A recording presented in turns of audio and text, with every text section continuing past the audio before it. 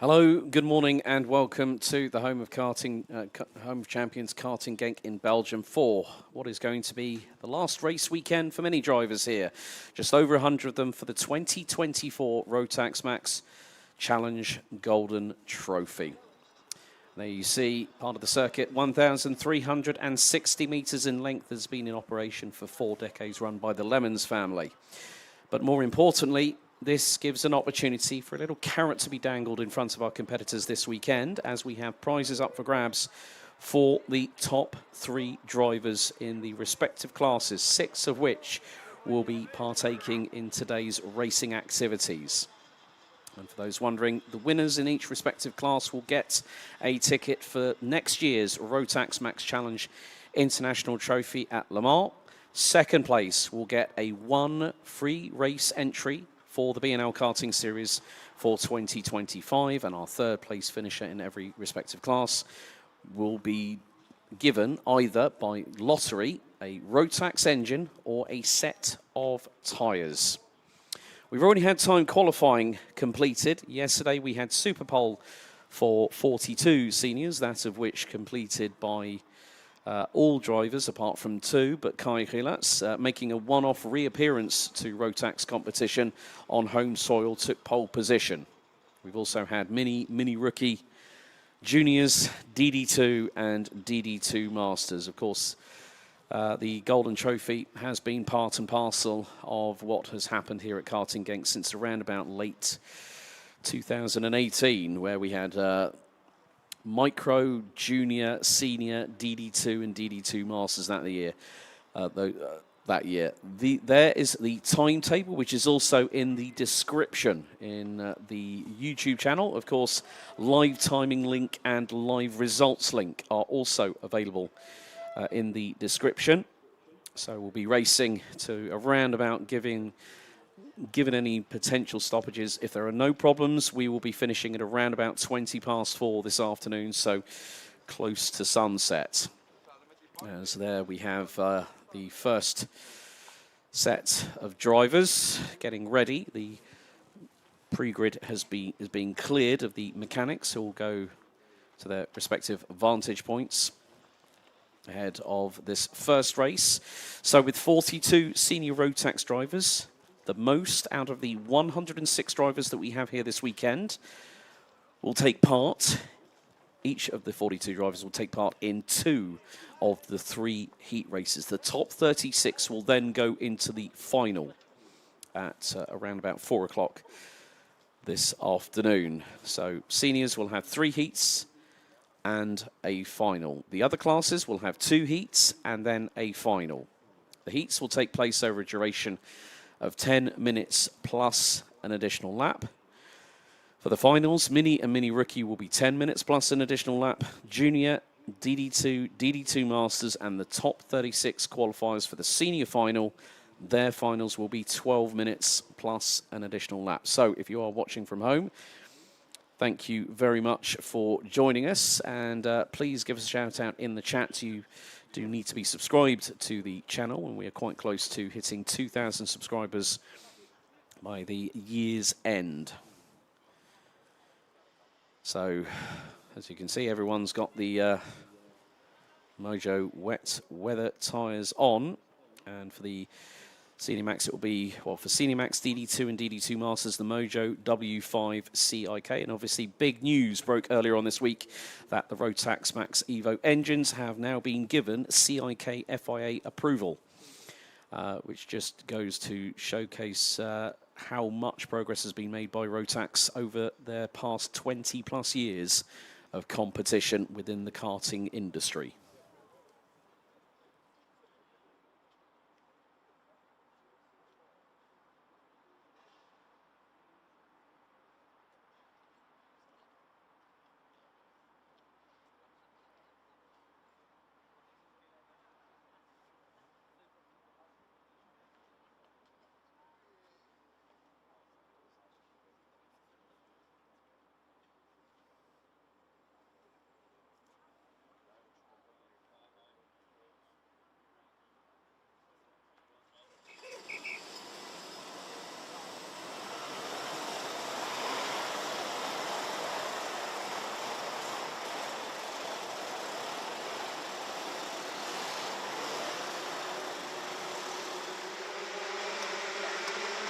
So, for the first time today, let's take you through our first starting grid. It's Senior Rotax, Heat 1, Groups B versus C. And in this, we'll have 28 competitors. They'll be led by the UK's Macaulay Bishop, second in Super Pole last night. He'll be joined on the front row by Thijs van Wijk. Row 2, Lawrence Herbos and Krit Norden. Then row 3, Dave Stevens and Oakley Pryor with Charlie Smith and Kaz Boshouse rounding out row 4, completing the top 10 from Switzerland, Tino Sidler and Knut Nielsen from Denmark. Robbie Stordeur and Raphael Moureau round out the top 12 with Mathis Merchaut and Sebastian Koch rounding out row 7. Mathis Merchaut celebrating his 16th birthday earlier on this week, so belated happy returns from all the team here at Karting Genk. Lloyd Hare and Alexander Lemaire-Sicot round out row 8 with Enes Dimerkaya, and a newcomer to seniors running in juniors most of this year, Jack West, round out row number 9. Leblé Bastien and Archie Buttle round out the top 20 with Jay Zurveld, Lex Quinton, Zachary Brenninkmeyer, Rein van der Meer, Philip Koniuk, Marco Arias, Jort van Wijk and Aaron Moza rounding out the 28-strong grid. So the field now will complete their sighting lap and go onto the official formation lap.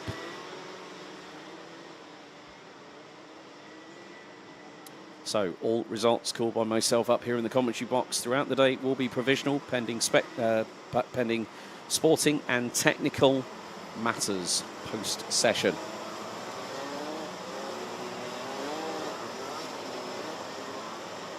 So previous winners of the Golden Trophy when it comes to seniors.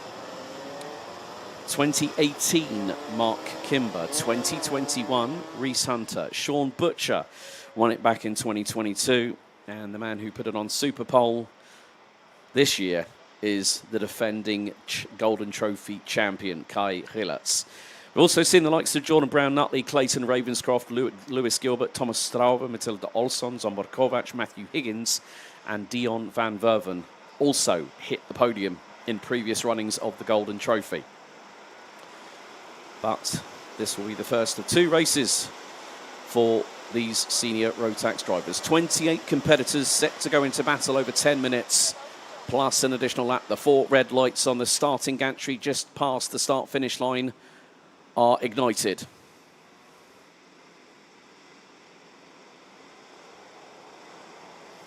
So Bishop and Van Wijk will now start to control proceedings. As we split out of the final corner, into the tram lines we go. The revs start to build, the Rotax roar returns, and the lights are out. We've already had one pull to the right-hand side before we've even gotten going, and Bishop leads the field into T1, but it's a scramble. 4 wide at the front, trying to go through out of turn number 2 on the opening exchanges. And it is, I think that's Tino Sidler that's hit the front end of the field from 9th on the grid. Bishop in 3rd at the moment as everyone makes their way into the Europalan. Sidler runs to the outside. Oh, we've got a spinner in the mid-pack. Everyone scrabbles to avoid. That was the 311 of Raphael Moureau from France. As the field makes its way through into turn number 8. And the wet weather sometimes can be a great equaliser. And when you've got someone like Tino Sidler, who's rocketed up the order, got to the lead by turn 3, now runs 2nd, as it looks like Lawrence Herbos has got the race lead as we go into turn number 10 for the first time. Kaz Boshouse looks to be making steady progress. Well, it's actually Mathis Merchaut who has also made some moves in the meantime, started 13th. So after lap 1, Thijs van Wijk, new signing at Dan Holland Racing, leading Tino Sidler. Macaulay Bishop in 3rd, gets underneath Sidler through into turn 2, runs a little bit deep. Sidler then does the old V trick that Daniel Ricciardo used to do in his Formula 1 days. Go as far into the corner as you can, turn it, straighten up, and then hit the throttle hard. But then a little bit of a moment there for Sidler coming through out of turn number 6, so Bishop able to pick up 2nd place.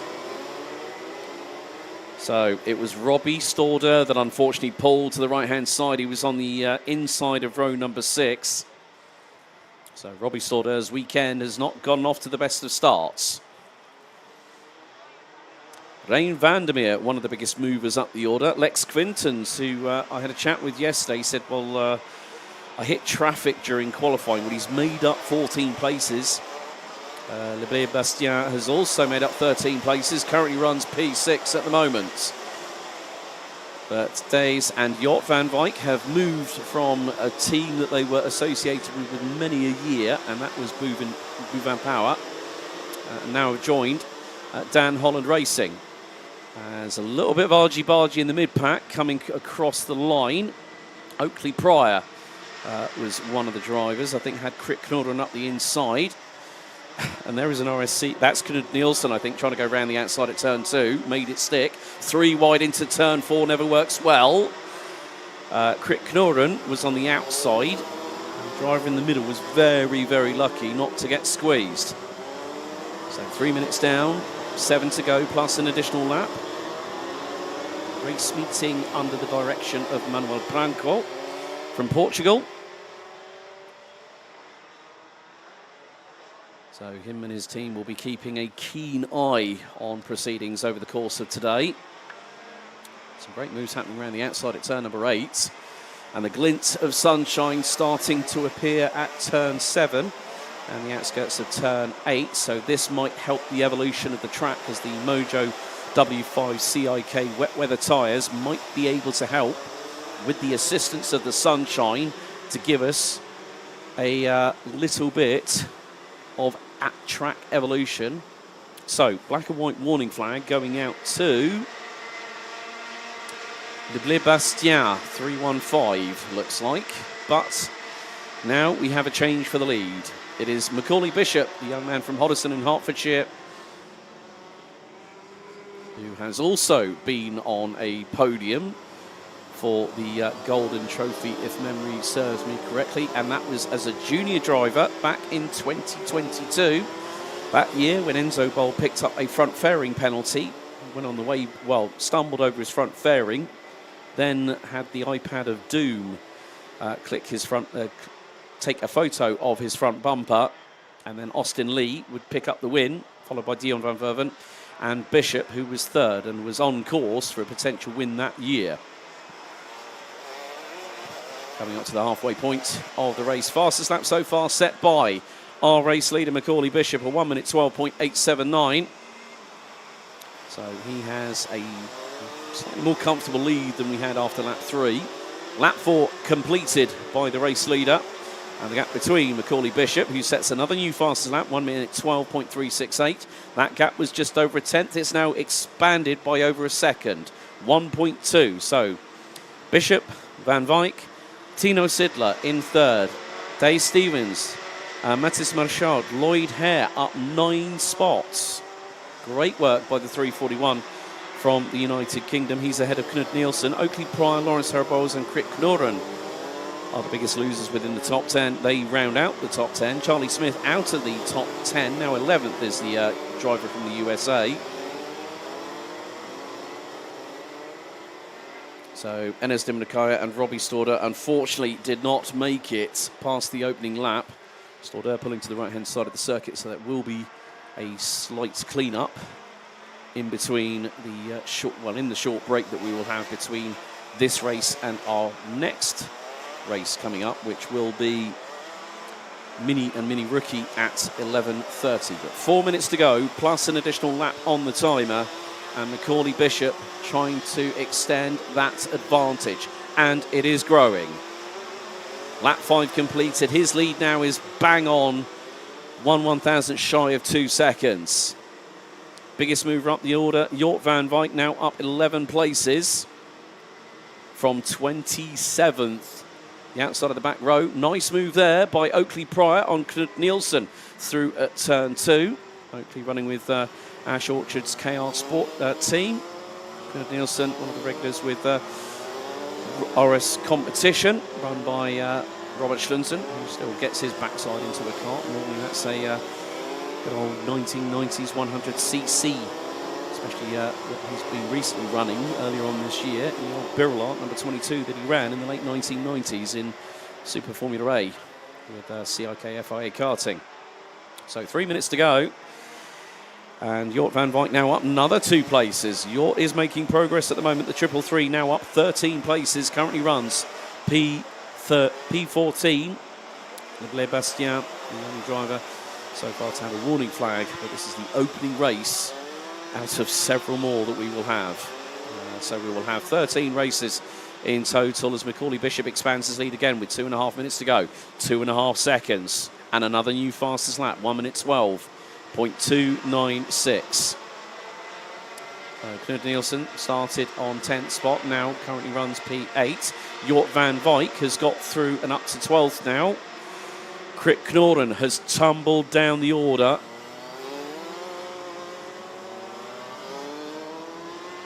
So Krit Knorden, I think, might have parked the cart. That's a real shame for the 372 who started on the outside of row number 2 in 4th place. Meantime, battle for P3, Tino Sidler versus Dave Stevens, and Stevens, I think, has just gotten through. Yes, he has, at turn number 8, with Mathis Merchant from Belgium, not too far behind. Sidler gets back in front, hard on the brakes into turn number 10, using the curbing on the inside. Got to be very, very careful on the mud that's been brought out onto the circuit from the outskirts of turn 10. You just see that some of the drivers opting to lean towards the left front of the chassis, and that will mean that the right rear wheel will go up into the air, but it helps them to counterbalance the chronic understeer that the drivers will have to contend with. So we are down to 25 runners and riders in this race, with just over a minute to go plus an additional lap. But Macaulay Bishop said to me yesterday, gutted not to get pole position, was faster in every single session in the wet. And more to the point, Tino Sidler and Dave Stevens have a little bit of a sidewall glance coming out of turn number 6, right rear onto left front. But Merchant is not too far behind them. Jort van Wijk is literally that close, or he might already be in the top 10. From 27th on the grid. That will be a gain of 17 positions by the Dutch driver. So next time around we start our penultimate lap. So it looks to be a total of 10 laps. Race distance to be completed by our senior drivers. So another new fastest lap. Macaulay Bishop is sending a warning shot to the rest of the opposition. A 1 minute 12.012. His lead now 3.6 seconds over Thijs van Wijk. And the timer hits 0. That's it. One more lap to go after this one.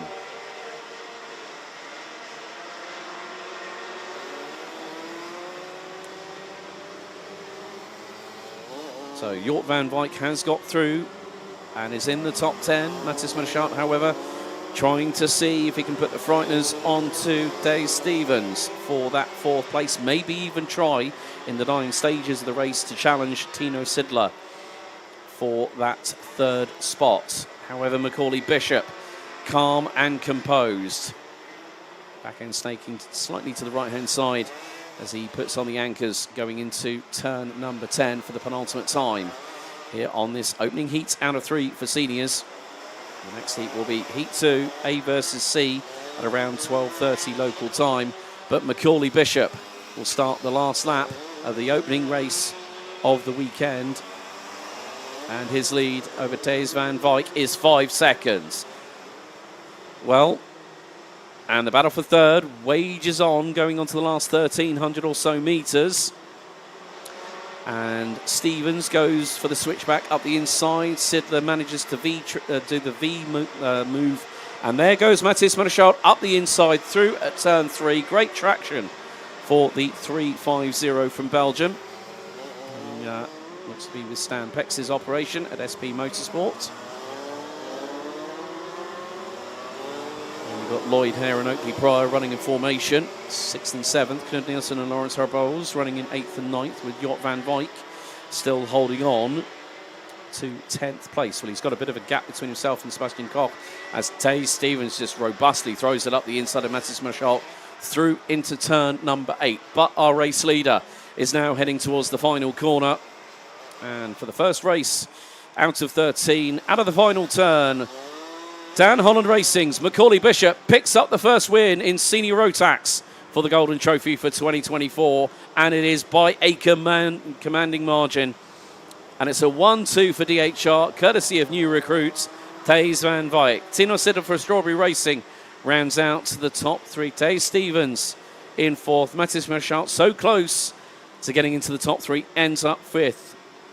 Oakley Pryor, well, finished where he started, sixth place for the 307, ahead of Lloyd Hare, who made up 8 places from 15th on the grid to finish in 7th, ahead of Knud Nielsen with Lawrence Herbose.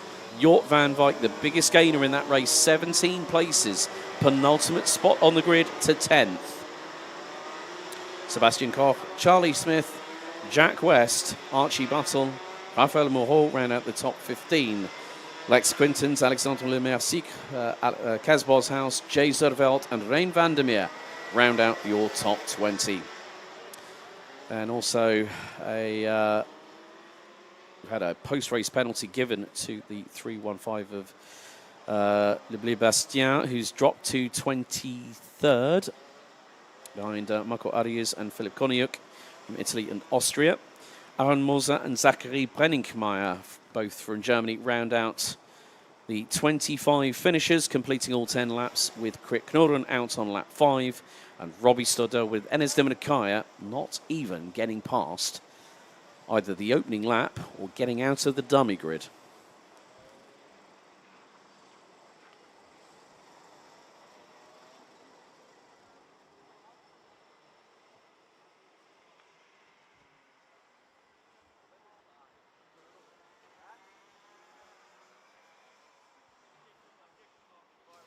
Well, that concludes a very, very nice way to start the Golden Trophy here in 2024 at the Home of Champions. We now have a short break at the moment, and we will be back with you just before 11:30 on the live stream. So for those wondering about the timetable, if you have a look at the screen now, and also the link in the description itself, please make sure you're informed as to when the races get underway. So we'll be back with you just before 11:30 here on the live stream.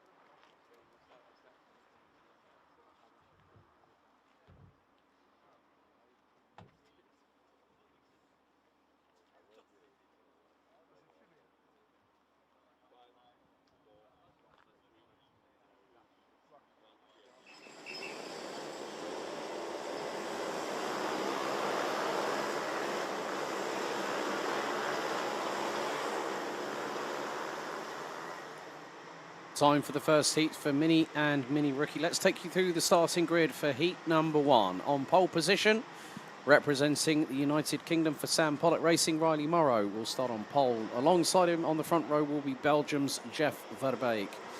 Leo Livings and Alfie Mayer will round out row number 2. Can Osler and Tristan Abeels, the highest paced Mini Rookie driver, round out row number 3. Arthur Farrow and Dimitar Lazarov round out the top 4 rows, with Marc-André Casada and Julian Dummer completing the top 10. Next up, Ryan Rampadala, the second highest placed Mini Rookie driver, starts on the inside of row number 6 and will be joined by Mick Klinkers on that row. Austin Oman and Klaus Hans from the UK and Latvia complete row number 7. Leon Herbos and Noah Steyhalder representing Belgium and the Netherlands complete row number 8. From Germany, it's Conor Halfer starting on the inside of row number 9 with Tren van Malik rounding out 18th position. Matthias Verreken and Albert Farrow round out the top 20. Bringing up the rear of the field on the 11th and final row of the grid, Mikael Kumas and Dejan Habets. No penalties issued during qualifying this morning, so the drivers now head on to their official formation lap. They'll have all 3 races today, covering a total time of 10 minutes plus an additional lap for both heats, and there will be the first ones out on track for the finals later on today, which starts at 3 p.m. local time.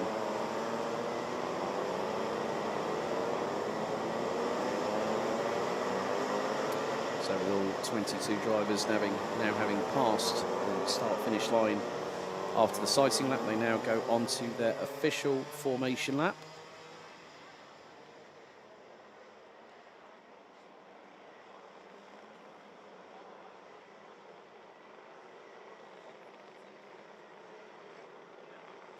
And what's more, we've just gone and eclipsed the 2,000 subscriber count on YouTube. So a big thank you to everyone for their support in doing so since the channel was up and running for the championship. So the drivers weaving from side to side.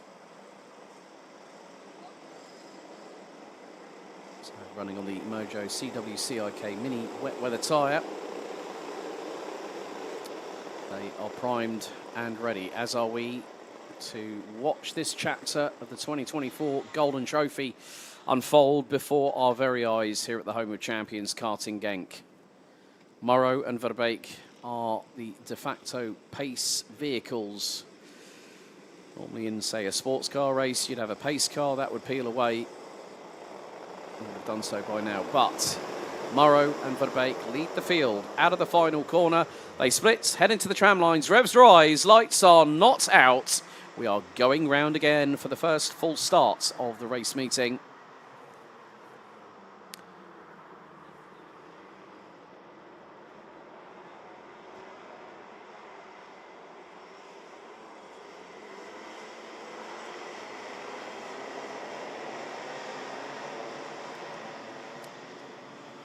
So Minimax has been part and parcel of the Golden Trophy since 2021. Winners back over the last 3 years. Matej Radenkovic won it in 2021 ahead of Mies Huben and Toms Strela. 2022, Mats van Rooyen ahead of Jacob Ashcroft and Boris Maximov. And last year, the Golden Trophy was part and parcel of the Rotax Max Challenge Grand Festival. Last year, won by Albert Friend with Lars Lambers and Nikita Lubimov in 2023.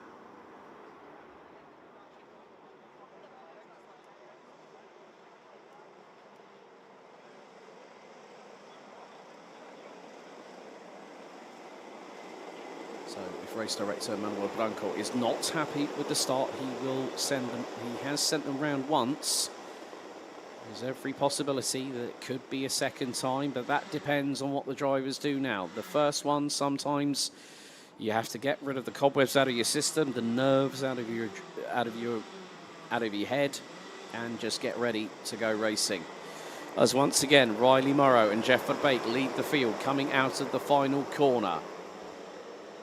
So they're being told to slow into the tram lines this time. The lights are out as we've had a spinner at the back. That was Mikael Kumas as everyone makes their way through into turn 2 for the first time. You can use the runoff area once at turn 2. Any further indiscretion will be a 5-second post-race penalty. Livings has made his way up into second behind Sam Pollock Racing's Riley Morrow. Oh, but a little bit of calamity at turn 6. Mick Klinkers on the Redeka kart. Unfortunately, spinning around 180 degrees, pointing in the opposite direction. So that will drop the Dutch driver down the order. The field now making its way through out of turn number 9 on the opening lap. Morrow leads the way. Livings under pressure from Verbeek in the battle for P2 and P3.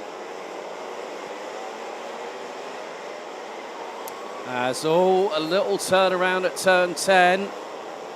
Klaus Hans, I'm wondering if Mick Klinkers might have had lightning strike him twice.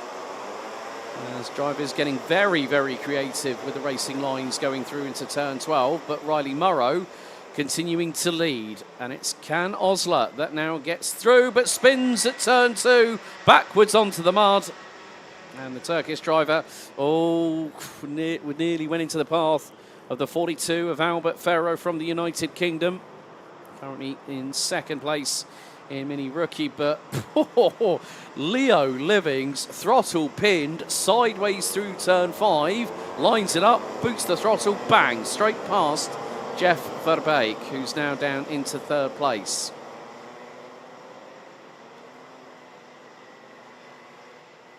So some good battling up and down the order. Dimitar Lazarov has made up some places. Connor Halfer is also on the move. The German driver in the 178 on the Prague has made up 5 places. Albert Ferro has made up 9 places. Tren van Melk, who started 18th, has made up 8 places.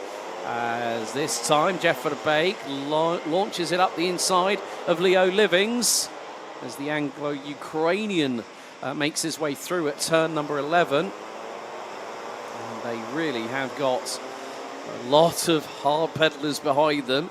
Julian Dummer looks to now be in 4th. Oh no, that is Alfie Mayer. So Alfie Mayer has made some headway, and he's just got 2 for the price of 1 at turn 2. He got through on Verbeek, he got through on Livings. Livings back through at turn 3. And then round the outside goes Dimitar Lazarov, attempts to do so, but runs off track ever so slightly out of turn 4. There's Julian Dummer in the background on the Formula K chassis, 128. So Riley Morrow has got a gap, and it's a sizable one at the moment after 2 laps of racing. 1.7 seconds and climbing. That's going to be more than likely north of 2 seconds, the way that this quintet are battling away. And it's just like RMC Germany all over again between Messrs Lazarov and Dummer. Verbeek trying to get through on Alfie Mayer, who's now up to P3. So at the moment, it's Riley Morrow leading, second Leo Livings, third Alfie Mayer. There's, actually, that's Connor Halfer on the Formula K chassis, I think, 178. He's diving up the inside through on Jeff Verbeek at turn 12, swings it to the outside to get the overrun. Can't get through and gets passed by Verbeek. It was actually Julian Dummer. It is the 120. Yeah, Julian Dummer, the 128. So I thought it said 178. Can Osler has dropped down to 14th in the meantime. So for the Turkish driver, things have gone bad to worse. First, the spin at turn number 2. A little bit of a touch from behind on Leo Livings, courtesy of Alfie Mayer. Alfie's just going to be very, very careful of that nose cone. If those clips are in, it's a 5-second time penalty post-race. And the lead between Riley Morrow and Leo Livings now stems at 2.2 seconds. Jeff Verbeek trying to use the inside curbing to hook the right wheels into, but he manages to get through there. Great crossover though from Alfie Mare, who manages to get the switch back through at turn number 9. Tristan Abeel still in 7th place, is holding on to the race lead in Mini Rookie. You can just see, as I said, creative racing lines and then some by the drivers from 2nd to 6th place. And unfortunately, on the opening lap, we lost Austin Oman, the Brit from Sam Pollitt Racing, number 11, competing in the Mini Rookie class. So 7 to 9 years of age for the Mini Rookies and 10 to 13 for the Minimax drivers. Jeff Bake trying to get underneath Alfie Mare through at turn 6 onto the Europalan, but that trick does not work again. Dimitar Lazarov is closing in at a big rate of speed, as is Julian Dummer. Tristan Abeels is not too far away from that battle. Neither is Arthur Ferrer. Connor Halfer now has made his way into the top 10, has got up to 9th place, and still has 4 minutes plus an additional lap to try and make some hay whilst the sun could potentially be shining through the clouds. But Lazarov side by side into turn 10 with Verbeek. Verbeek gets underneath. Oh, a little bit of a clash between the two. And Verbeek robustly gets through and retakes the position. Now, what is Julian Dummer going to play in terms of cards on the table? Well, holding on to them for the moment. So we have had Klaus Hans being given a 5-second time penalty by race control for causing a collision. Jeff Verbeek this time gets through. It's going to be close between the two drivers from Germany. It nearly was. They might get the overspeed here, trying to get a little bit more of a pull towards. But someone was off the circuit. That was Tristan Abeels as Arthur Ferrer gets through. Julian Dummer still trying to get past Dimitar Lazarov and now has the inside line as they have the drag race down the Europalan into turn 7. Dummer gets through into P5. But Dummer runs a bit deep into the approach into turn 8. Manages to catch it and gather it back up again. But Arthur Ferrer is starting to close on in. Marc-André Quesada battling away with Connor Halfer for 9th and 10th respectively, as these drivers make their way through into turn number 10 once again. We're about to complete lap number 6, and Sam Pollitt Racing's Riley Morrow has not put a foot wrong so far. Leo Livings up 1 spot from the inside of row 2. Alfie Mare up 1 spot from the outside of row 2. Oh, and that was Dimitar Lazarov completely off circuit, out of the final corner, and knocks the cone out of the way on the grass. Meantime, Julian Dummer round the outside. Is he going to get that move done? No, he's not. Arthur Ferrer managing to hold station on the racing line. Dummer went for it, round the outside at turn 3. Is he going to make it through at turn 6? He's got the inside line down the Europalan. But what is Ferrer going to do? Is he going to sort of consolidate it and slot in behind? Yes, he does. Mistake from Dummer, runs a bit deep. Ferrer back through at 7.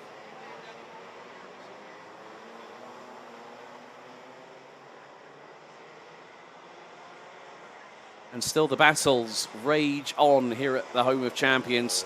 And Tristan Abeels has managed to keep his lead in the Mini Rookie class. However, at the meantime, Ryan Rampadanath is now 2nd, and he's up to P10. Well, Dimitar Lazarov's off-track excursion puts him at the back end of the field as the leaders have crossed the line. So Riley Morrow leading by 2.6 seconds. Leo Livings there in 2nd place, ahead of Alfie Mare. Jeff Verbeek, Arthur Ferrer, and then we've got Julian Dummer. Tristan Abeels as Mare went for the move up the inside at turn 5, but that puts him on the outside. Is he going to try and get through at turn 6? Great move there from Alfie Mare on Leo Livings. Got to the inside, tried the switch back, through at 6, and it worked like a charm for the 159. So at the moment we have a Sam Pollitt Racing 1-2, I believe.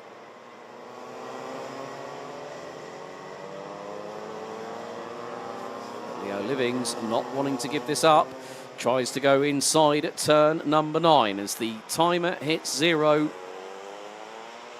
And Livings is well, he nearly opened both barn doors at the farm for Jeff Verbeek. But this time we go on to our last lap of the opening heat for Mini and Mini Rookie for the Golden Trophy for 2024. So Riley Morrow leads. Second, it is Alfie Mayer, Leo Livings, close in proximity to the back bumper of the 159 in third. Jeff Verbeek is closing in. He's currently P4. Fifth, Arthur Farrow, Julian Dimmer in sixth as Leo Livings looking to go up the inside of Alfie Mayer through at turn 4. And he nips through by a whisker. And a little bit of a slight touch between Alfie Mayer, his front bumper to the rear bumper of Leo Livings, which nearly unsettles the back end completely of the 177. But slight contact between front and rear bumpers, especially in these inclemental conditions, can cause a problem with traction. It's limited at the best of times, but our leader, Riley Morrow, is making his way down into turn number 10. It's a drag race down to that same corner. Alfie Mayer dives to the inside of Leo Livings and gets through for second. But it's going to be the run to the checkered flag. And out of the final corner, the 122, Sam Pollitt Racing's Riley Morrow takes the checkered. But who's going to pick up second? It could be a run to the line. It is going to be Alfie Mayer. The winning margin, 4.1 seconds. Leo Livings in third, Jeff Verbeek in fourth, Arthur Farrow fifth, with Julian Dimmer rounding out the top 6. Tristan Avils provisionally takes the Mini Rookie win in seventh, ahead of Dimitar Lazarov, Marc-André Quesada and Ryan Rampadarath. Also had some post-race penalties issued. So 124 of Arthur Farrow is at a 5-second time penalty for forcing the issue. Causing a collision was a penalty given to Klaus Hans, but Riley Morrow provisionally takes the win in the opening Mini and Mini Rookie Heat, the Golden Trophy for 2024, and it's a top 3 lockout for the British, and 4 Brits in the top 5. Alfie Mayer finishes second, Leo Livings third, Jeff Verbeek in fourth, Arthur Farrow fifth, then it's Germany's Julian Dimmer sixth, Tristan Avils seventh, Dimitar Lazarov in eighth, head of Marc-André Quesada and Ryan Rampadarath. So 2 Mini Rookie drivers in the top 10. Connor Halfer, Mick Klinkers, Can Osler, Leon Herbos, Tren van Melk, Matthijs Verreken, Albert Farrow, Klaus Hans, Dejan Habits, Noah Stehouder and Mikael Kumas rounding out the 21 finishers. And unfortunately on the opening lap we lost Austin Oman.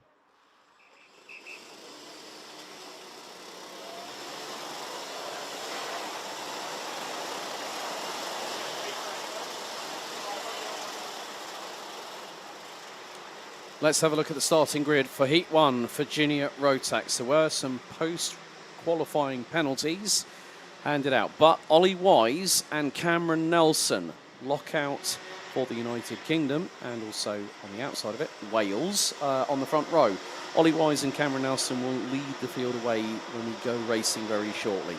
Maxime Becker and Liam Hallour round out the top two rows. Mate Kobahidze, the 5th place starting position, will be joined by Will Archer on row 3. Bran van der Beken and Albi Lapper will be on row number 4. Ryan Gandor and Vince van der Halle rounding out the top 10. Lars Lambers and Archie Lovett round out row number 6. Albie Friend and Edin and Logan round out row 7. Tom Herger and Sebastian Brand make it an all-German row number 8, and all-French row number 9 with Lenny Hobiou-Lagache and Maxence Leblay. Boris Verhaag and Len Abbas round out the top 20 with Theo Guibutor, Ethan Griffiths, Emil Siadkowska, Lieke van Berkel and AJ Berggraaf rounding out the 25-strong grid. So for Hobiou-Lagache and Berggraaf, they both had a drop-down penalty of 5 positions due to causing a collision during qualifying, and also a drop-down for pushing in the qualifying session for Lars Lambers, who was due to start on the outside of row number 3.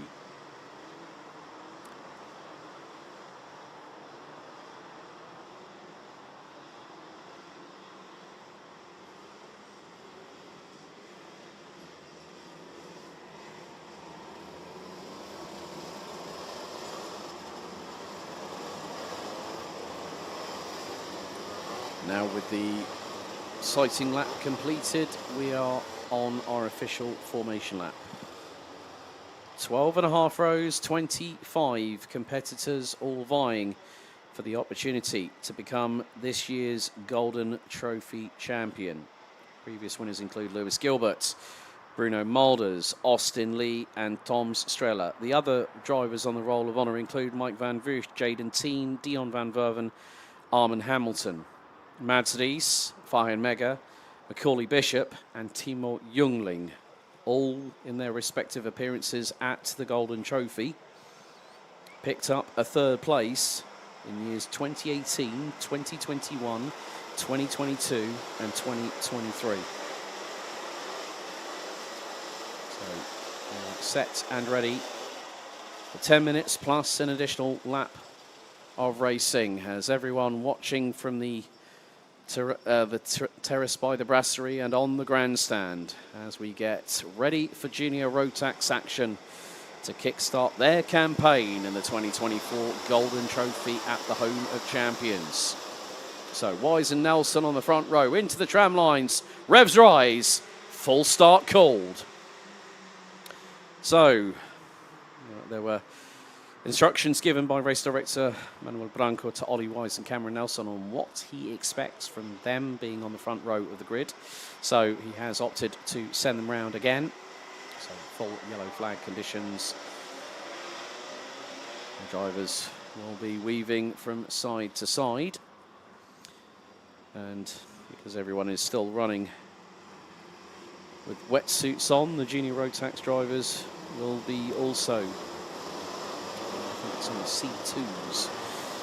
So, but you see AJ Berggraaf and Lieke van Berkel at the rear of the field. And spoken to a lot of drivers in the paddock over the course of yesterday afternoon and this morning. Everyone's pleased to be racing again, but they said we can't wait to start racing next year. Well, that's not that far away when you think about it. The field makes its way through into turn number 9.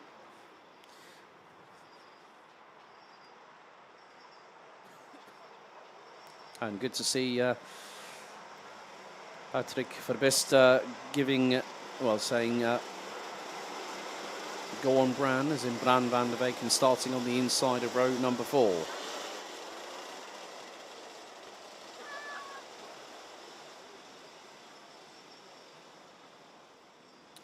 So the drivers go past the red line, the point of no return.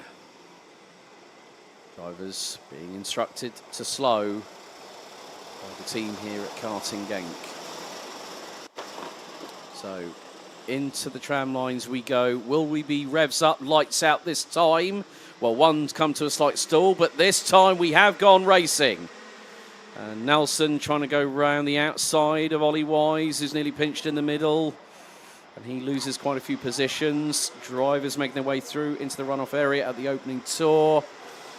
And someone has managed to bolt to the front. Cameron Nelson has still kept his nose stuck in there and holds on to second. But Ollie Wise did not get the best start coming off the line at the start itself. So drivers making their way through into turn number 7. It's a bit of a battle royale between second, third and fourth. Oh! And one nearly got caught out, and it could have caused problems, and that would have been Liamalo, the number 207 for RLS. But there is one driver that has definitely made their presence known and has already catapulted themselves into the race lead. I think it might be Will Archer that could be in second position, who started from the outside of row number 3. Come round into turn 12 to complete the opening lap, and I'm not at all surprised. Is that Maxime Becker possibly at the front end of the field? They cross the line, and it is Maxime Becker. Will Archer now goes through on the German for the race lead here at turn 2. He makes it through and gets the job done. Great work there by Will Archer. Started 6th. Now Cameron Nelson trying to put the pressure on Maxime Becker, who's switched to Junior Rotax halfway through the 2024 season. Nelson nearly wheel to wheel with him coming out of turn number 6. There's Albie Lapper in the 229, not too far behind. He's made his way up from 8th on the grid. Becker was round the outside of Nelson through at turn 7. Nelson had to keep out of harm's way and hold his line. Now he's got Albie Lapper on his rear bumper. But Nelson still trying to do what he can. Liam Hallor battling away with Ollie Wise. As move there from Nelson, and it's put Becker sideways and off the circuit. He went for the move and tried to get the job done, but unfortunate contact between Cam Nelson and Maxime Becker at turn 10 on lap number 2. But Will Archer's lead is going to be sizable. It's 1.4 seconds. So Nelson in second position, Albie Lapper in third, Liam Hallor, Ollie Wise now back up to 5th, Maxime Becker down to 6th, managed to rejoin very quickly, very safely, I might add, at turn 10. Tom Hedger, Mate Kobahidze, Ryan Gandor and Lars Lambers ran at the top 10. Lenny Hobiulagash now up from 17th to 11th and is climbing the order.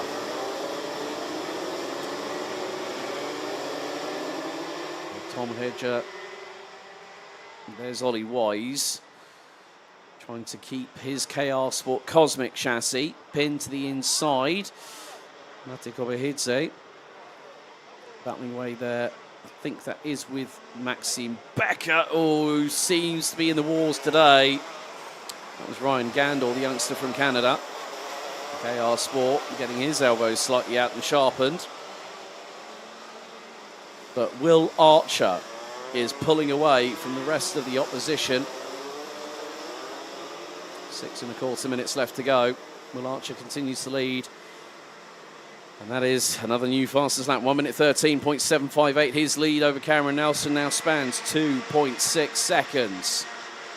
Albie Lapper in third. And then it's Liam Hallor rounding out the top 4. Ollie Wise, Tom Hedger up 9 places. From 15th now is 6th, ahead of Georgia's Mate Kobahidze. You see the free-for-all behind. Maxime Becker is between a bit of a rock and a hard place at the moment. I think one of the drivers behind, yes, it was Lars Lambers I've just spotted. Archie Lovett, unfortunately, out on the opening lap, started 12th and will be a non-finisher. So down to 24 we go. This will have 2 more races to take us to the lunch break. We'll have Heat 1 for DD2 and DD2 Masters, and then Heat 2 for Senior Rotax. And that'll take us nicely to the lunch break. Half-time hit here in Junior Heat 1, and Will Archer continues at pace to consolidate a good and comfortable lead. And that is 2.6 seconds.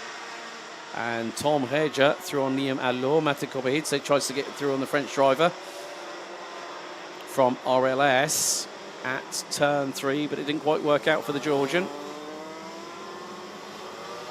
And Gandor in 8th.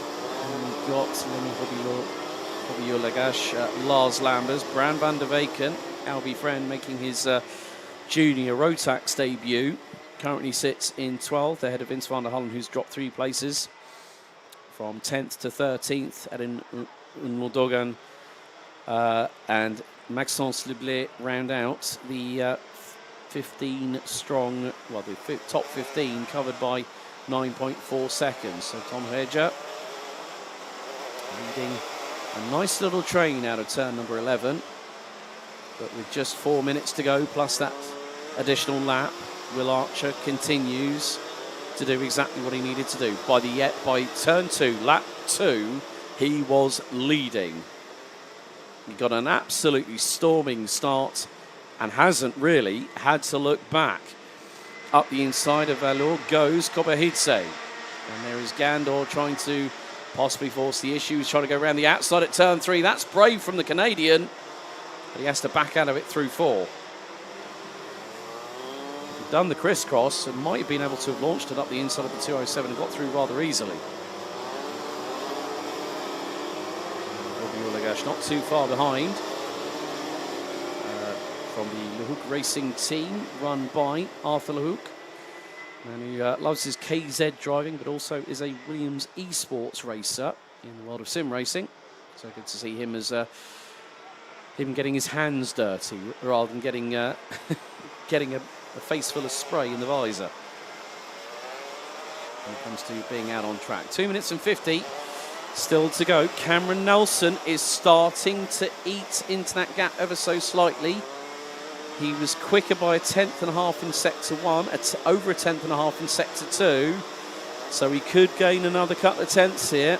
The gap now 2.2 seconds.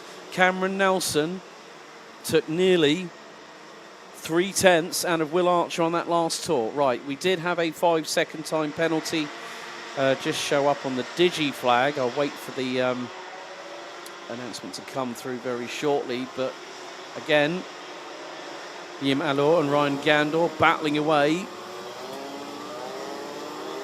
for 7th position. Oh, what a big hit from behind on the rear bumper. I think that's the problem with the weather conditions that we have here. When you're on a slick surface on wet weather tyres, you can brake hard, but sometimes the front tyres might not rotate and slightly seat lock up, so to speak. And that could have been why Vinny Hobby went into the back bumper quite significantly of Ryan Gandor at that point. And you're carrying a lot of speed coming out of turn 5 and into turn 6, but with 1.5 minutes still to go, plus an additional lap, Cameron Nelson is again, he's lighting up the timesheets purple. He's just got the gap down to under 1.9 seconds. Ollie Wise, who's now 4th, just goes and sets the fastest overall race lap in this one, a 1 minute 13.077. But the biggest mover up the order from 15th on the grid, now running P5, is Tom Heger from Germany on the Energy Corsa chassis. He's in that battle for P5 with Georgia's Mate Kobahidze. So looking at the first sector on this lap, Archer and Nelson pretty much even Steven, 28.9s for the pair. They're going to break the timing beam very shortly. And Cameron Nelson was over half a second quicker in sector number 2. So this could be a very, very interesting play towards the end of the race of how much Cameron Nelson can close on in, and can he get past? That's the big thing. Can he get past Will Archer? Gap was 1.8, now 1.5 seconds. So Archer clawed back to just over a tenth in the final sector. So there's 2 laps to go, including this one. So it's about how much time Cameron Nelson can eat out of the race lead of Will Archer. There's Mate Gobehidze through turn 5. The wonderful Senna replica tribute helmet that he sports. Well, that was very close between Gobehidze and Alou from France in the 207 through turn number 6. Okay, Cameron Nelson fractionally faster, but by about 40 thousandths of a second between him and Will Archer. So Archer had done enough, and he probably might have thought, well, maybe Cameron Nelson is going to close up on me as the race proceeds onwards. We've got one more lap to go. Gap between Archer and Nelson last time around after 8 laps was 1.5 seconds. And Nelson was quicker by 2 tenths in sector 2. He's slightly slower, but he's got the gap down again. Just under 1.4 seconds as we head on to the final lap of the opening heat for juniors in the Golden Trophy for 2024.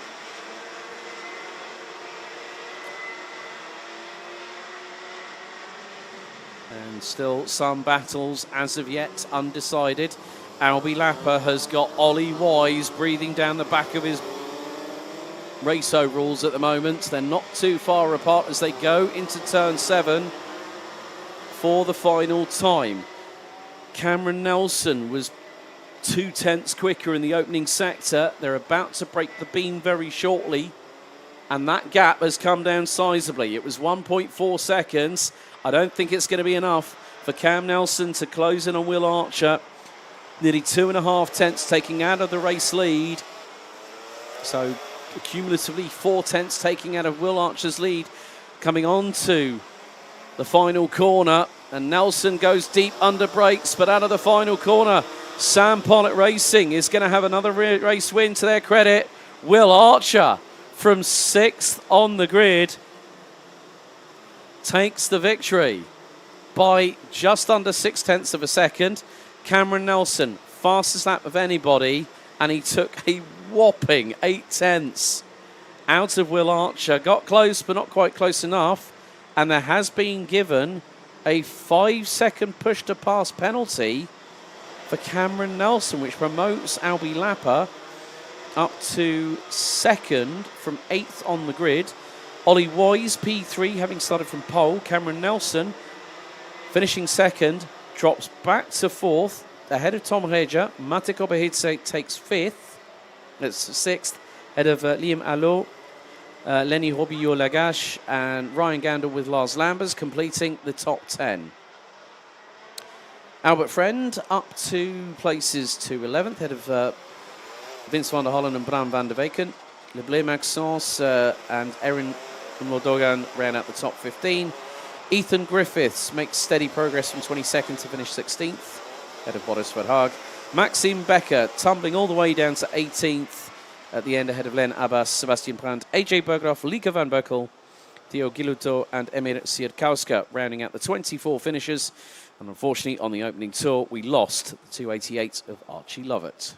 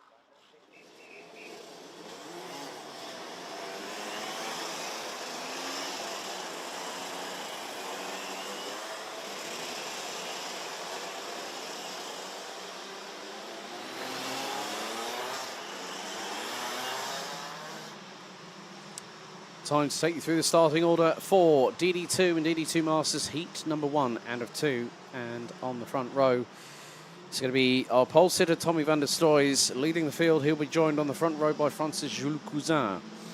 Martin van Leeuwen and Nico Handke will be on row number 2. Frederik Zevis and Jakub Bezel round out row 3 ahead of Mats Johan Overhoff and Kian de Brandt, who round out the top 4 rows. Len Nyes will be joined by this year's RMC Germany champion Alex Fielenbach on row 5, thereby completing the top 10. Vincent van Kerkhoven and Mika van der Pavert round out row number 6. Nicola Guillaume and Inke Arts will be alongside each other on row 7 with Luca Neuenhausen, Christophe Capitin and Dominic Heuters. And the 404 rounding out the field.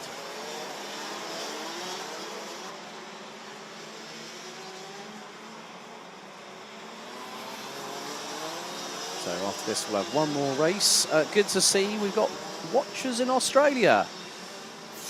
Mainly from New South Wales in Bathurst. So evening to Michael Burke. Currently they're 10 hours ahead of us, so it's 10:15 at night. I hope you got your beverage of choice and your popcorn at hand, Michael.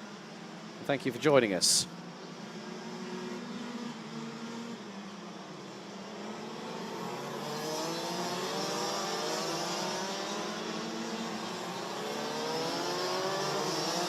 So at the moment, 6 degrees Celsius, 15-kilometre-an-hour wind to the west, 93% humidity, pretty much, as you can see, up above.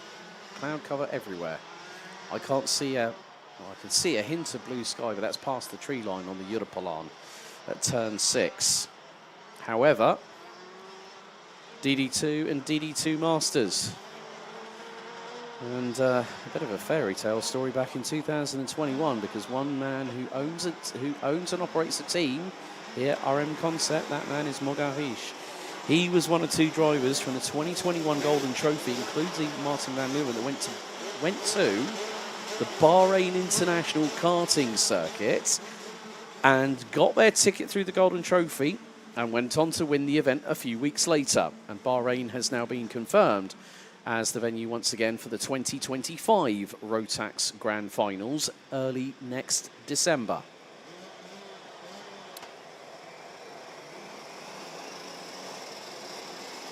So it's going to be down to Van der Stoys and Cousin to control the pace. Different experience here for the 410 on the inside of the front row. Revs up, lights out, we're underway, and a good start from Van der Stoys. Gets the hammer down quite quickly. Van Leeuwen looking up the inside, gets through on Jules Cousin as the field makes its way out of turn number 2 for the first time. A couple of drivers, including Nico Handke, using the runoff area, but someone throwing it round the outside. That was Len Nyes in the 417. I still remember the battles he used to have with the likes of Thomas Strauve back when they were micro and mini-max drivers.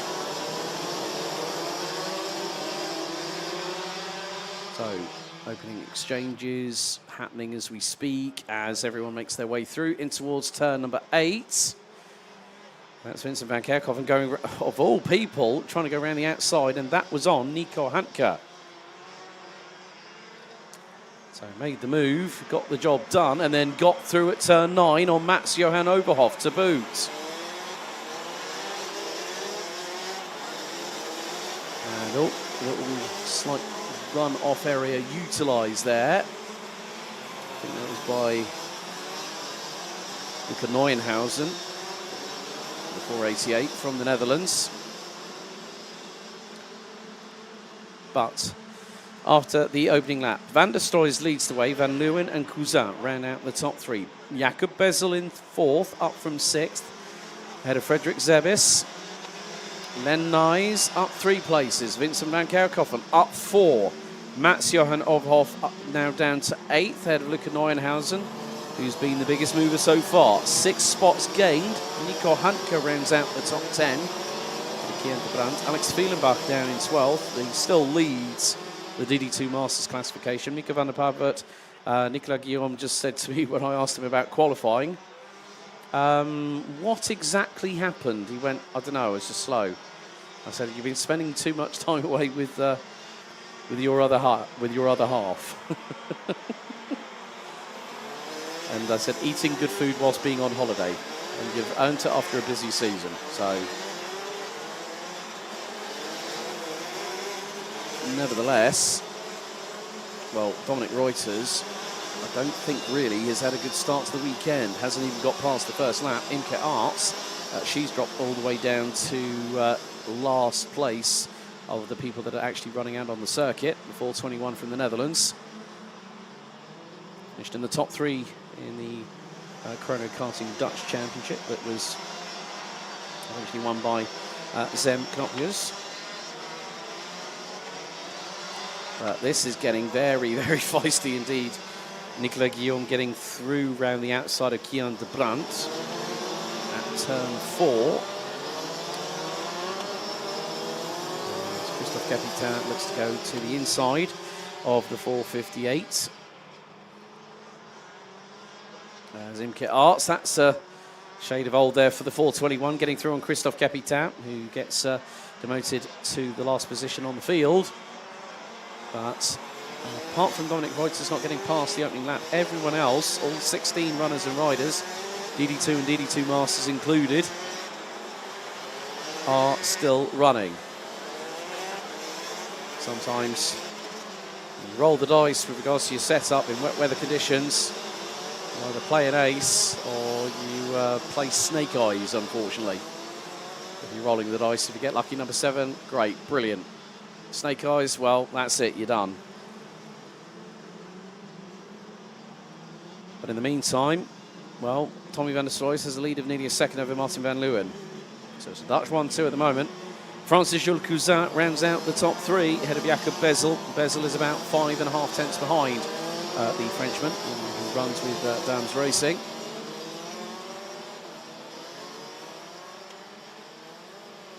But we do have some, well, Kian de Brandt's dropped all the way. He tumbled down from 8th place and now runs in 14th, just ahead of Imke Arts, who's trying to close that gap. But that gap has now fallen a little bit by the wayside, I think, because Imke Arts and Christophe Capitan were just battling coming out of turn number 8.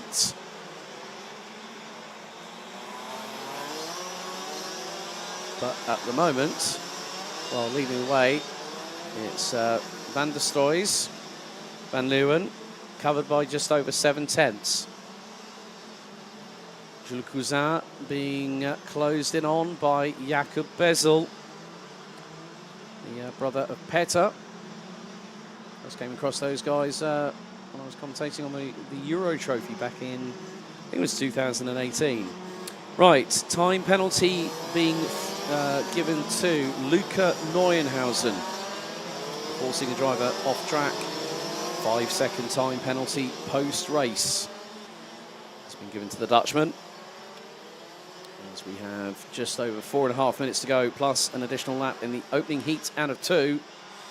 Obviously, once we combine the scores that the drivers have attained over the 2 heats, then that will decide the grid for their final. And their final will be at 20 to 4 local time this afternoon. Van der Stroys is going to have to keep his eyes, well, he's going to need eyes in the back of his head. The reason being is that Martin van Leeuwen is pretty much matching him. And I've known Martin for quite a few years through his racing in DD2, and whenever he gets back behind the wheel, straight away I think, oh, we've got a nice race on our hands here. Jacob Bezel in the meantime has closed the gap to Jules Cousin in the battle for P3. And Len Nyes is trying to close in on Frederick Zevis, the Dane who late part of this year moved from RS competition after a lengthy association with Robert Schlunsten and then joined SP Motorsport run by Stan Pex. And I think Stan Pex was actually behind the wheel of a rally car quite recently. Had a bit of fun doing that as well. But in the meantime, It's nip and tuck between Van Leeuwen and Van der Stroys. Now that gap looks to be coming down again. It was 7/10 after lap 5. We're about to complete lap 6 with just under 3 minutes to go, plus an additional lap. Gap was 7/10. It's now just over half a second. And a new fastest lap by Martin Van Leeuwen. The 4:01. And he's got that gap down significantly. He was hard on the brakes and late on the brakes, but change possibly for third place. Jules Cousin tried the high wide and handsome around the outside on Jakob Bezel, who held the racing line and went, no, you're not getting through. So Jakob and Petter both have represented Czech Republic, Team Czechoslovakia, at the grand finals on many an occasion. And Jules Cousin leaning into the left-hand side of his seat to try and get the traction on the left side set of tyres on his kart. And the Mojo W5 CIK tyres, as they are very, very close indeed, coming out of turn number 10, and Jules Cousin got the traction out of turn 10, but instantly found the Czech obstacle in his way, and again Bezel shuts the door. Meantime, Van der Stroys has now started to respond to Van Leeuwen. Jakob Bezel through on Jules Cousin, but there's been a change for the lead. Van der Stroys has lost the race lead to Martin Van Leeuwen. Van Leeuwen got through at 3. So Martin Van Leeuwen, you put him in a race car, he instantly brings a little bit more of added adrenaline to the race. It's always nice when, I've had plenty of chats with him over the year. We bumped into each other so many times. And we've been doing a lot of driver coaching. But it's always nice when these driver coaches get behind the wheel back once again. And so Tommy Van der Stroys has got to try and see if he can return the favour. But Martin Van Leeuwen will not hang around and wait for that to happen. So coming down towards the completion of lap 8 out of what is scheduled to be a 10-lap journey around the circuit. So 2 laps to go. Gap now between Martin Van Leeuwen and Tommy Van der Stroys is 0.34 of a second. And Jakob Bezel continues.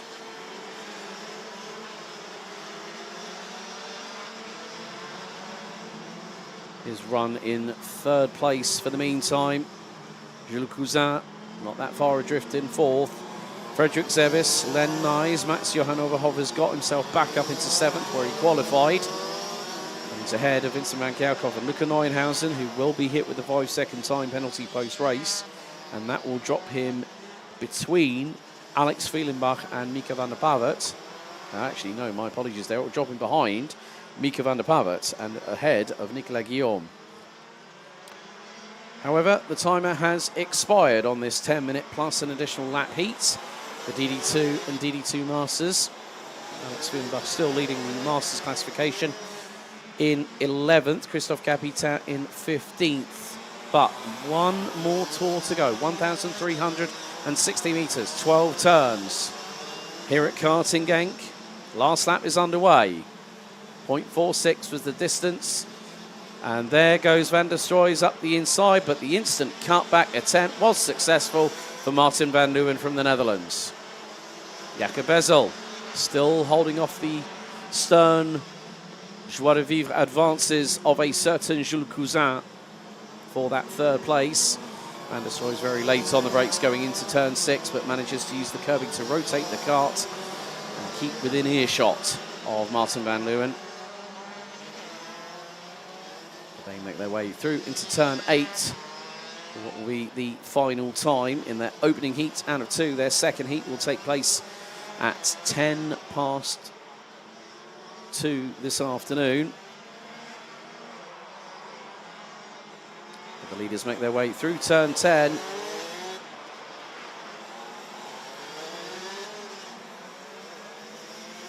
So drawing first blood in DD2 and DD2 Masters out of the final corner, the returning Martin Van Leeuwen takes the win and leads a Dutch 1-2 across the line, followed by pole sitter Tommy van der Stroys. Jakob Bezel takes P3 ahead of Jules Cousin. Fourth, Frederick Zebis. Sixth, good work there by Len Nys to make up 3 places to finish 6th. Then Mats Johan Overhoff, Vincent van Kerkhoffen, Luca Neuenhausen and Nico Hanke will round out the top 10. That will now be changed. So Luca Neuenhausen finishes 11th. So Nico Hanke takes 9th. Alex Wielenbach takes not only the final position in the top 10, but also the class win for Masters. Mika van der Parvet finishes 12th behind Neuenhausen, Nicolas Guillaume, Kian de Brandt, Christophe Capitin and Imke Arts round out the 16 finishers, with Dominic Reuters unfortunately not making it past the opening couple of sectors in the race itself. But Van Leeuwen and Wielenbach, your winner in DD2 and Masters in Heat 1.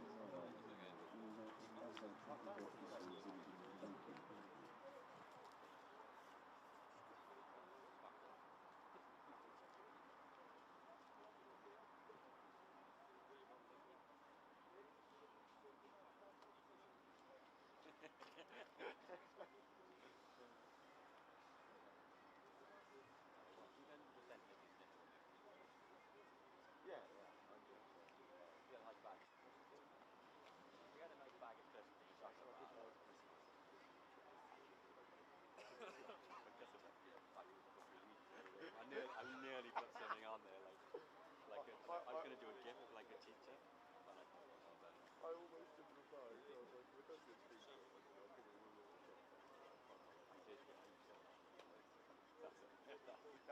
yeah, it was what Steve said though. When I get there, I take the bike and you can look at it.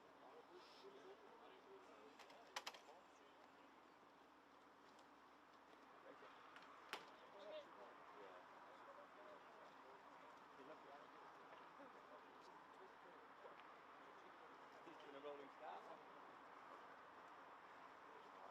Position, mate. Pretty fast.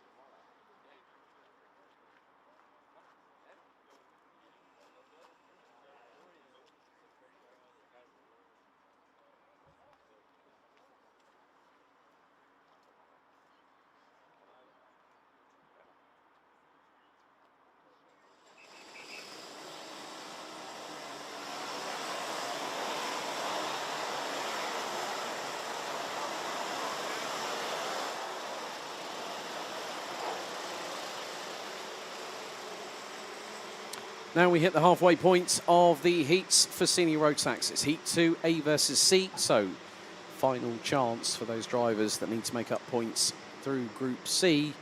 This is their last race, and maybe it could be all she wrote. But here's the grid. Kai Hillertz, our Super Pole winner for yesterday and the defending senior Rotax Golden Trophy champion, starts from pole position. He'll be joined by Thijs van Wijk on the front row. Matthijs Terlo and Krik Knurren will be on row 2.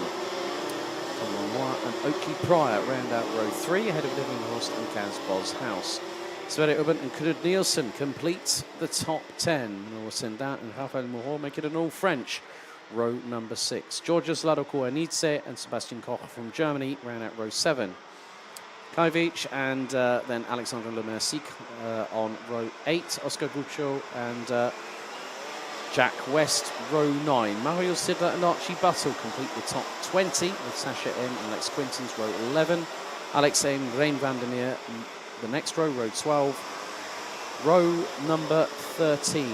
Aziz Sebi from Turkey and Marco Arias from Italy, with Tino Potier and Aaron Moser rounding out the grid. This one will take us into the lunch break. The racing action will resume at 1:30 this afternoon, and that will be with regards to the respective second heats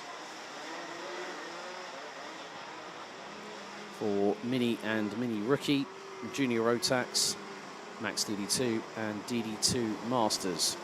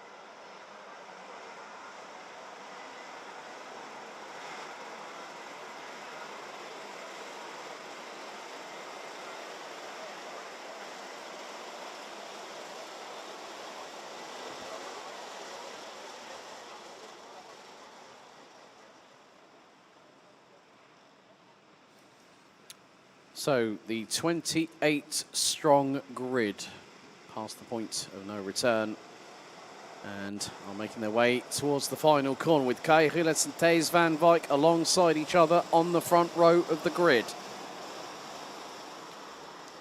So they split, head into the tram lines, revs up, lights are out, we're underway, and a good start from the pole setter Gilles as he leads the likes of Terlo et al. Into turn number 1 and 2.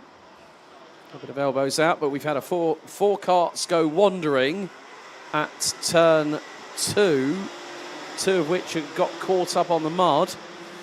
But Gilles has already bolted away into the distance, and he's got a clear advantage of at least, I would say, 6 to 8 cart lengths. 4 wide coming out of turn 6 towards the bottom of the mid-pack. So everyone's feeling a little bit feisty, and I think that's probably more than likely the drivers in Group C, because Group A, this is their first race. They've still got one more to go. And someone's deciding to be very brave. They've taken their Weetabix this morning to try and go around the outside of drivers going through turn 9, and also on the run down into turn number 10. So whoever that was very, very brave indeed. But we are about to complete our opening lap. Casual look over the shoulder from Kai Gilles, and he leads by 1.1 seconds after the opening tour and instantly into the 1:11.7s. So we are seeing a lot more track evolution. So Lex Quintons and Aaron Moser, Kaz Boshouse, one of the biggest casualties. The driver for SP Motorsport tumbles down from 8th on the grid and is now running 25th. But everyone is still circulating. So 28 drivers have started this race. And after lap 1, 28 drivers still running in this race. So at the moment, the top 10 is being led by Kai Gilles, Thijs van Wijk in second, Mathis Turlo. Oakley Pryor up 2 spots to P4. He's ahead of Tom Lenoir. Crick Norden drops from 4th to 6th. Sverre Ubben up from 9th to 7th. Devian Horst down to 8th. Rafael Mohor now into the top 10 along with Manolo Sendar. Mohor got 3 places. Sendar up 1. And of course that can change all the way through the course of this race. Just coming up to the 7.5 minute mark. 3:03. Oscar Gutschor has just been shown the black and white warning flag on the digi flag on the gantry. As up the inside of the 3:10, that was Crick Norden getting through.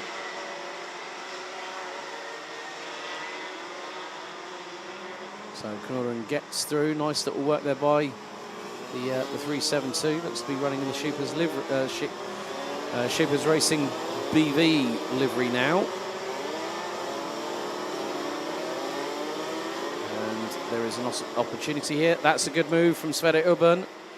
lines it up, millimetre perfect by the driver from GKS Lemons Power, based at the circuit here. Team founded by Paul Lemons himself, which has seen the likes of Robin Fries, Jensen Button amidst their ranks over the years, and more recently, of course, Sverre Ubben being one of them. Dewey de Decker, who's now running in single-seaters. The Blonde God, as he was nicknamed back in the late 2010s, because he had very, very bright blonde hair. Also was second for Team Belgium in the Grand Finals in 2018 at Conde Pareba. So, Rilletz leads by nearly 2 seconds. Van Wyk trying to respond, but is about the best part of 0.3 of a second per lap after lap 3, slower than Rilletz. Rilletz returning to old stomping grounds, Strawberry Racing.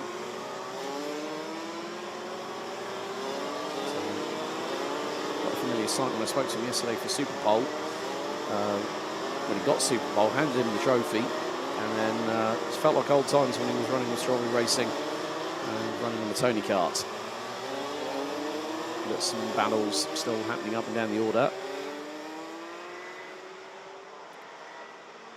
The likes of Aziz Sevi from Turkey and Adam Moza. Also quite interesting enough,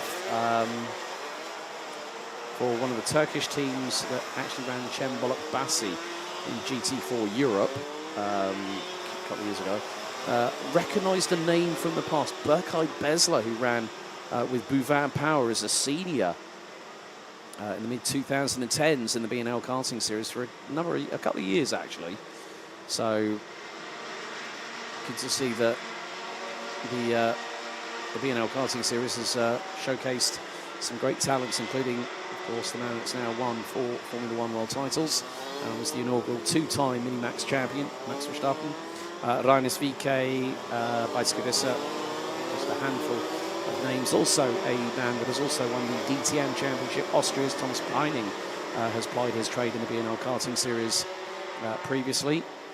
With 4.5 minutes to go in this grid, I'm sure that we do have some superstars in the future and in the higher levels of motorsport waiting for their opportunity to get the spotlight shown on them. So 4 minutes and 18 still to go. There's Krit Knorden being battling away with GKS's Sverre Ubben.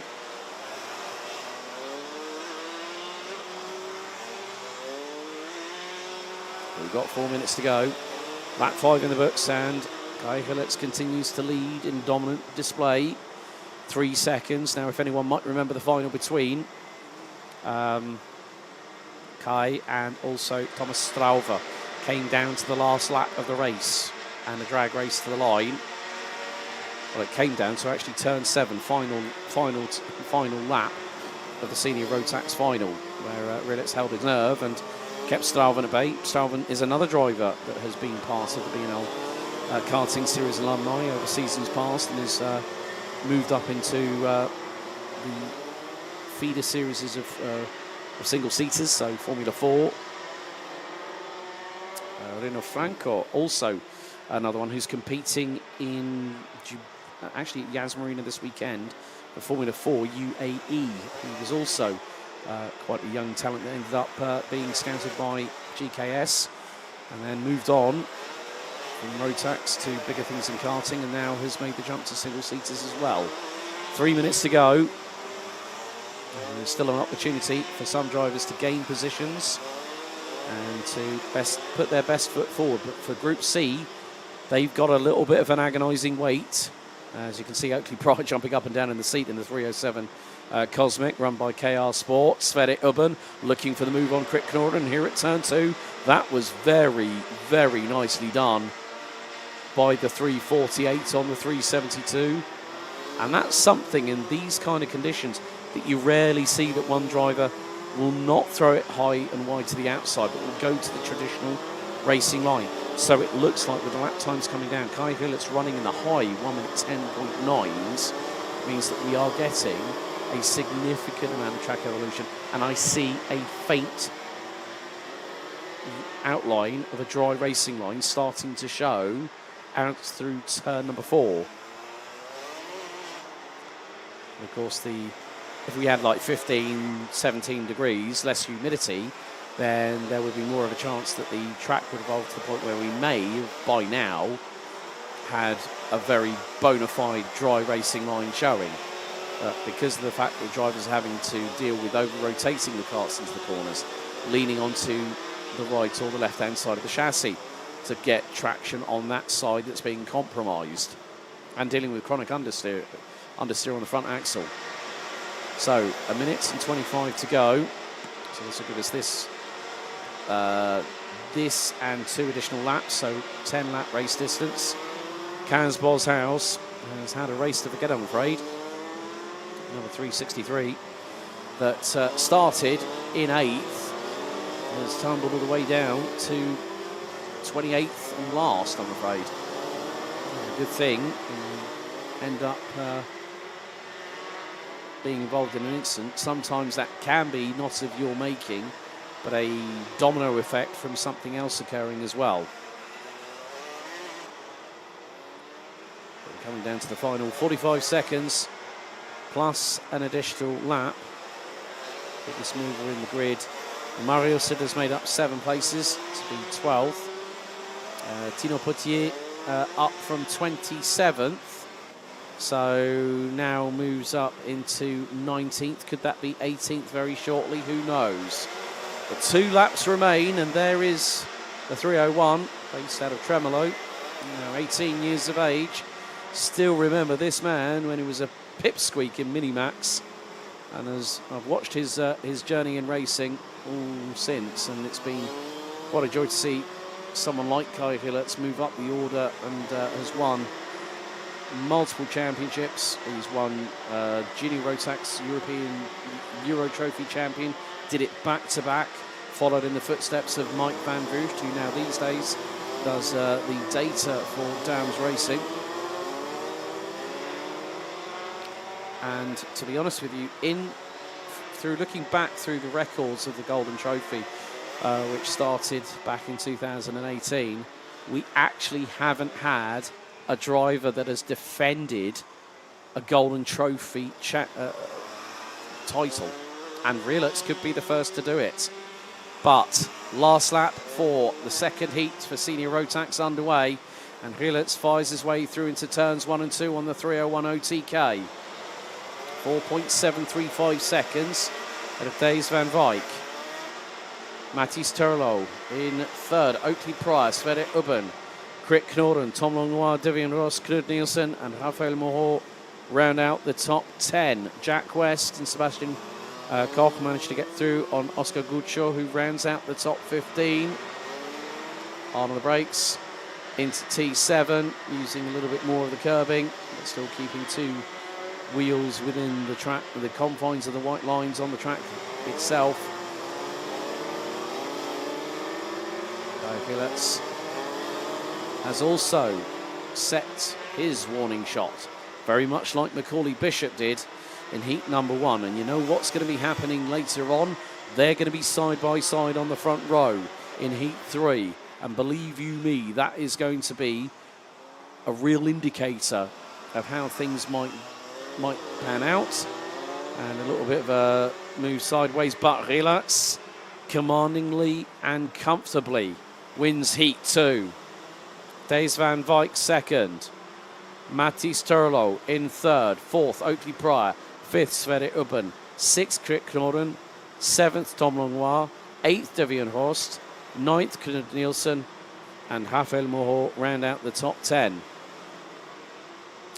Manolo Senda in 11th, ahead of Mario Sidler, who made up 7 places. Biggest mover overall. Having started 19th, Sebastian Koch 13th. Jack West moved up 4 spots to 14th. I'm sure that his dad Lee is somewhere about. He's probably hiding in the cafe on his laptop or something. Never mind, I might pop down there and give him a nudge. Oscar Guccio rounds out the top 15 ahead of Lado Kuhenidze. Archie Buttle, Alex Aim, Alexander Lemaire, Kai Veach rounds out the top 20 with Tino Potier, Sasha Aim, Lex Quintons, Rein van der Meer, Adam Moser, Marco Arias, Kaz Boshouse and Aziz Sebi from Turkey rounding out the 28 strong field. It's 1 to Bishop, it's 1 to Rielitz, and they go head to head in heat number 3.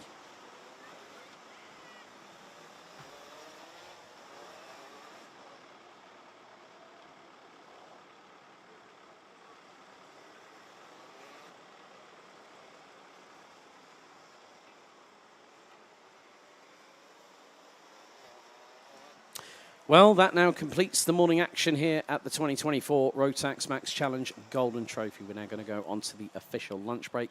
The racing resumes with Heat 2 Mini and Mini Rookie at 1:30 p.m. local time. We'll see you after the lunch break.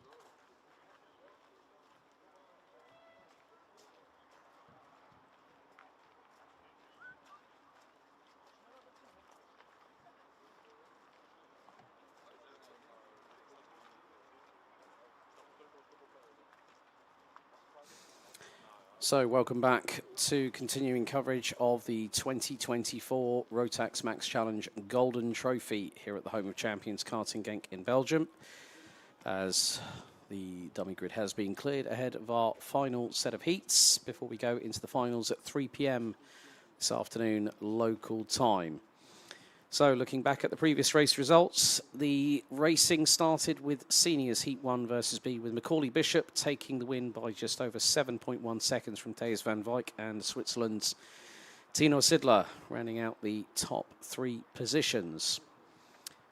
In Heat 1 for Minimax, Riley Morrow did win on the road, but unfortunately his clutch minimum thickness was found to be below technical tolerances, and thereby meant that he would be excluded post-race, meaning that Alfie Mayer would pick up the victory, just over a tenth and a half ahead of Leo Livings, with Jeff Verbeek making it a very, very close top 3 in the amended results.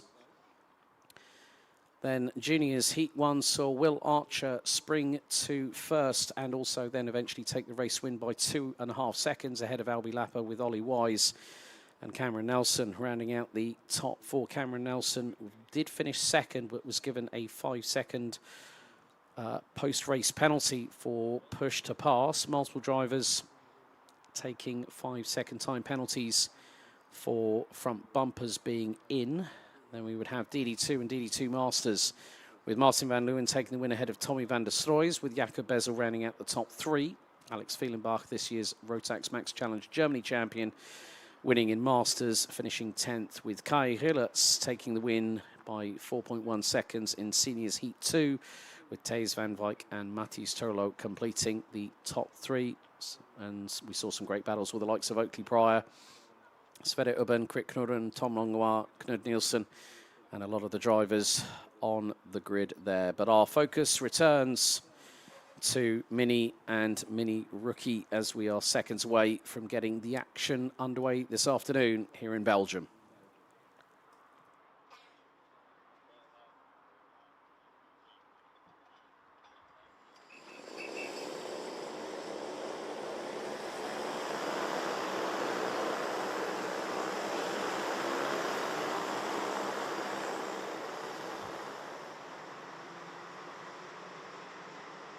Now we take you through the starting order for Heat 2 for Minimax. Riley Morrow will start from pole position, and Jeff Verbeek will be alongside on the front row as it was in Heat 1. So we'll have the same following order with regards to Heat 2. Leo Livings and Alfie Mayer rounding out row 2. Can Osler and Tristan Abils row 3. It's Arthur Farrow and Dimitar Lazarov on row 4, Marc-André Quesada and Julian Dumas rounding out the top 10, with Ryan Rampedarat and Nick Klinkers on row 6. Row 7, Austin Aman and Klaus Hans. Row 7. Row 8, Leon Herbos and Noah Steyhalder. Conor Halfer and Tren van Melk rounding out row 9, with Matthias Verreken and Albert Farrow rounding out the top 20. There is a little bit, well, there's a part that might have come off of a cart, and it has, because someone's come to a halt. That is the 122 of Riley Morrow that is not going to take the start. That is a disaster for the young Brit. So we're going to have 21 runners and riders, and that was a cover of some description, which has brought the cart to a halt. Rounding out the order will be Mikael Kumas and Dejan Habits, which will mean that based on the results, Riley Morrow will start the final in 22nd place from stone dead last. And then we'll have 10 minutes plus an additional lap to get past as many drivers as possible. That is a real shame. I never wish for a driver like Riley Morrow, who so convincingly won the opening race of the weekend for Minimax on the road, and for technical dramas to hit in Heat 2.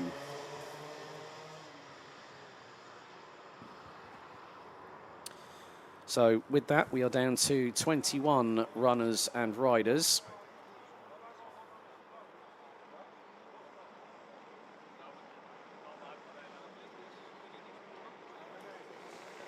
So effectively, there will be a space alongside Jeff Verbeek. So Leo Livings will have to keep aligned with Alfie Mare on row 2 and could give the 177 out of both his English and Ukrainian heritage an opportunity for the run down the start-finish straight when the lights go out. So 10 minutes on the timer plus an additional lap. And then after the results have been finalised, after sporting and technical matters post-session, we'll then have our grids decided through the combined results over both heats. So the action about to get underway here in the afternoon. Into the tram lines we go. Revs rise, lights are out, and it's the run down to T1. Alfie Mare goes threading the eye of the needle in the middle and is being followed by Tristan Beals, I think. But however, Leo Livings has ended up at the sharp end of the field. Looks like Alfie Mare has dropped a few positions as the 101 Can Osler from Turkey goes wide coming out of turn 4. It was 3 abreast at that point on the circuit. It's the Formula K of Gillian Dumas manages to get through. This is going to be very, very closely packed heading into turn 7. Alfie Mare trying to get the run on Dumas. Dumas runs wide through turn number 8. Alfie Mare gets through. But at the moment, it is Leo Livings that leads the way. Second, I think that is Tristan Beals. But we've got another... Oh, that's Can Osler again. 2 times in trouble on the opening lap. As Alfie Mare gets through on Gillian Dumas. Now has the 102 of Mick Klinkers just in front. Leo Livings will bring us across the line. And that was... a bit of not scare tactics, but frightening tactics there from Alfie Mare on the inside of Mick Klinkers. And now they go through turn 2 again. Alfie Mare swinging it to the outside at turn 3. He's going to thread the eye of the needle between Mick Klinkers. Is he going to get through on Gillian Dumas? Tries to do so at turn 5. So gets through on Klinkers, doesn't get through on Dumas.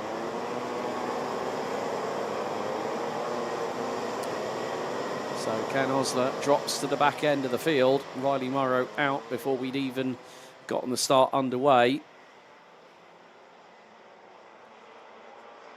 And now Jeff Verbeek is ahead of Tristan Beals and now trying to get through on Leo Livings at turn 9. But Livings round the outside at turn 9, unable to hold on to that race lead.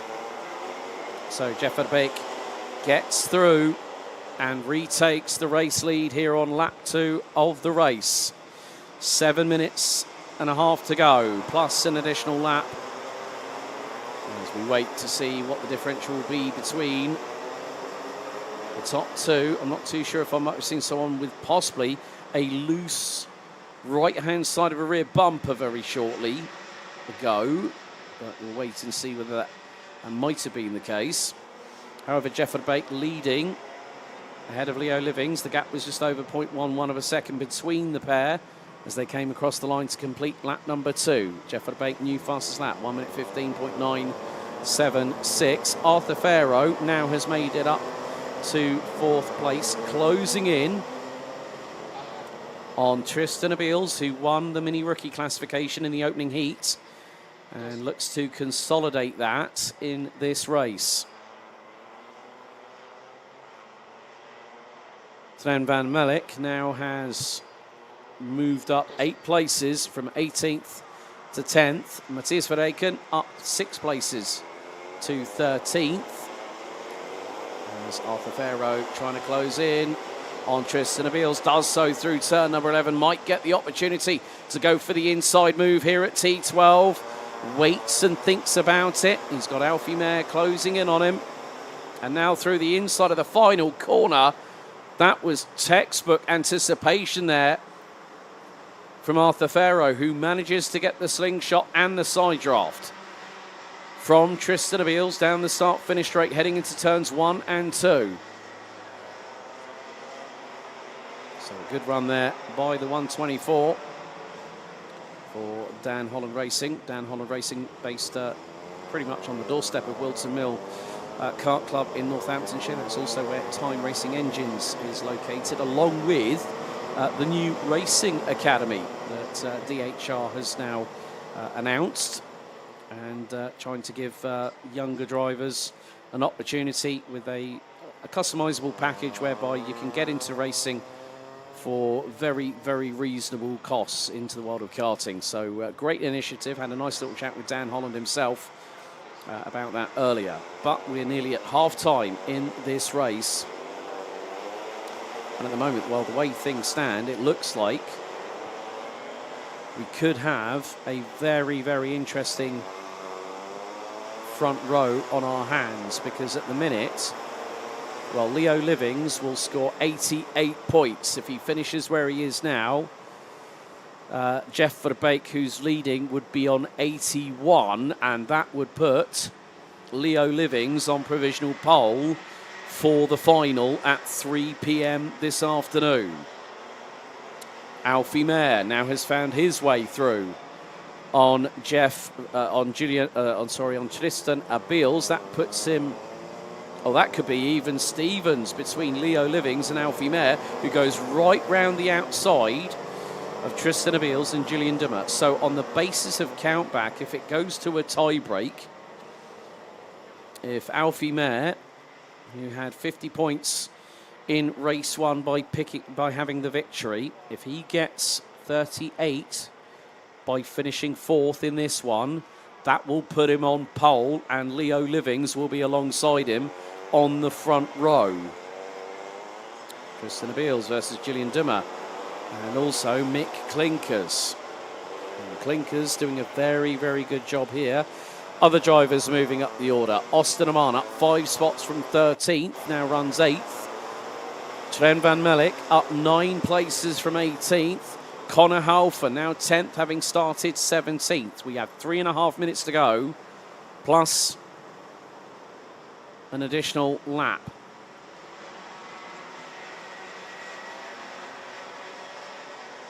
Ryan Rampadarath, in the meantime, has moved up to 4th in Mini Rookie, behind Albert Farrow and ahead of Noah Stayhalder.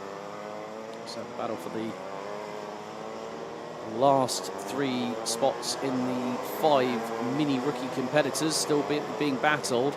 Great switch back there from Tristan Abeels on Gillian Dimmer. The battle for 5th place on the road, but Tristan Abeels does not need to worry about where he finishes. Be a nice little scout thereof to finish ahead of Gillian Dimmer, which he didn't do in the previous race. And it is, funnily enough, over 5th place. They battled over what was 5th place on the road last time. Gillian Dimmer nearly makes a complete mess of turn 10. Catches the back end as it slides out to the left-hand side.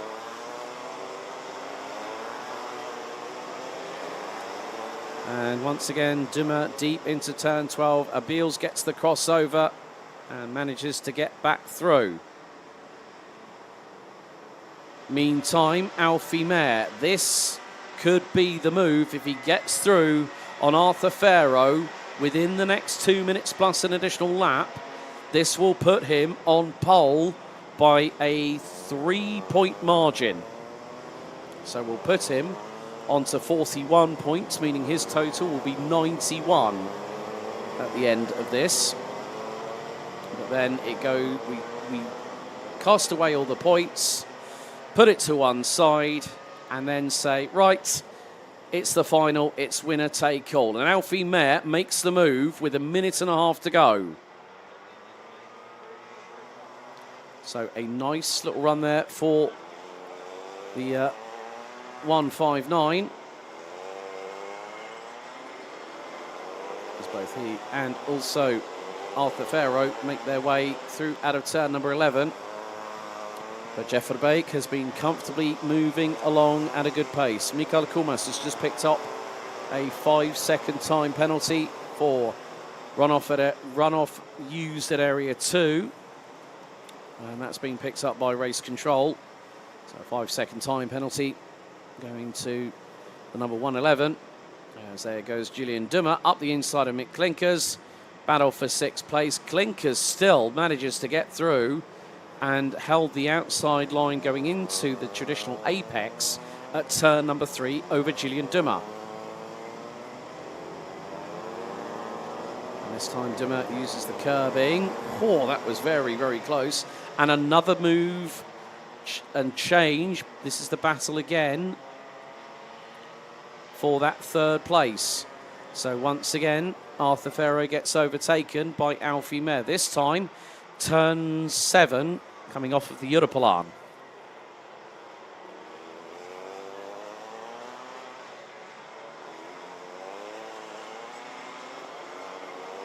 So a good move by the 159.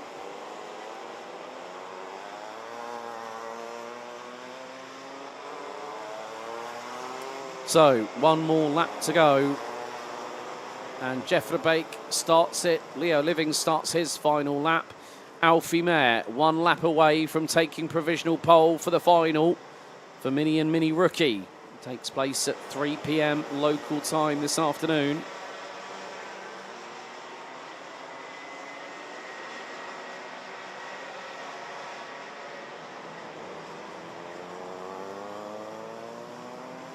But Jeff Verbeek has really put himself into contention. Well, looking at it this way, Alfie Mehr and Jeff Verbeek, get this, 91 points apiece if the results stand. So Alfie Mehr can't do anything about that situation. It is going to be what it will be. But of course, sometimes a decision can go against the driver post-race, once the bumpers get checked, and also when they're on the weighbridge. Those are the first 2 hurdles they need to clear. But it's going to be out of the final corner. And Jeff Verbeek finished 3rd in the opening heat. He's going to take the win in Heat 2. 2nd, Leo Livings guarantees his spot in the top 3. And Alfie Mehr will cross the line, finishes P3. So if it goes to a tie break, I think it might be the driver that's had the most recent win that could put Jeff Verbeek, Alfie Mehr and Leo Livings as your top 3 on the provisional grid for the final later on. But let's concentrate on the present, shall we? Jeff Verbeek finishes as the race winner by over 4 seconds from Leo Livings. Alfie Mehr rounds out the top 3, putting Verbeek and Mehr at level, provisionally on points, 91 apiece.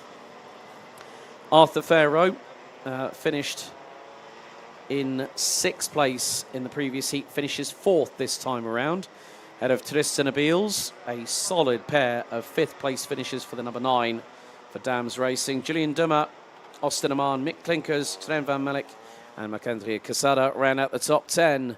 Leon Herbos, Conor Haufer, Matthias Verreken, Dimitar Lazarov and Ryan Rampadarath round out the top 15. Noah Stehauder, Albert Farrow, Klaus Hans, Can Osler, Mikael Kumas and Dejan Habits round out the finishing order. And unfortunately, due to a technical failure for the 122 of Riley Morrow, he would not be able to take the start.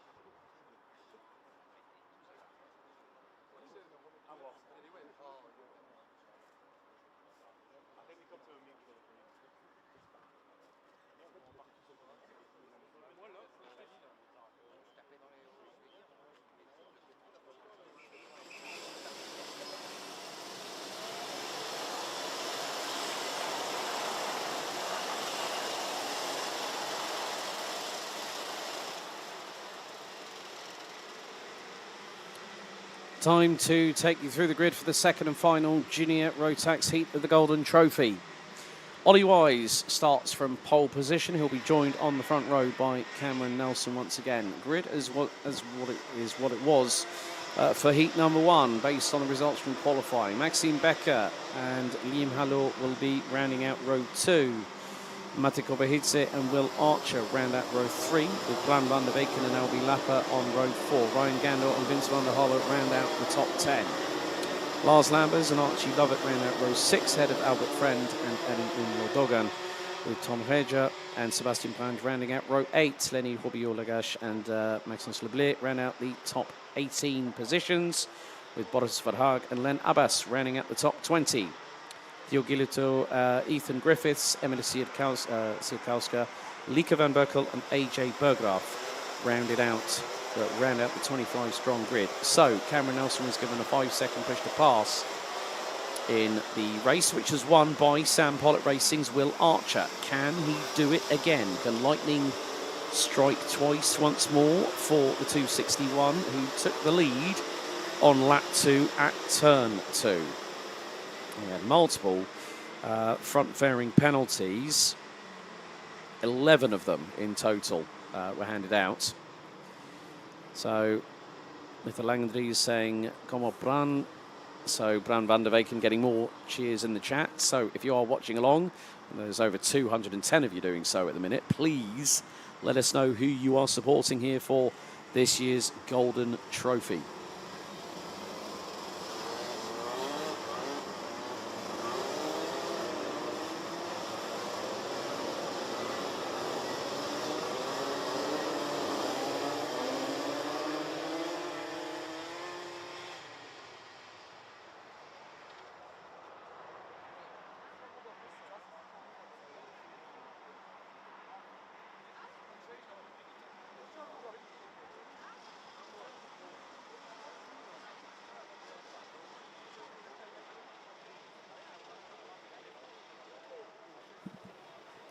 So, once again, we have the red lights on the starting gantry. The drivers, some of which are weaving from side to side.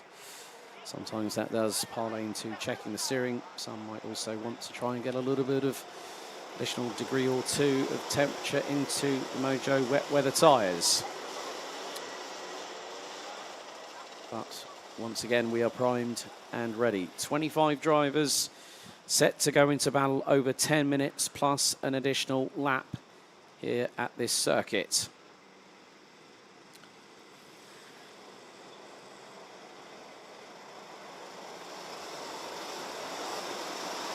So it's down to Ollie Wise and Cameron Nelson to control the pace. They look like they're ready to go for it. Here we go. No, we're not. Well, it's always down to the discretion of our race director, Manuel Branco, if that race start is going to occur. De Griesken saying go Lars Lambers. Lars starting in the inside of row number 6. So once again, drivers will have to get themselves into position. Maxime Becker will want to have better than a 19th place finish. Maybe a top 3 or a top 5 could help in terms of moving him up the order, in terms of the final classification after the heats. Of course, with the seniors, a very different situation in the fact that we have one more race to go, and with groups A and B yet to fulfill their 2 races. Group C are in, as I said a little bit earlier on, in for a wait, because we have this and 2 more races to go before, once everything has been ratified, that we will know who will be the top 36 out of 42 senior Rotax drivers here this weekend that will go into the final at 4 p.m. this afternoon, thereby curtailing the racing action.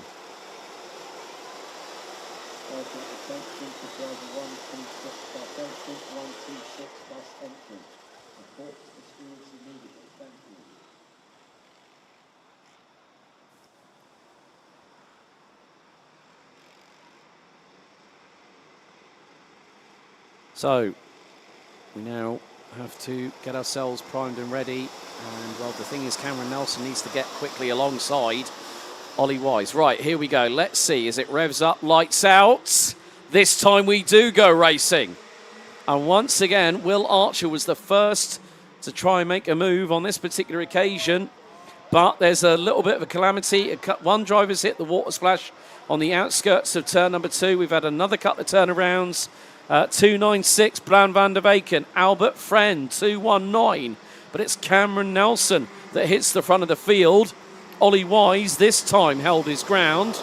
But a better start this time to the 256. And that is Liam Hallor just behind him. Will Archer now up into 4th place. Maxime Becker is behind Albie Lapper at the minute as the rest of the field try and make their way through turn number 8 on the opening lap of this race.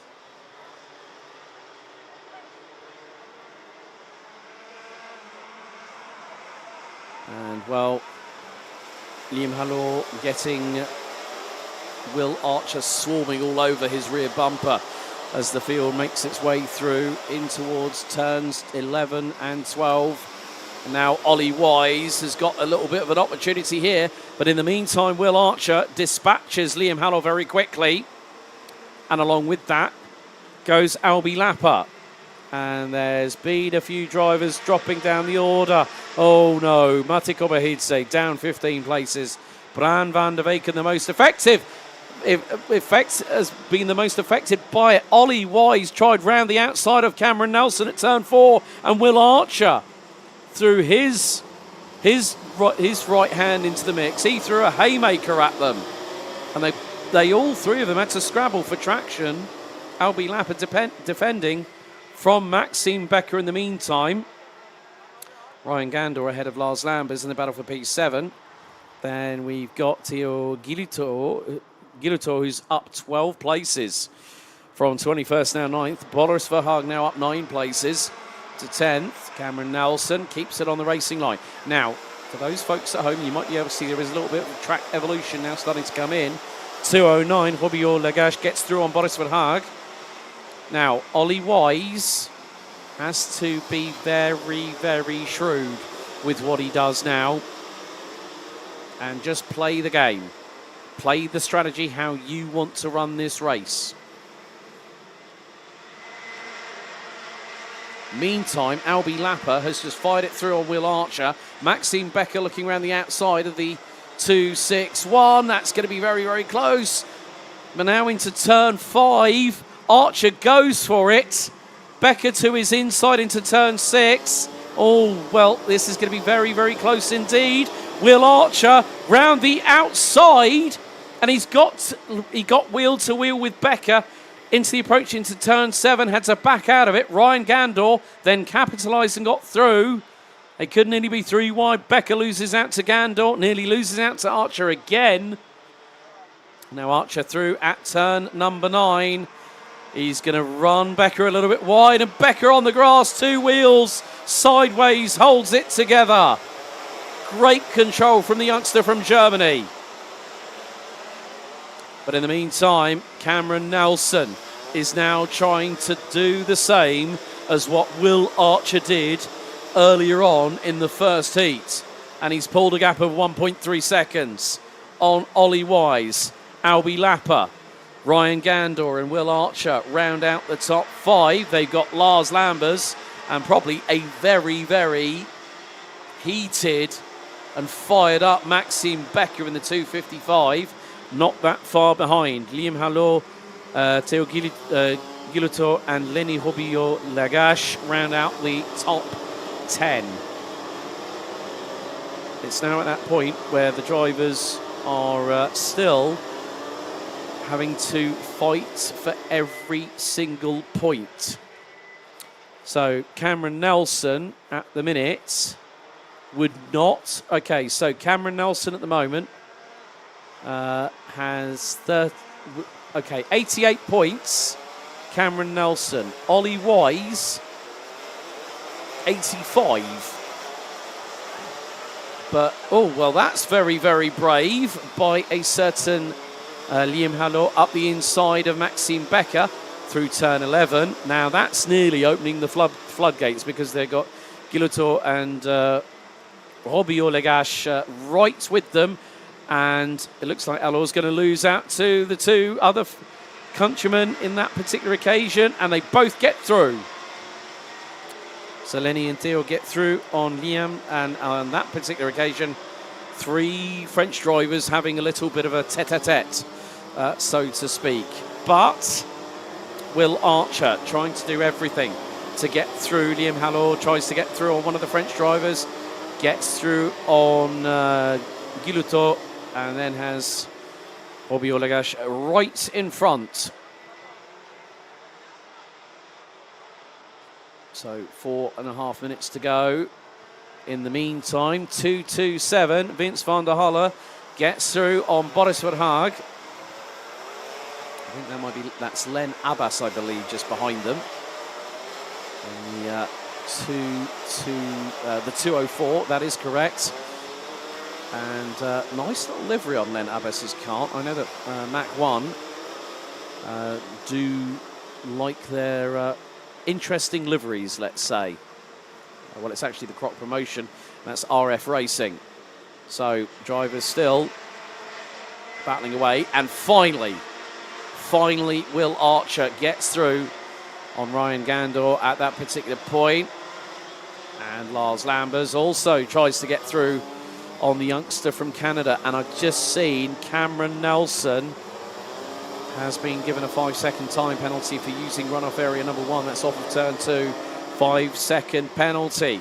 So it's time for Cameron Nelson to open up the taps on that 241 Lando Norris chassis and go put in qualifying style laps. And looking at what he's taken, well, the 3/10 he took out of Ollie Wise in the opening sector has just been taken away. Lars Lambers through on Robbio Legache. They nearly clash going through out of turn number 10. And it's 3 wide coming out of 11. And Lambers is still to the inside. Hello! Goes around and nearly spins into the tyre barriers off of turn number 10. God, that was very, very close. The slightest of glances when it comes to a slight touch between sidewalls can spin a rear-wheel drive car around very, very quickly. Luckily enough, Robbio Legache is being literally not assaulted from all sides, but is between a rock and a hard place at the moment because Lars Lambers has got through for the minute.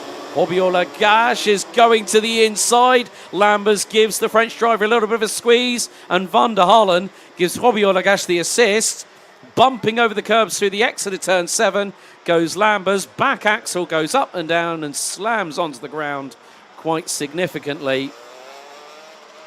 So maybe Lars's back might be suffering a little bit after that hefty impact. And you can see now the racing line. The laps are reflecting what we have in terms of the lap times being set by drivers. But Albi Lapper closing on Ollie Wise for second place. Black and white warning flag being shown to Lenny Robbio Legache. So at the moment, well, the gap now between Cameron Nelson, because Albi Lapper is starting to battle with Ollie Wise. He's got another 2 seconds to find.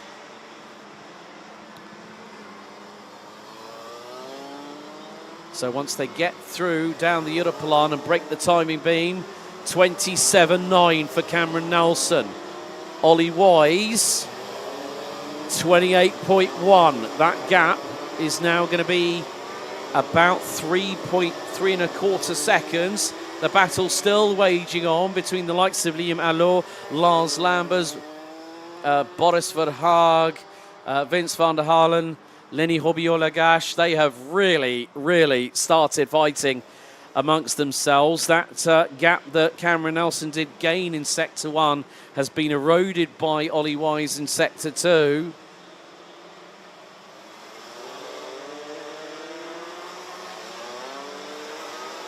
So 2 laps remain. 3.4 seconds is the difference between Ollie Wise in P2 and Cameron Nelson in the race lead. So Ollie Wise at the moment if he does pick up the win based on the 5-second time penalty post-race for Cameron Nelson, then he might have an opportunity here. Cameron Nelson, if he picks up a 5-second time penalty, that will still put him P3, and that will put him on 79 points. Ollie Wise, if he takes the win, that's 91 points for him. Well, the timer has expired. We've got one more lap to go, and it was 4/10 that Cameron Nelson took out of Ollie Wise. And it's a tenth and a bit, so half a second has gone the way of Cameron Nelson. And Cameron Nelson has been quick through sector 3, which is the run from midway down the straight between turns 9 and 10. As we go on to the final lap, what's the gap between first and second? It's 3.75. That's not enough. Cameron Nelson must be praying for a miracle right about now, because if Albi Lapper manages to get through, that will give a little bit of comfort, but not take away any of the disappointment for Cameron Nelson, who's just about to go through. He's just gone through the opening sector, and he's a tenth and a half quicker. That puts it at 3.9. That's not going to be enough, because we're fast running out of laps and corners. So Cameron Nelson breaks the timing beam, 21.1 in sector 2. Ollie Wise, 20.9.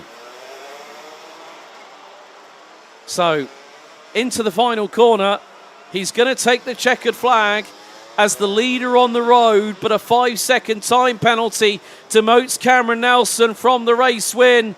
And out of the final corner, what's the distance? 3.85 seconds. And with a 5-second runoff penalty for Cameron Nelson, Ollie Wise takes the provisional win in race 2, in heat 2, ahead of Albi Lapper. Cameron Nelson will be demoted to 3rd place. And by my provisional calculations, I think that might put Ollie Wise on provisional pole. Albi Lapper will be alongside him on the front row with a combined score of 88. Cameron Nelson wins it on the road, but the penalty takes it away from him, I'm afraid. And that will mean that Ollie Wise will be promoted to the race win. Albi Lapper 2nd, Cameron Nelson in 3rd. Will Archer rounds out the top 4 ahead of Ryan Gandor. Maxime Becker this time finishes a more credible P6 despite having dramas of his own to contend with. Vince van der Hollen, Liam Hallor, Lenny Hobio Lagash, Lars Lambers, they round out the top 10 places. Mate Kobahidze finished 9th in race 1, in heat 1, finishes 11th in heat 2, so that will probably put him round about top 10, top 12. Boris Verhaag, Theo Giluto, Len Abbas and AJ Bergeraff round out the top 15. Bergeraff starting from the last, finishing 15th. Tom Hedger, Archie Lovett, Albert Friend, Ethan Griffiths, Bran van der Weken, Leblé Maxence, Erin Unodogan, Sebastian Brandt, Emily Siedkowska and Lika van Berkel round out the finishing order, with all drivers making it to the checkered.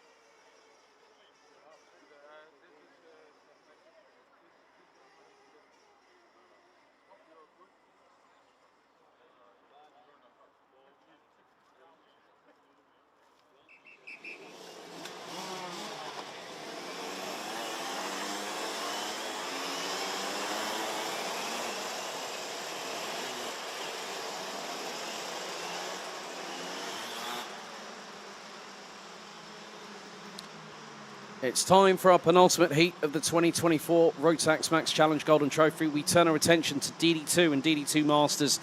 Here is your starting grid. Tommy van der Stroys will start from pole position ahead of Jules Cousin, with Martin van Leeuwen and Nico Handke rounding out row 2. Frederik Zebis and Jakob Bezel on row 3, with Mats Johan Overhoff and Kian de Brandt on row 4. Len Nys and Alex Vielenbach, who starts from DD2 Masters pole. Round out the top 10, Vincent van Kerkhoff and Mika van der Pava, Nicolas Guillaume, Imke Arts, Luca Neuenhausen, Christophe Capitain and Dominic Reuters round out the grid.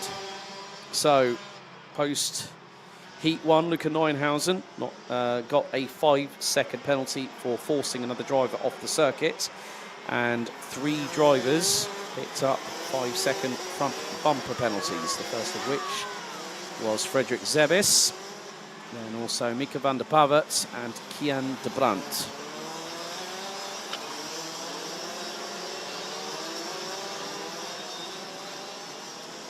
So once again, it will be 10 minutes plus an additional lap. We'll have our last race coming up. It's around about 2:30 local time this afternoon. Senior Rotax Heat 3, A versus B, and after that, the final intermediate classification for seniors will be completed, and the top 36 will continue to the top 36 final at 4 p.m. and 6 drivers will not take any further part. It's a bit brutal, but that is unfortunately part and parcel of racing.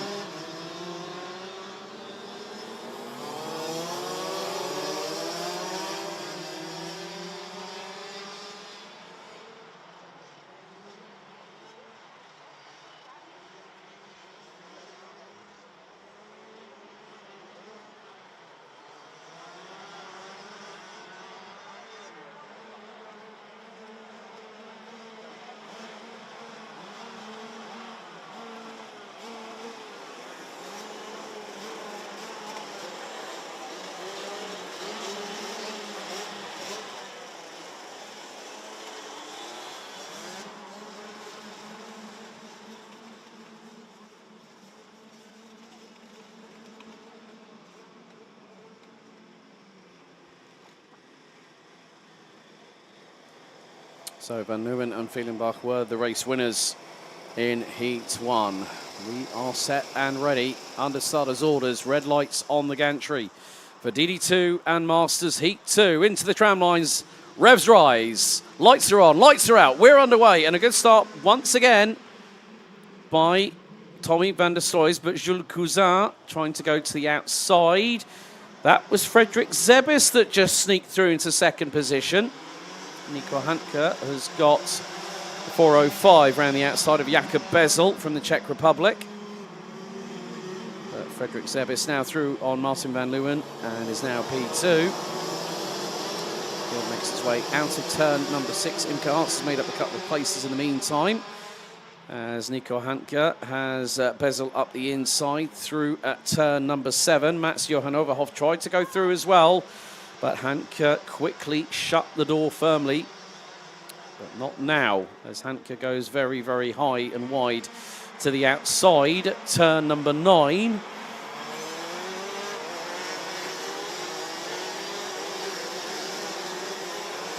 And good afternoon, Brandon Klein-Nagelvoort. I'm so sad my goat, Sem Knopfjes, isn't racing this weekend. Ah, well, there we go. He's in Dubai. I think he's in the UAE at some point, or probably in Muscat at the International UAE RMC at the minute, which is happening as we speak at the Muscat Speedway. So some opportunities here. That's the 458 of Kian de Brandt, who's moved up the order and has made up 3 places. He's got Mats Johan Overhoff now in front of him. Nico van der Pavat looking to try and maybe make a move, and that will be on Nico Handke if he gets the opportunity to do so. And the door opens at turn number 8. Nico van der Pavat. Just like a lot of drivers, you see all these different race helmets and you see the different colours. Well, Nico van der Pavat has Sonic the Hedgehog on his race helmet, so I think that nickname's going to stick. throughout all of his racing career if he keeps Sonic as his good luck charm on his race helmet. So, 7 3/4 minutes plus an additional lap remain in DD2 and DD2 Masters. So, Tommy van der Stroys is leading. Now, this is looking very much like what we saw in the opening heat, that van der Stroys after 2 laps was leading by a second. This time it's not Van Leeuwen, it's actually Frederik Zevis. Now, Kian de Brandt ahead of Mika van der Pavet. That is the battle for 7th, 8th, 9th and 10th, because Nico Hanke and Vincent van Kerkhoff are there. And who is that behind them? That is more than that. It's going to be the 417, Len Nyes, who's been racing, well, mainly with the Rotax side of things. He has been mainly racing the Euro Trophy this year. Vincent van Kerkhoff tries to get through on Nico Hanke. You can't pull the wool over Nico Hanke's eyes, especially at a turn like that. Now into turn number 10. The dry line is really evolving going through into turn 10. Mika van der Pavet tries to get through on Kian de Brandt through turn 11. De Brandt shuts the door. But Tommy van der Stroys, with 6.5 minutes to go, has a lead. And now, the lap evolution. We were running 1 minute 10s, we're now running 1 minute 7s. And Nico Hanke gets his elbows out. And just keep your eyes on the 409. Tries to get through. Well, he got through back on Mika van der Pavet and also Vincent van Kerkhoff. Could have got a treble for the price of one overtake. And now he's done the switch back on Kian de Brandt. Len Nyes closing in on Mika van der Pavet. They've got Alex Fielenbach not too far behind in the 5-3-1. Alex still leading in the Masters classification. Christophe Capitan has got a car. Well, Christophe Capitan's about 1.2 seconds behind this year's German Rotax champion. Nico Hanke has been dovetailing karting this year in DD2 alongside GT racing.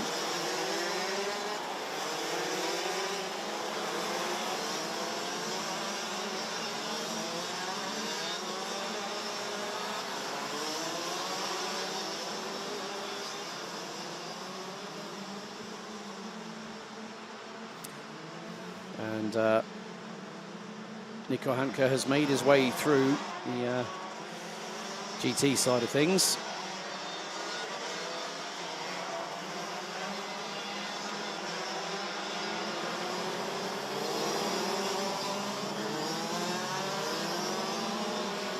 But with just under half of the race left to go, still plenty of opportunity for drivers to make moves up the order. Thereby, the more you move up the order,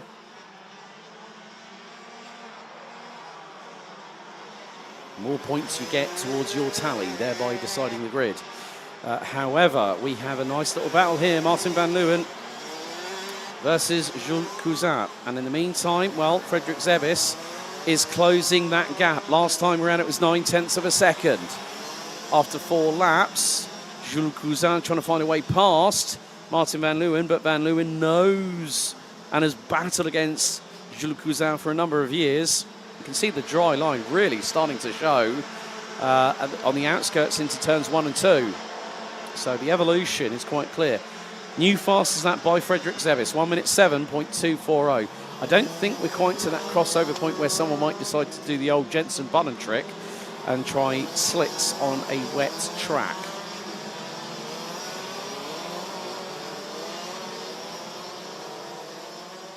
But van der Stroys quicker by nearly a 10th in comparison with Zevis on sector 1. They're just about to break the timing beam for sector 2. And van der Stroys goes purple, and he was 8/100ths quicker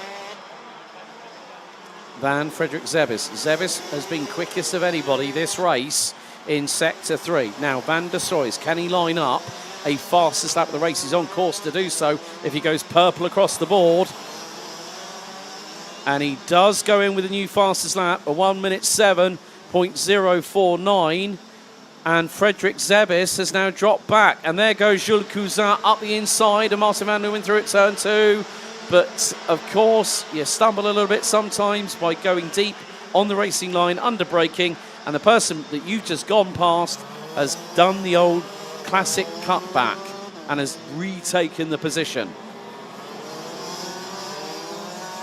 So with 2 3/4 minutes left to play, well, the way things are going to stand at the moment, it's more than likely going to be Tommy van der Stroys. If he picks up the win in this one, that'll put him on 94 points and put him on pole for the final at 3:40 p.m. local time. Martin van Leeuwen will probably end up alongside him on the front row. Jules Cousin, however, is trying to do what he can to get past the 4:01 from the Netherlands.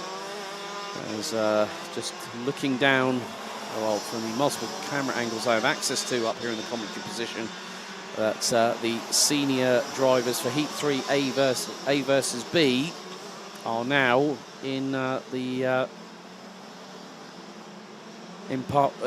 tyre bay area and the pre-grid. So we're not that far away from completing this race and then waiting for what happens next. But there is Jules Cousin, who's dropped away from Martin van Leeuwen, and Jakob Bezel, the 4:05 from the Czech Republic, is right there with him down the Europelan into turn 7. Bezel still not able to get through on the man from France. Right, 5:04. Christophe Capita has just been given a 5-second time penalty for pushing. And that will be added post-race for the man from France. A great little battle here. This is for 4th place on the road. Bezel has got the bit between his teeth. Cousin defiant to the last moment. But we have a minute to go plus an additional lap in this DD2 and Masters final heat of the Golden Trophy. Van der Stroys on course. The lap times are really starting to kick in. 1 minute 6.584. New fastest lap by Denmark's Frederik Zebis in P2. Gap now between first and second is 1.2 seconds. But we will have this plus 1 additional lap, I think, based on the lap times. The lead is now coming through turn number 7 as the rest of the field make their way through onto the Europlan at T6.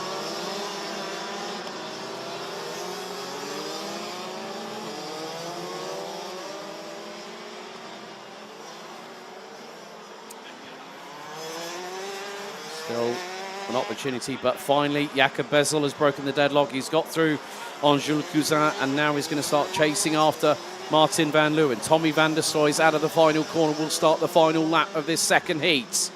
Looks over his right shoulder, sees Frederik Zebis trying to close on in. Gap was 1.2. It is now 1.286. And a new fastest lap by van der Stroys, 1 minute 6.459. Van Leeuwen still in 3rd, Bezel 4th, Cousin 5th. And Fielenbach running in 11th. He's going to have more. He's going to be quite happy. Okay, yes, he's one of 2 drivers in the Masters class, but he is leading. Capitan's got a 5-second time penalty, but our leaders make their way through out of turn number 8 and now 9 for the last time. You can see there's a definitive drier part of the circuit. But it is going to be a second, but it's more importantly going to be a win. He's been on pole position for both heats, and provisionally he comes out of the final corner, and Tommy van der Stroys wins heat 2 and provisionally puts himself on pole for the final. Frederik Zebis takes 2nd. 3rd, Martin van Leeuwen. 4th, Jakob Bezel. 5th, Jules Cousin. 6th is going to be Germany's Nico Handke. Mats Johan Overhoff pips Vincent van Kerkhoffen to 7th at the flag. Len Nys finishes in 9th ahead of Mika van der Pavert. Alex Fielenbach finishes in 11th with Christophe Capita, who's set to get his 5-second time penalty added very shortly, which will put him 15th behind Luca Neuenhausen. So Kian de Brandt, Nicolas Guillaume and Luca Neuenhausen will occupy places 12 to 14. Capitan will drop to 15th with Imke Arts and Dominic Reuters all making it to the end. So Van der Stroys with a 2nd and a 1st provisionally books himself a place on pole position in the final. with Fehlenbach doing the double in Masters here at Genk.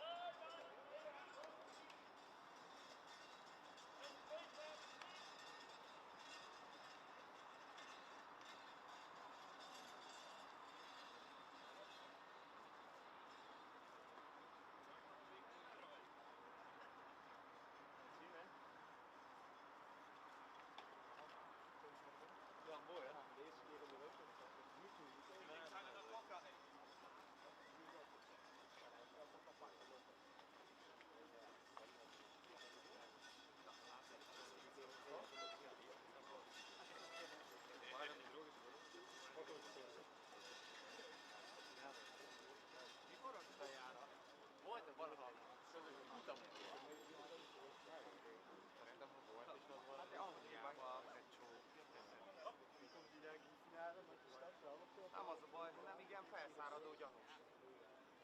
Ez már igen. Tengelyes.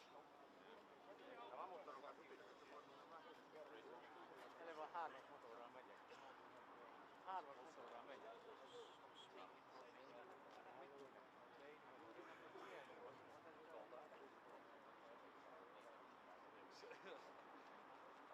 Sinds ik alles of niks al de eerste van het dat is echt of 10 man.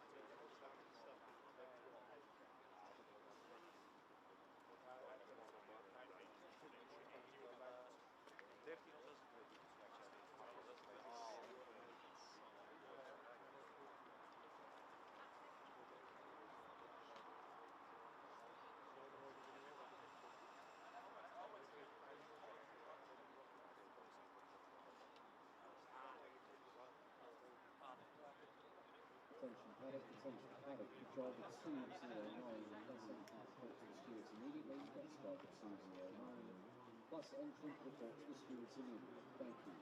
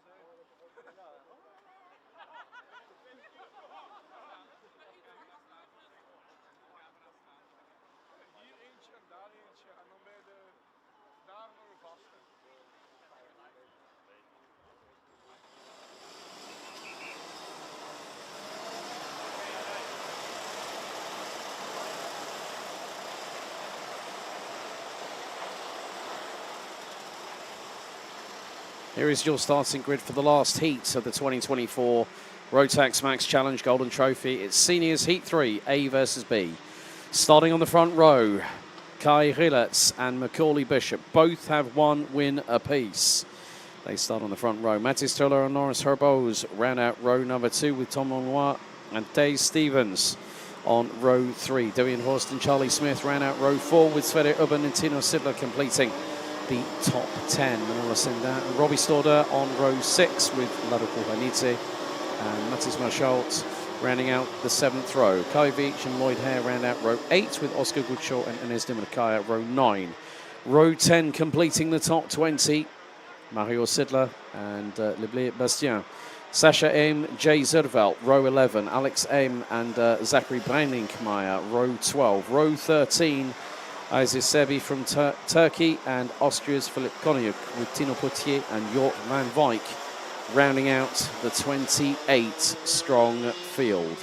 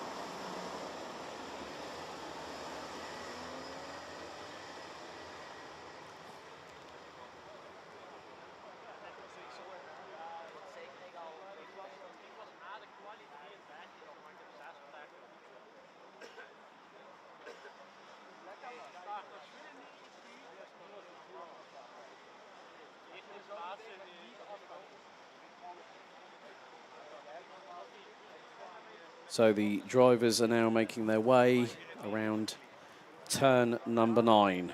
They say it is the calm before the storm. And Macaulay Bishop looking to get his name on the honour roll. Kai Rillet's looking to... Oh, now, just be careful, gents.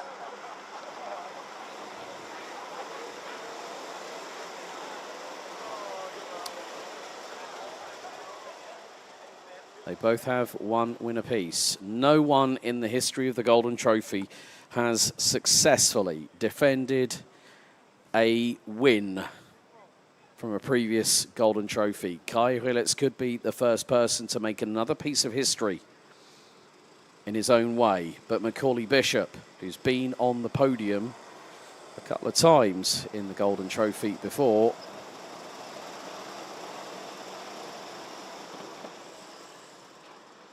you want to do something special this weekend. The revs rise, but we are not starting the race. We are going round again.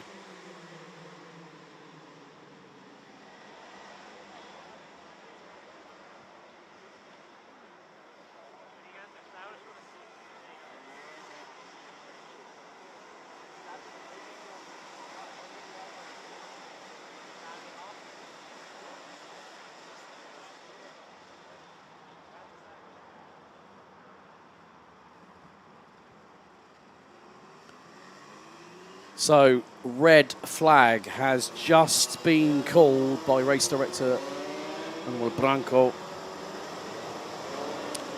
So there has been something that has been caught under eye, and someone has said this is not what should be happening. So we are having a red flag stoppage ahead of the senior Rotax final heat, which means that all the drivers are now going to be called onto the start-finish straight.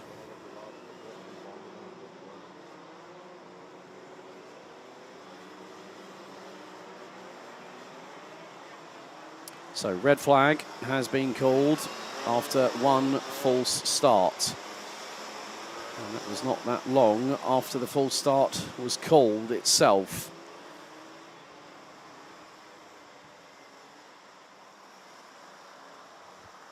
So there will be a slight delay as race director Manuel Branco is overlooking proceedings as we speak.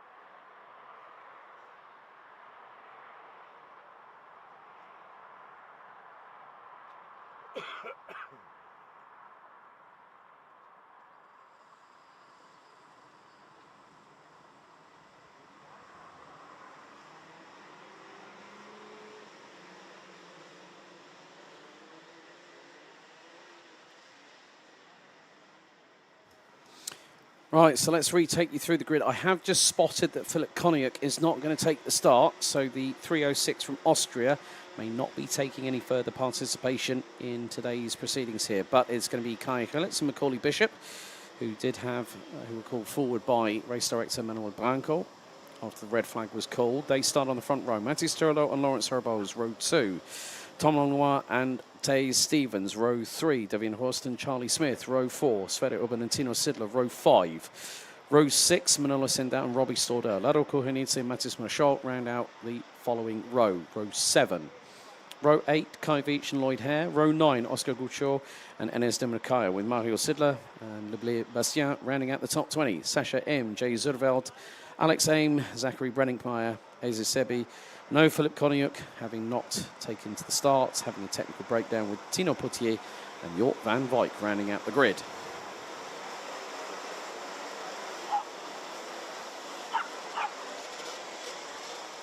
So the drivers start to go past the red line, the point of no return. 10 minutes plus an additional lap for the last heat of the 2024 Rotax Max Challenge Golden Trophy. It's Willetts versus Bishop on the front row. Red lights on the gantry. Drivers instructed to slow as they come out of the final corner.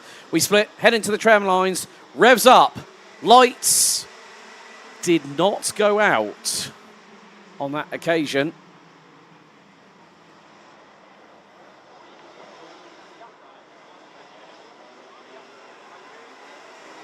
So the red lights did not go out on that particular occasion. They have gone out now.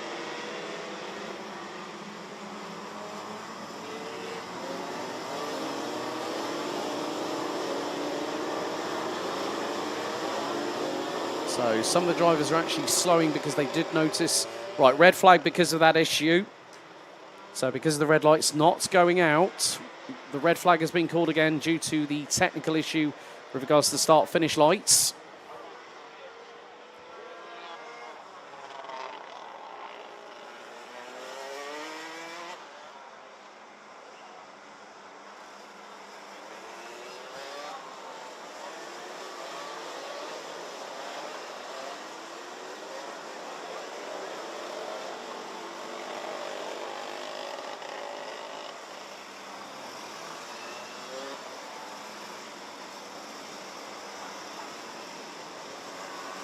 So, 2 red flags within quick succession. So, obviously, the first one due to something happening out on circuit during the formation lap. And now we've had our second red flag due to the red lights on the starting gantry not going out when the button was pressed.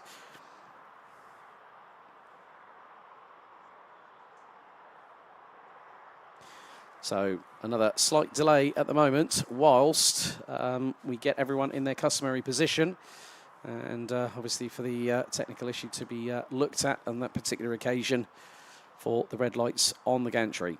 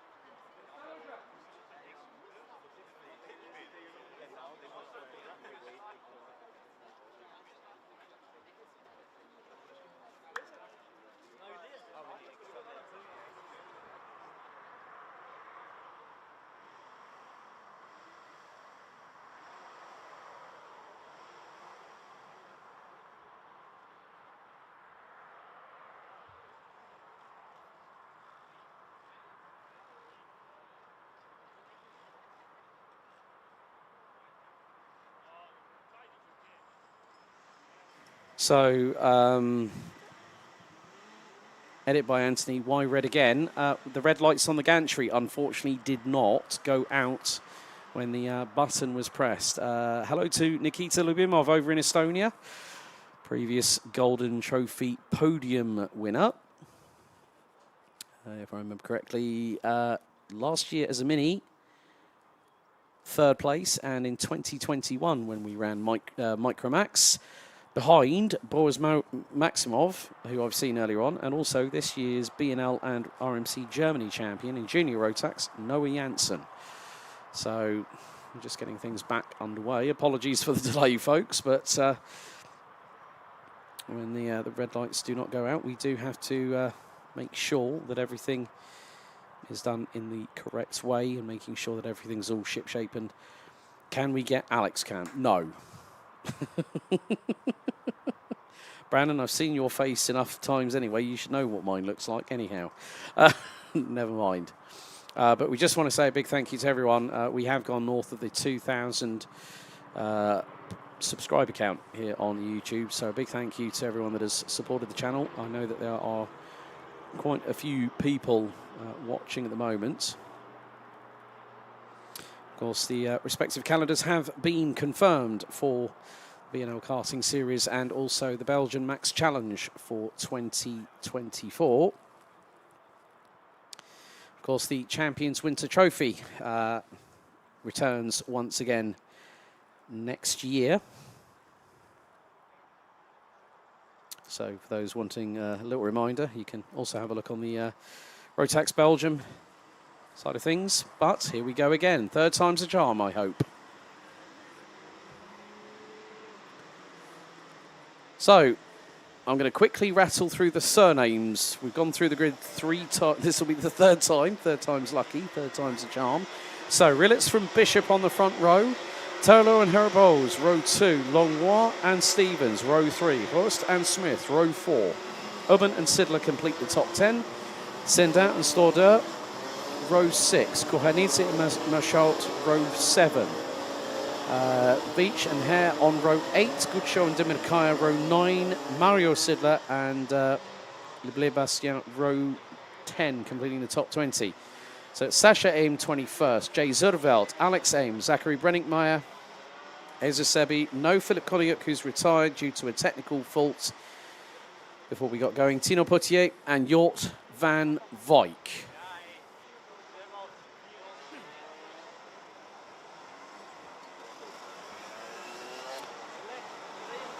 So this is a slightly delayed time schedule, but of course we do have to sometimes make sure that everything's all okay. So they waved them off from the green flag on the start-finish straight. We will have 10 minutes plus an additional lap. We are under starters' orders for what would be, hopefully, the fourth time of trying to get this race underway first time. So Rilletts and Bishop on the front row. Revs up, lights out, we're underway.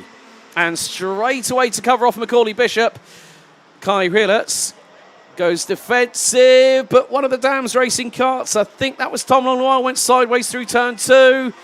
And Devian Horst has jumped his way up from 7th on the grid and is now 2nd. But again, Rilletts, using his knowledge of this circuit, got away, and that is a big lead. That's at least 12 to 14 kart lengths he just got by turn 6. Good afternoon, Anthony and Tions from Latvia.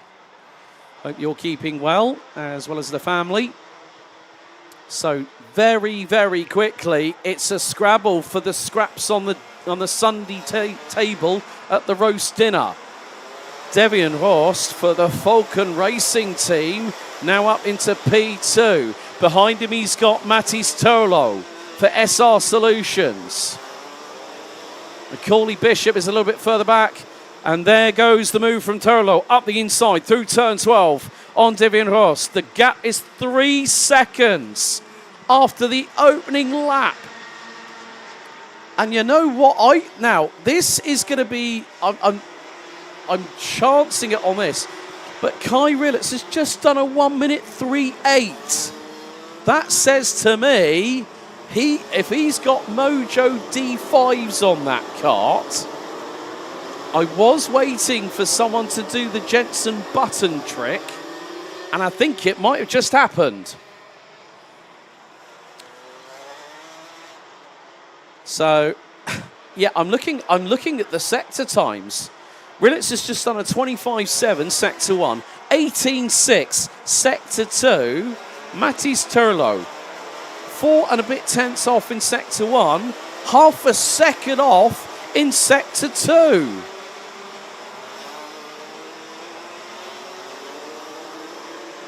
So we're now completing the second lap of racing. Gap is now nearly 4 seconds. And Tolu's starting to wind up the wick. There goes Macaulay Bishop through for P3.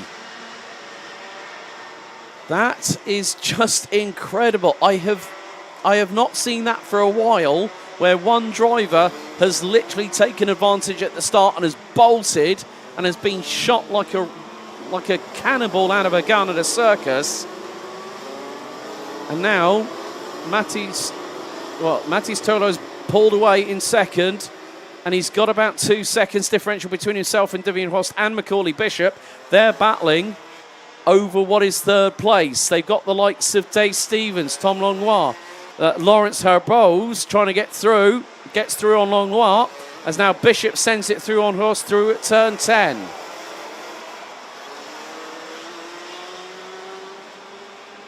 So, Hannes Überfeld, guten Nachmittag, my friend. Why was it 2 times red? Incident out on track, and the second time was the red lights did not go out when the button was pressed. So a technical issue there, Hannes. Good to have you with us. This year's senior Rotax champion, and he did the double. He did junior last year, senior this year. But more to the point, there are going to be battles up and down the order. So, Lloyd Hare has dropped down from 16th and is currently running P27. So, Philip Connier not having a lot of luck there, and will be more than likely one of the 6 drivers that will not make it through to the top 36. So, 6 minutes to go, and Devian Horst is losing pace, it looks like. So, did he make a call that was not possibly what might... Well, maybe it's a setup issue. Who knows? Only Devian and his mechanic will know that. Normally his dad, Rob, behind the tools on that one.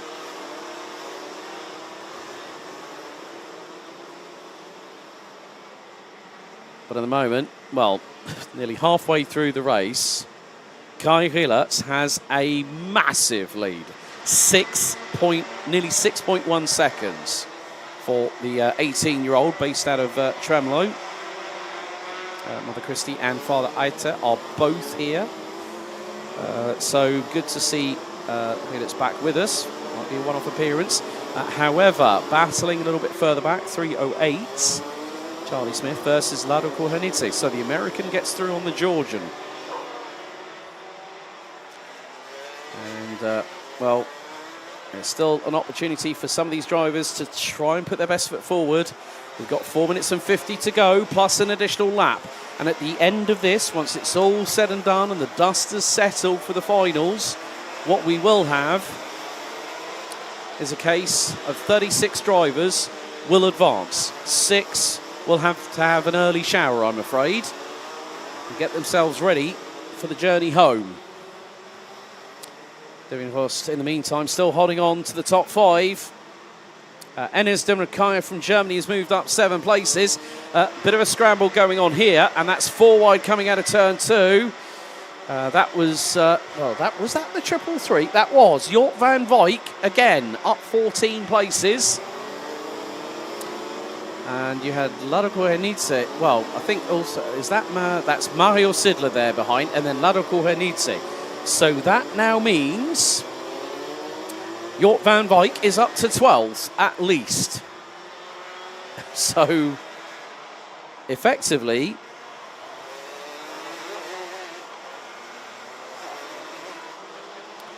there's still going to be more opportunities for other drivers to make moves. De Blais Bastien is also there in the 3:0. Well, not with the 3:05. Let's have a look. Quite a few drivers out there just trying to make themselves, their presence known here at the home of champions. So that's Oscar Goodshaw trying to get through on Tom Langlois, and they've opened the door for not only Devian Horst, but Kai Veach has made a few moves of his own. That is now another position gain for the Brit, and he's got through on the Dutchman. Nice work by the driver from KR Sport. Meantime, lead is now 7.1 seconds between Rilets and Terlu.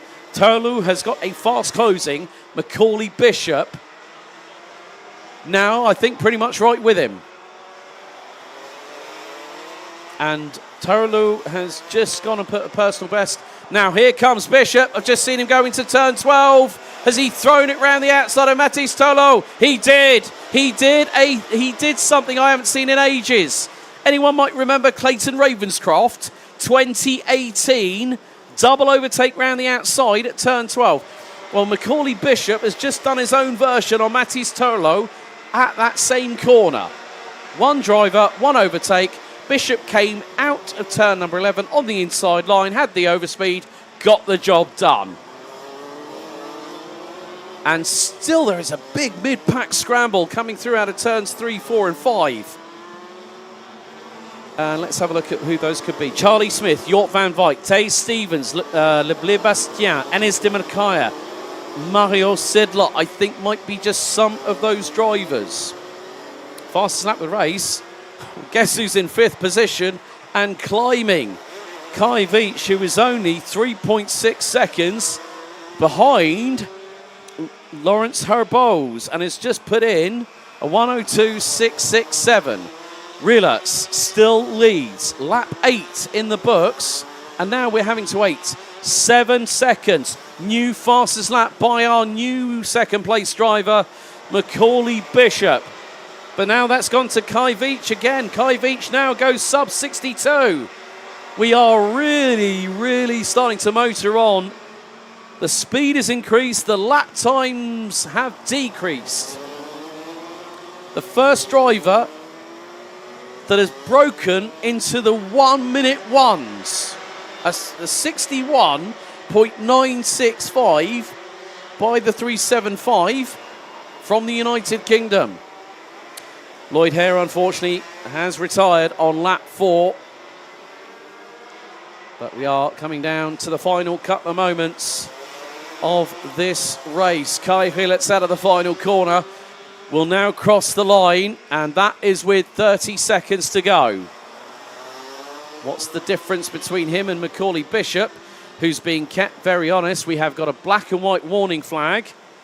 I think that might be for... I think that might, well, it's got it might be Tay Stevens, 382, that has got that black and white warning flag from race control. Jort van Wyk has made good his intention. Difficult qualifying for the 333, but has made up 19 places. Now runs P9, and he's not that far behind, 1.6 seconds behind Devian Ross. Kai Rilets now making his way out of turn 9, down in towards turn 10.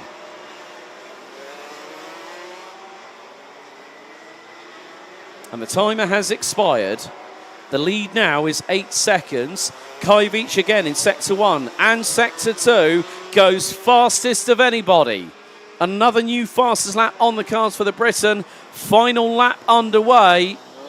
And Kai Rilets is now one race away from doing something historically that no one else has done before.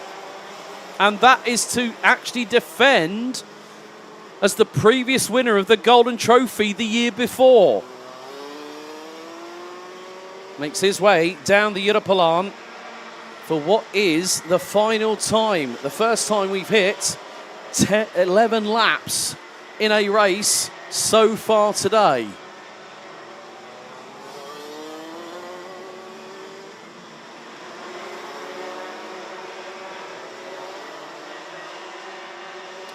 But what can you say?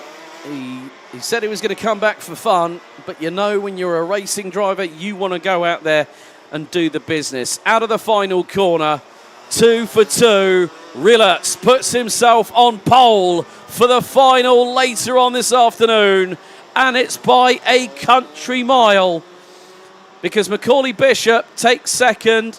It's going to put him on the front row alongside. The battle lines have been drawn for the final later on. Mathis Terlu, Lawrence Herbose, Kai Veach who not only made up 10 places, took the fastest lap of the race, 1 minute 1.487. We are nearly at that cusp of where a lot of drivers might be thinking, hang on, let's go on slicks, shall we? He finishes ahead of Oscar Gutschall. Tom Longnoir, 7th. And Jort van Wyk, 20 places from stone dead last, 28th to 8th after that one. Devin Horst, Leblé Bastien, and we've got Charlie Smith, Mario Sidler, Enes Dimitrikaya, Tino Sidler. Tay Stevens is going to be demoted from 15th, having been given a 5-second time penalty for forcing another driver off the circuit. So Lado Kuhanidze, Tino Potier will be promoted, and that has dropped Tay Stevens all the way down to 23rd. So Lado Kuhanidze rounds out the top 15. Tino Potier, Mathis Merschot, Manolo Sendin, Robbie Stoddard, Sasha Ames, Sverre Ubben, Jay Zervelt. Tay Stevens, Eze Sebi, Zachary Brenninkmeyer and Alex Aim round out the 26 finishers. Lloyd Hare out on lap 4 and Philip Koniuk out before we'd even gotten started.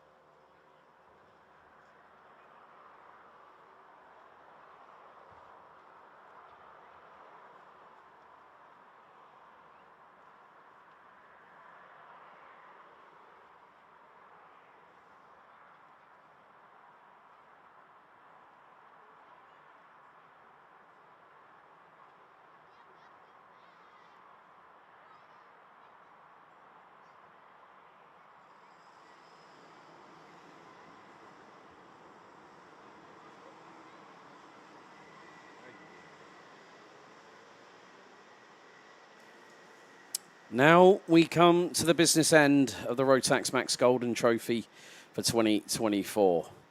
Here is your grid for the Mini and the Mini Rookie Final. So, Leo Livings will start from pole position. Alfie Mayer will be alongside on the front row. Arthur Farrow and Tristan Abeels will round out row number 2. Julian Dummer and Marc-André Quesada will be on row 3. Mick Klinkers and Tren Von Melik will be on row 4. There is a driver running a little bit slowly coming out of turn 4 and has come to a stop. So we could have one driver withdrawing before the race has even gotten started, I'm afraid. So then we have Ryan Rampadarath and Dimitar Lazarov. The driver, I think, was, well, it might have been the 154 of Matthias Verreken.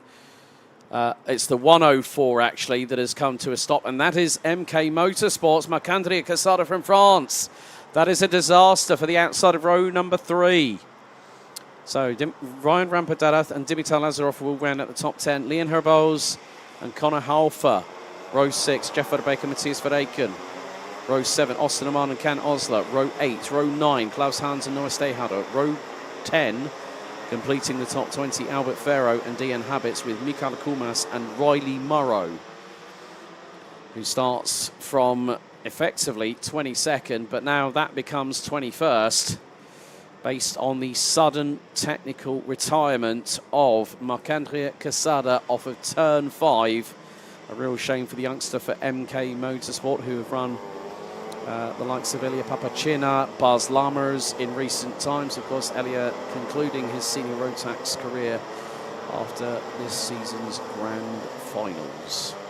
It took place at Sarno, celebrating 25 years, 25 years of the grand finals. Of course, we've had 24.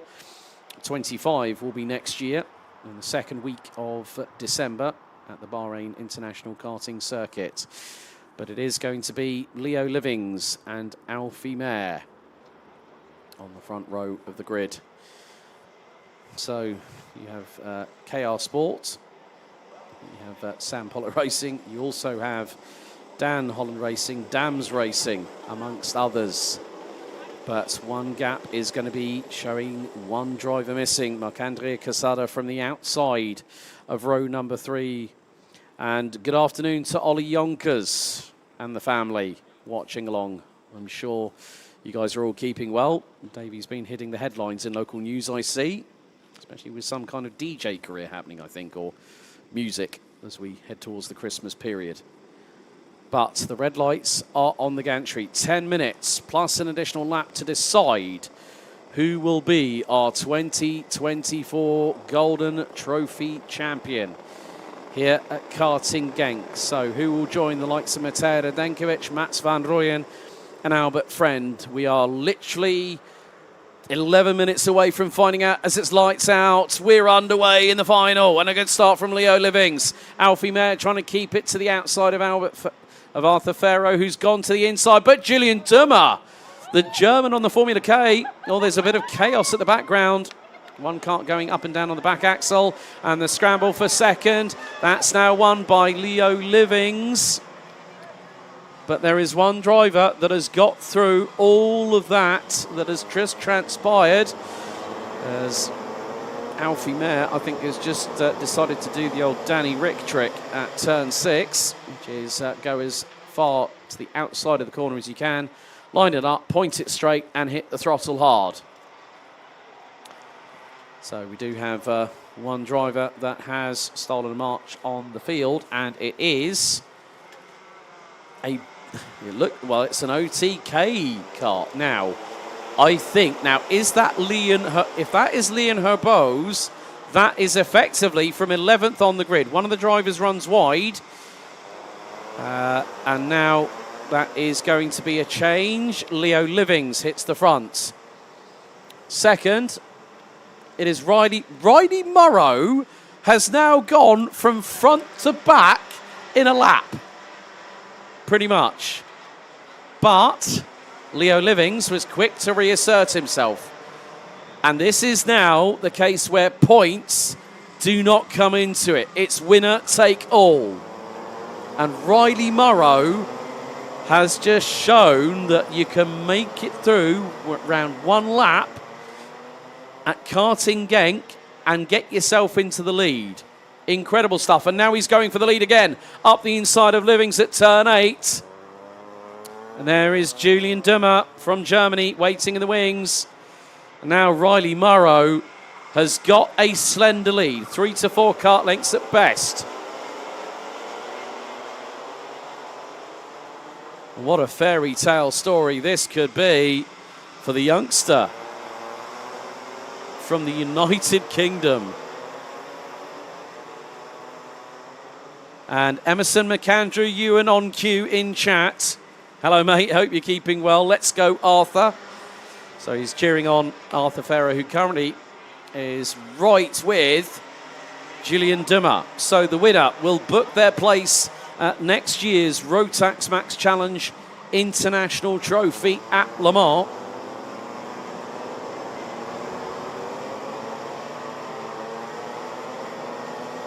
And that takes place between the 15th to the 19th of July. Can Osler looks to have retired, as I saw a Tony kart being pulled away from the marshal post off of turn number 7. Second place will pick up a free entry to a race of their choice for the 2025 B&L Karting Series season.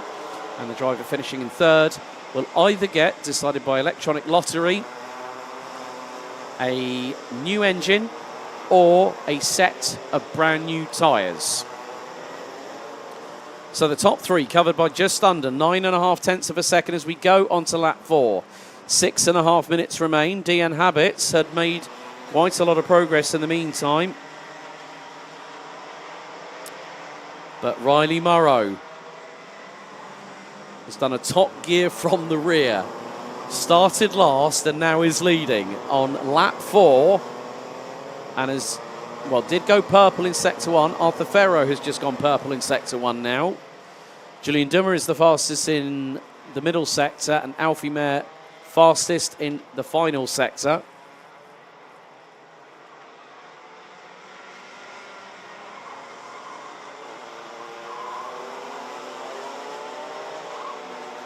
And you can see that dry line now. We're really motoring. But the thing is, Riley Morrow has done, I think, probably one of the, if you wanted a Cinderella story, right, 1:11, mechanical black flag. Mikhail Kumas is going to be the third retiree from this mini and mini rookie final. And, well, would you believe this? In the meantime, Alfie Mayer has moved, well, has dropped down to 8th place. Austin Oman, in the meantime, is now up 9 spots from 15th on the grid and leads mini rookie.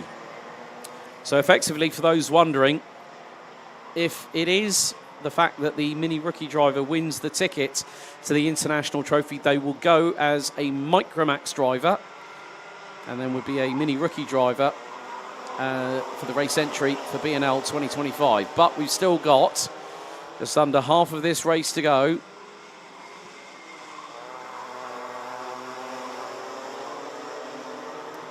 And Riley Morrow still continues to lead. 5-second time penalty, and it's gone to the race leader. Riley Morrow's fairy tale story has just been dealt more than a bump in the road. So I'm waiting for confirmation on whether that was forcing another driver off track. Possibility could be all 4 wheels out of the tram lines. That is a 5-second penalty. Could be causing a collision.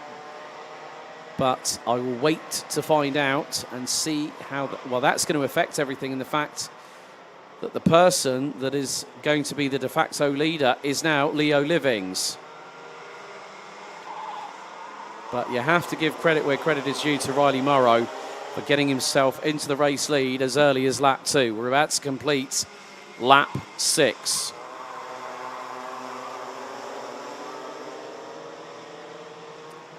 And at the way things are standing, well, fastest lap of the race, Jeff Verbeek, who rounds out the top 5 behind Arthur Farrow.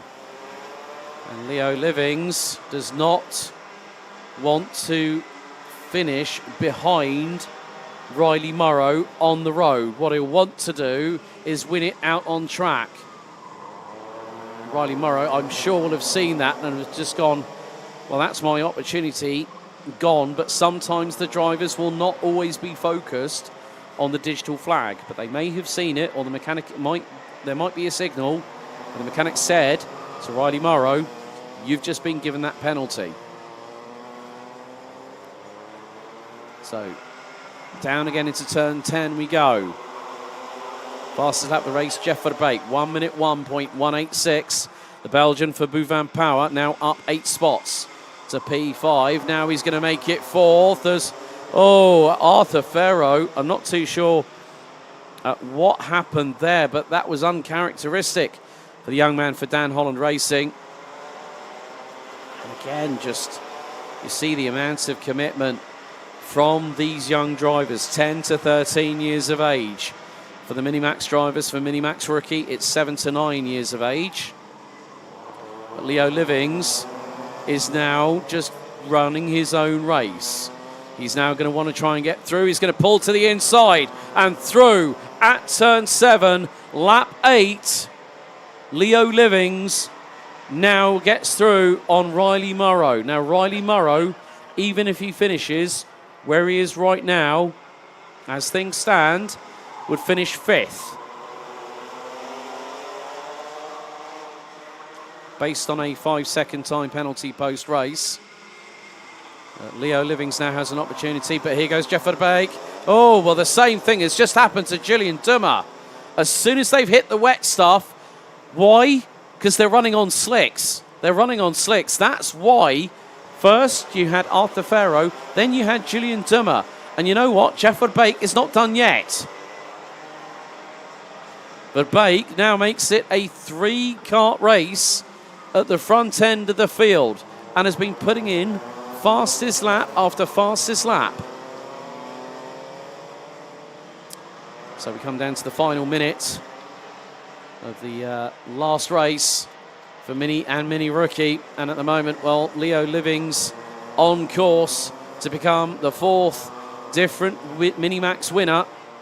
And Austin Oman will effectively become the first driver as a Mini Rookie to take the Golden Trophy top honour. We now come down to our penultimate lap of this race. Lap 9 completed, 2 to go. Livings leading by next to nothing. 2/10 cover the top 3.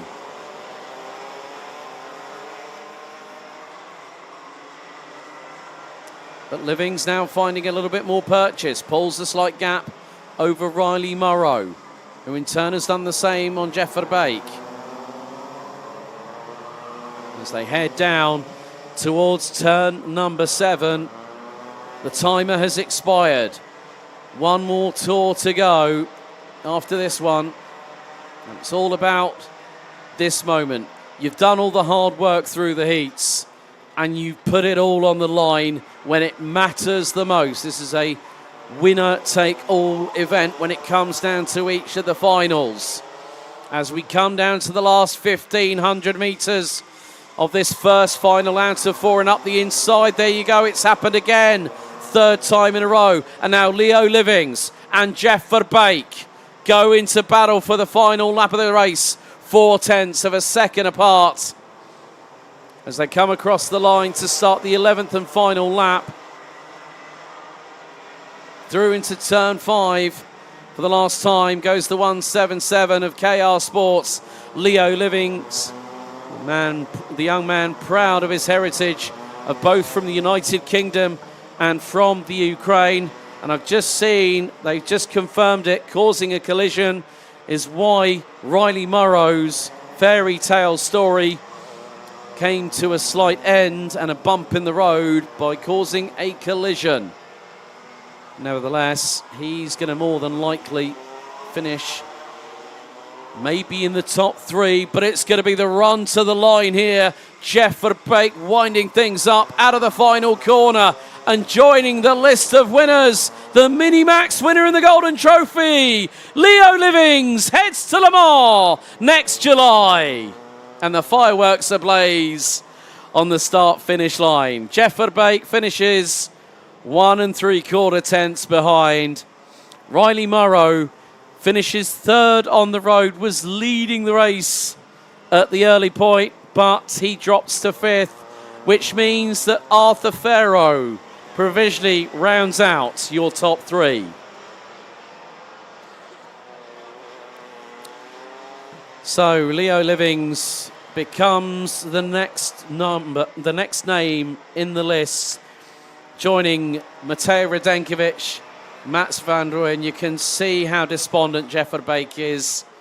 He knew it was so close. He's going to get an opportunity to come to one of the races for the B&L Karting Series in 2025. And Arthur Farrow, you're going to get the first lottery of the weekend, whether you get a set of tyres or a new engine. Julian Dummer takes fourth, head of Riley Morrow. Austin Aman, Connor Halfer, Ryan Rampadarath. Austin Aman wins for Mini Rookie. Ryan Rampadarath second in Mini Rookie. In eighth, head of Tren van Melk and Klaus Hans, who rounds out the top 10. Tristan Abeels rounds out the top three in Mini Rookie, provisionally ahead of Dimitar Lazarov. Mick Klinkers, Noah Stayhouder, Dayan Habits, Leon Herbos, and Albert Ferro round out the top. The 17 finishers. Alfie Mayer retires lap 9. Matthias Verreken, Mikael Kumas, and Can Osler out at stages in the race, with Mercantilia Casada unfortunately unable to take the start.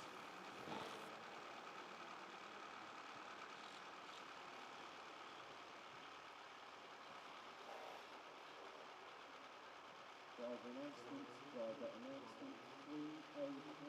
See Rotax plus entrance to stewards immediately. 303. See Rotax plus entrance to stewards immediately. Thank you.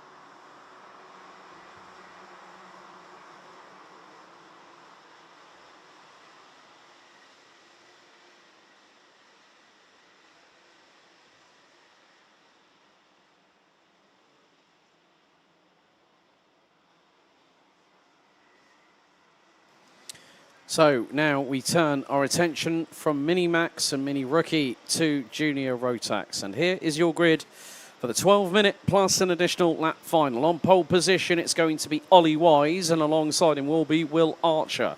Cameron Nelson and Albie Lapper lock out the top 2 rows for the Brits. Ryan Gandor and Tom Reger, the next 2 nationalities, Canada and Germany. Mate Kobayhidze, joined by Albert Friend on row 4, with Germany's Maxime Becker and Belgium's Lars Lambers rounding out the top 10. It's the Netherlands and France on row 6, with Boris Verhaag joined by Liam Hallot. And then we've got Vince van der Hullen and Ethan Griffiths rounding out row number 7. AJ Bergdorf and Erin Unoldogan rounding out row 8. Leblé Maxence and Bran van der Weyken next up on row 9, with Lenny Hobiolagash and Archie Lovett completing the top 20. Rounding out the 25-strong grid will be Len Abbas, Theo Giluto, Lieke van Berkel, Sebastian Brand and Emir Siedkowska rounding out the 25-strong grid. We are running a little bit slightly behind schedule. Right, 2:06. Tom Reger, the Energy Corsa chassis driver, has just gone off, and that was on the approach into turn 10. So Tom Reger has got to literally fly around the circuit to catch up with everybody else. Or has there been a problem? That's the more indicative thing. And Tom Reger is motoring on. Now the field is slowing. They're coming through into turn 9, so this might give... Yeah, Tom Reger's absolutely flooring it, going through out of turn 5 and into 6. So they're coming through towards turn number 10. So this might give enough time for Tom Reger to take his position alongside Canada's Ryan Gandor in the 214 purple, silver and white liveried Cosmic chassis from KR Sport.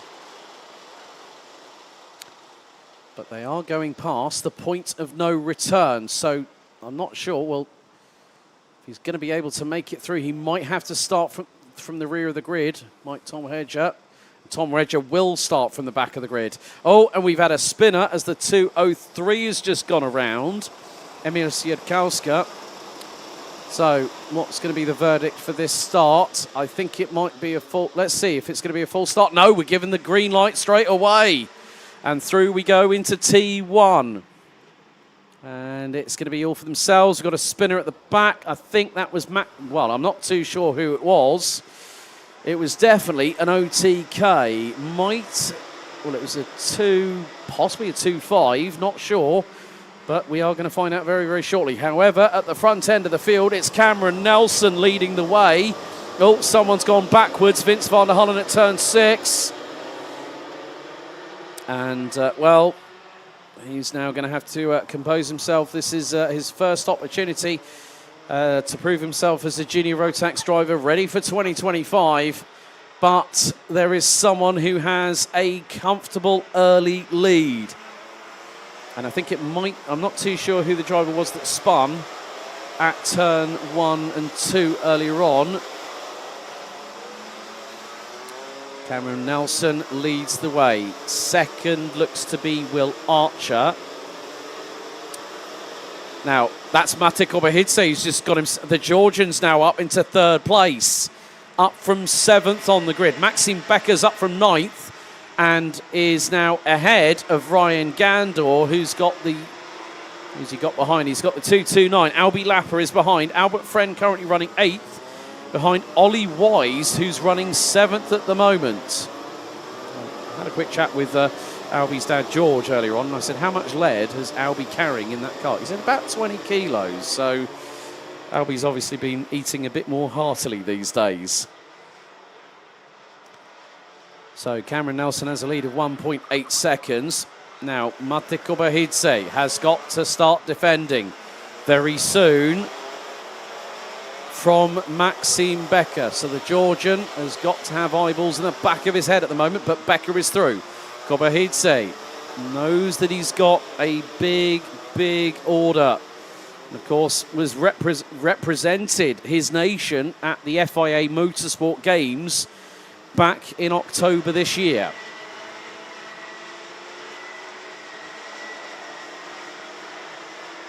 And in the meantime, well, Albi Lapper has got through on Ryan Gandor and has dropped the Canadian into the wilderness behind him. So I'm wondering if that might be Lars Lambers behind the Canadian. Albert Friend now currently running 9th, ahead of Bran van der Weyken. And with that, the floodlights are on here at Karting Genk. We have got a black and white warning flag. Looks to be for Le Bleu Maxence, the 208, currently running in 21st position.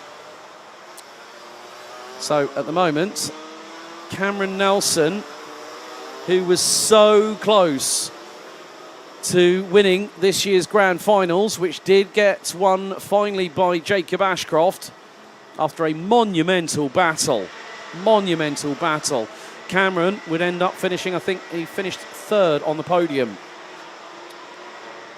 this year in at the Circuito Internazionale Napoli in Sarno. Mate Kobahidze is keeping close proximity. Now we're talking. The lap times are really coming in because Kobahidze was last time around the fastest of anybody, 59.790. He was 0.2 quicker than Maxime Becker. Becker's just gone purple sector 1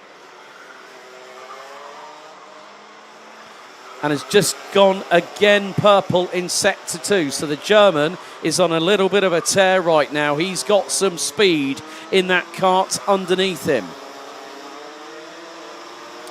And starting to pull a little bit of a gap between himself and Mate Kobahidze. 2.9 seconds is the lead between Cameron Nelson and Will Archer. Maxime Becker, new fastest lap. Get this, 58.693 for the 255. And he's now over he's 0.8 ahead of Mate Kobahidze. But of course, every result that I've called today has been provisional, pending technical and sporting checks post-session. So, which is why we have had drivers being called to our stewards panel. Our 3 stewards from the RACB, the Royal Automobile Club of Belgium, the resident ASN, but side by side between Ollie Wise and Lars Lambers. Oh, Ollie Wise definitely was there for a bit of a dust up, and he had his elbows out, sharpened like razor blades, ready to go through. Right, 5-second penalty goes to 291.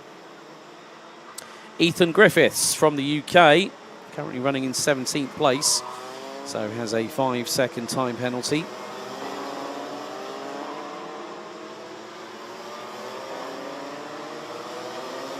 There were 6.5 minutes to go. Maxime Becker is not settling. He's not settling for 3rd.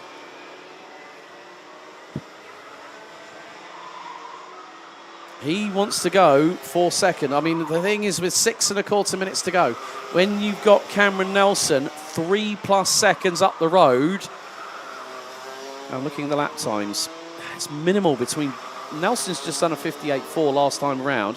He's crossed the line, just done a 58.0. New fastest lap by the leader. So Will Archer, 58.6. Maxime Becker, 58.5. And Becker's just gone round the outside at turn 2. Becker thought, right, that's it. I'm done staying behind you. And yes, Emerson, Cameron is checking out. I had a chat with him actually earlier on when they finished one of their sessions. I think it was the free practice session from yesterday, and he just said, yeah, I was really, really gutted how it went in Sarno. I said, but there's always a next time. And you know what? He's sending a message to every junior Rotax driver around the globe, out of all the drivers that compete in all of the Rotax Max challenges around this globe. All 4 corners, all 7 continents. And Cameron Nelson has a comfortable lead. 5 minutes to go. And you know what? I think that there is a bit more speed from Mate Kobahidze. He's through and up to P3. Now, there is an opportunity here for Mate Kobahidze to maybe get a little bit of distance between himself and go after Maxime Becker, because the Georgian has just gone and put it purple across, well, done and put the purple lap time in, 57.966. First one in this category this weekend at this point, when the track is pretty dry in comparison to what we had for qualifying this morning. Kobahidze has got some pace. So the 291 did get a 5-second penalty for push to pass, spotted by race control. The incident was reported, and race control have checked the footage, and the penalty has been assigned.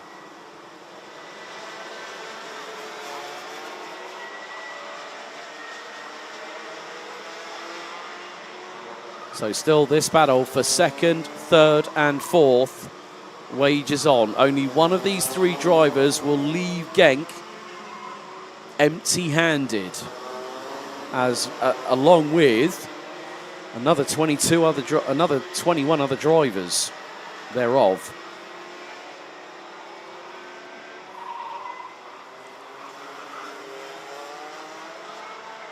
Nelson is on a flyer at the moment. He's just gone purple last time around, 57.671. Right, let's see. Is it going to be purple across the board again?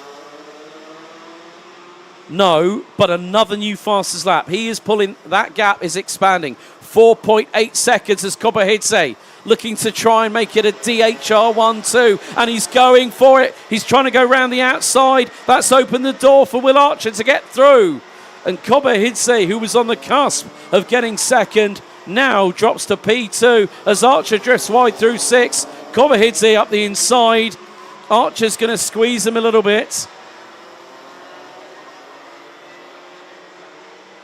That was so close for Mate Kobahidze there, the youngster from Georgia.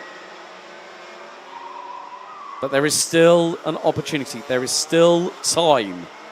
But that time is running out. We're fast approaching 10 minutes being completed. And Cameron Nelson does not have to worry about what's happening behind him. He can put it on cruise control and get home safely. Another mid-57 second lap time by Cameron Nelson, a 57.525. Out of the trio battling over second, third and fourth, Will Archer has just gone quickest, 57.9 for him, 58.57 for Kobahidze, 58.05 for Maxime Becker. But the thing is, one good thing a racing driver does, never give up. But we've got a yellow at turn 7. Yellow at turn 7. And I think I do spot possibility of a driver that has unfortunately retired from the race. Looks like Theo Guillotot is out of the competition. And the French driver not going to make it to the end, I'm afraid. But we have just a handful of laps to go. Maxime Becker in the slipstream with Will Archer through on the inside at turn 2. And then Kobahidze strikes as well. Archer does the old switchback and gets through. But Kobahidze not giving up without a fight. I spoke to his dad Vako earlier on and I said, well, if Mate gets the podium, will you be happy? He says, yes, but I want him to go out there and win. Well, that's what his eyes said to me. You know, the words say one thing, the body language and the eyes, they say that the eyes are the window to the soul, and they do tell a little bit more of the story. And Vako's very, very proud of what Mate has achieved, not just racing the Baltics, but also racing outside of Eastern Europe and being here in continental Europe. It's a very, very great learning ground for any driver. But we do have 2 laps to go. Cameron Nelson is 7.17 seconds up the road. And now, well, Will Archer has fallen a little bit further back. He's the second behind Mate Kobahidze because the battle for the runner-up step on the rostrum is heating up. second and third going through turn 5 and now into turn 6. Goldschmidt dives to the inside and he's through. Great work there by Mate Goldschmidt to put one up the inside of Maxim Becker from Germany and take second place away in the dying stages of the race. He's got to hang on for a lap and a bit, but Becker is going to bring the fight to the 2:44. But Cameron Nelson starts the last lap of the junior final in the Golden Trophy. Goldschmidt defends from Becker coming out of the final turn. Archer is hoping something might happen, and he's just said to Mate Goldschmidt, don't fight me. You can't do that on the last lap, I'm afraid, Mate. And through goes Maxime Becker. But if Goldschmidt stays with Becker down the Europolon and fires it through at turn 7, this could be a welcome way for Dan Holland Racing to secure another prestigious event. Of course, they've got a Rotax, a B&L Karting Series champion, and also a Grand Finals champion in the form of Jacob Ashcroft. And corners are fast ticking away, but we have to concentrate on the man not just representing the United Kingdom, but from South Wales. Cameron Nelson goes to Le Mans in 2025. Stone's throw from part of my family who are based in Penarth, just outside of Cardiff. Small world, Mr. Baudet. Cameron Nelson joins a prestigious list of drivers. He joins Lewis Gilbert, Bruno Mulders, Austin Lee, and Toms Streller. Well done. I'm sure that the family in South Wales are shouting the walls down right now, Cameron. You've earned that, mate, on merit. Well done. Maxime Becker and Mate Goldschmidt are your provisional top 3. With Will Archer, well, for the driver in the 261, it was close, but he has to end up finishing in 4th. Albie Lapper in 5th, ahead of Lars Lambers. Ollie Wise, Bran van der Weyken makes up 10 spots to finish 8th. Albert Friend on his junior Rotax debut in Europe finishes 9th, ahead of Canada's Ryan Gandor. Liam Hallor, Len Abbas, Archie Lovett, Ethan Griffiths, Tom Herger, Lenny Robio-Lagash, AJ Bergeraff, Vince van der Hollen, Boris Verhaag, Lieke van Berkel, Eden Unlodogan, Leblé Maxence, Sebastian Brandt, and Emil Siedkowska round out the 14 strong. Griffiths drops to 17th in the amended results, with Theo Giloto unfortunately retiring on lap number 9. But Cameron Nelson wins the Golden Trophy in juniors in 2024.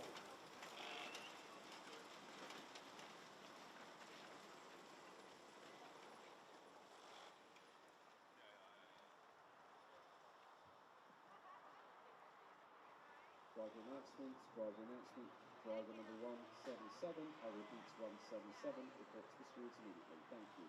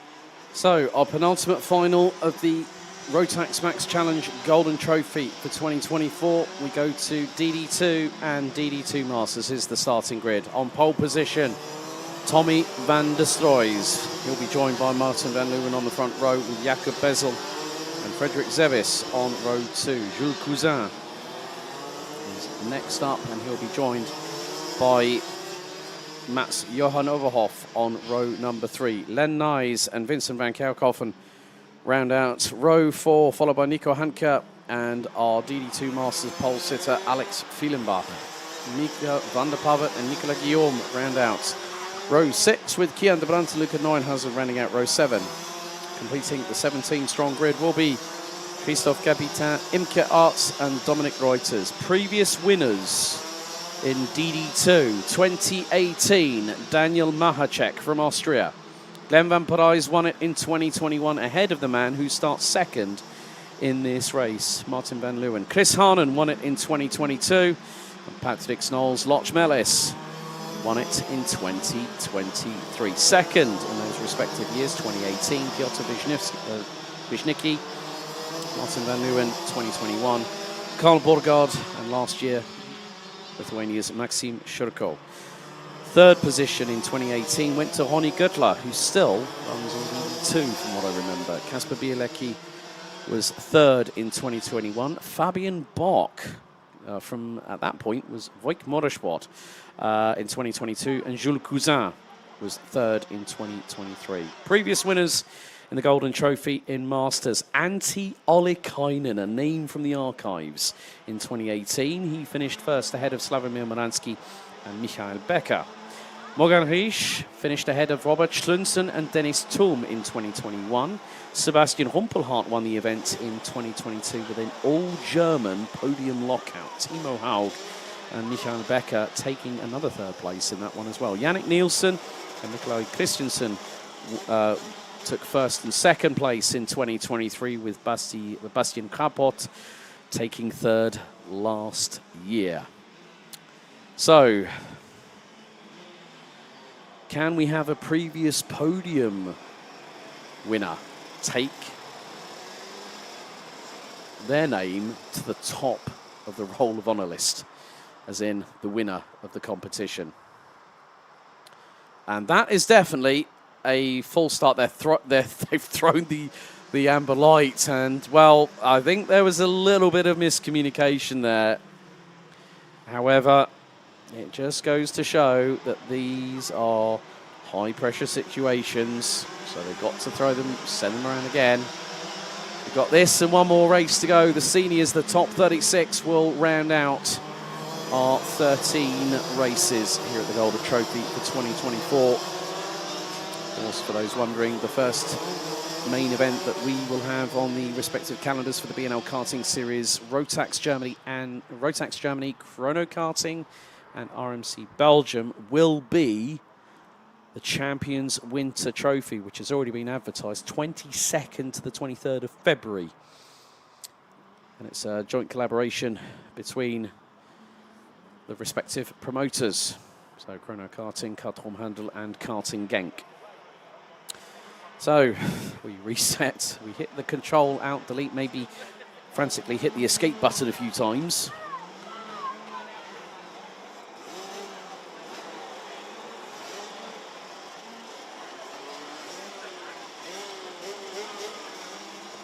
So the fireworks will be on standby for once the winner crosses the line after 12 minutes plus an additional lap of racing. We've seen the pace increase on every single class. Now we're going to see DD2 and DD2 Masters go into battle big time here at the home of champions.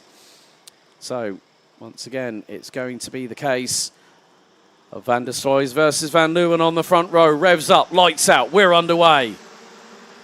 And to the outside tries to go Frederik Zevis, but you can just see a little bit of hit into the side of Jakob Bezel. I think that was from the 401 from Martin van Leeuwen as they all make their way through into turn number 6. down the European. They go for the first time of asking.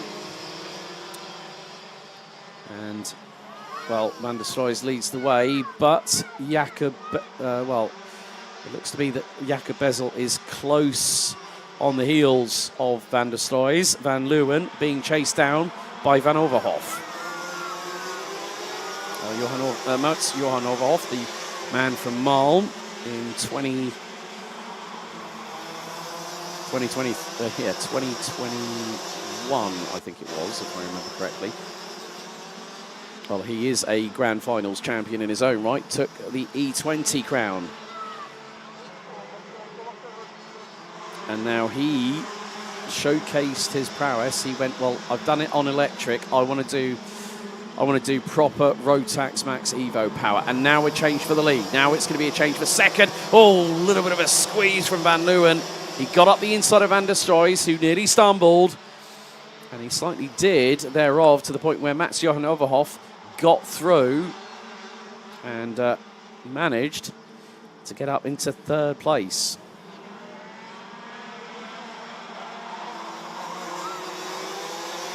Now the fight really starts in earnest, because everyone wants to book their place at Le Mans this year.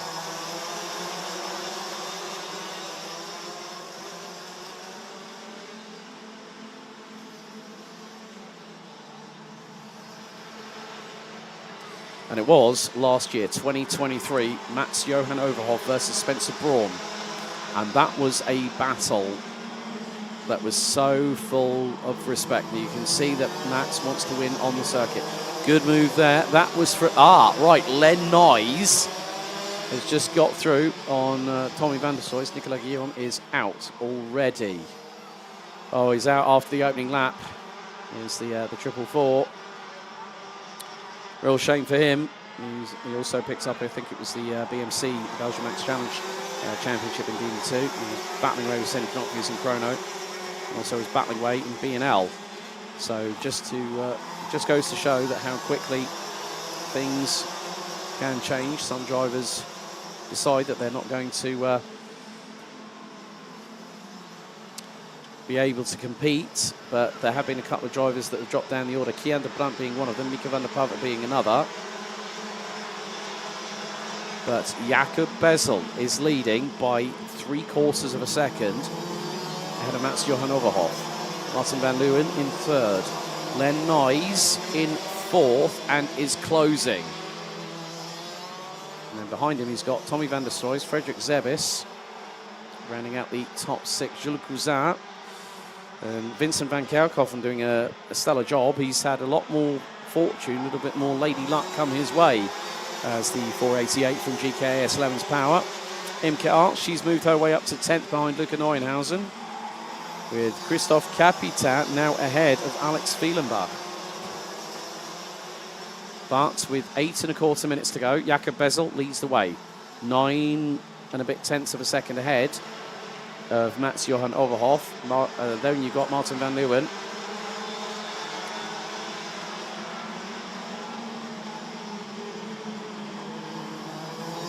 Closing in on him, but Len Nyes has an opportunity for a potential podium.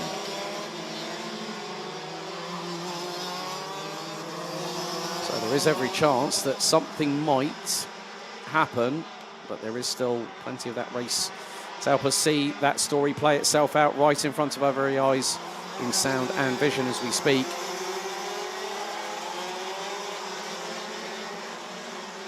So 7 minutes and 25 seconds, and now the gap between first and second, it was 9.97 of a second. We have got a 5-second penalty going to 4:04, Dominic Reuters. Second now goes the way of Martin van Leeuwen from the Netherlands. He gets through on Mats Johan Overhoff. Len Nyes waiting the wings and now dives up the inside of the 4:03. Man from Marl in Western Germany.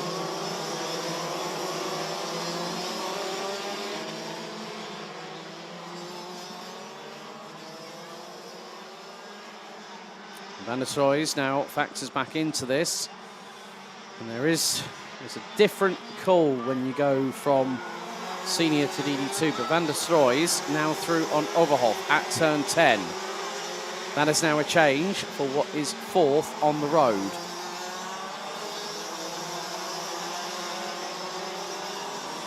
But there has been a slight touch between, not too sure who that was that Frederick Zebis? Maybe involved, not 100% sure. It could be a little bit further back. Well, Luca Neuenhausen might have been between Luca Neuenhausen and maybe Imke Arts. Didn't really, it might have been very much the case. And Arts got through. So halfway through the race, we still have the seniors after this one to close out the 2024 Rotax Max Challenge Golden Trophy. And a big thank you to all the teams, all the drivers, all the families, parents, mechanics that have been a part of what Karting Genk has organised this year in terms of the B&L Karting Series and the Rotax Belgian Max Challenge for 2024. Of course, we're looking forward to being back with you in 2025, starting the Champions Winner Trophy in late February of next year. Jakob Bezel leads and comfortably. He's definitely found another gear. He might have found third, not second. But these are only 2-speed gearbox driven karts. So unlike a traditional shifter kart, this also provide, you look at the people that have come through and that have raced in DD2 over the years at grand finals.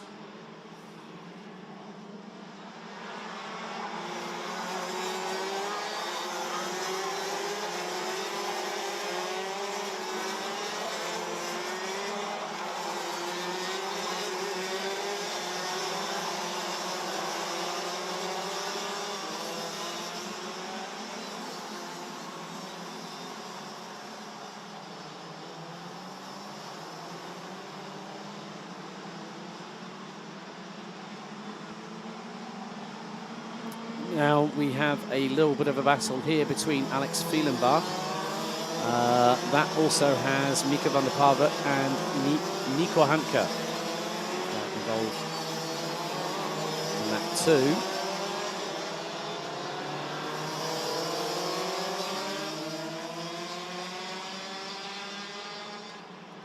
But still things are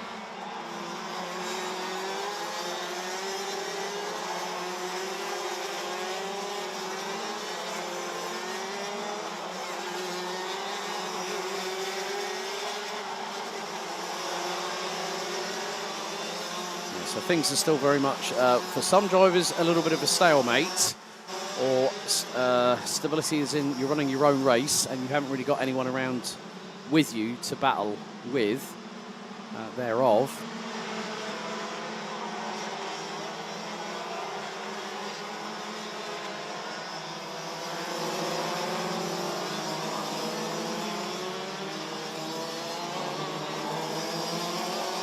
There's also the battle between Christoph Capitan, Dominic Reuters and Luca Neuenhausen.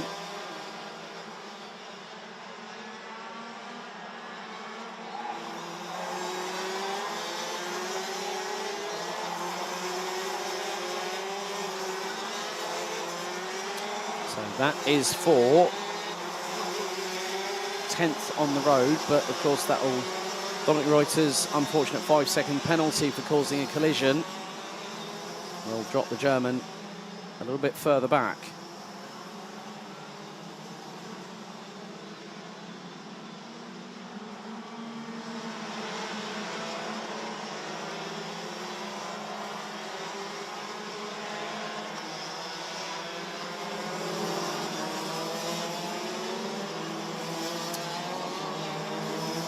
But with the time fast counting down, yeah, previous drivers that have gone on to bigger things. Daniel Murad from Canada, who won in Italy in 2010, now a Works Mercedes AMG driver in GT3, with the likes of Mara Engel and Lucas Auer, to name just a couple of drivers.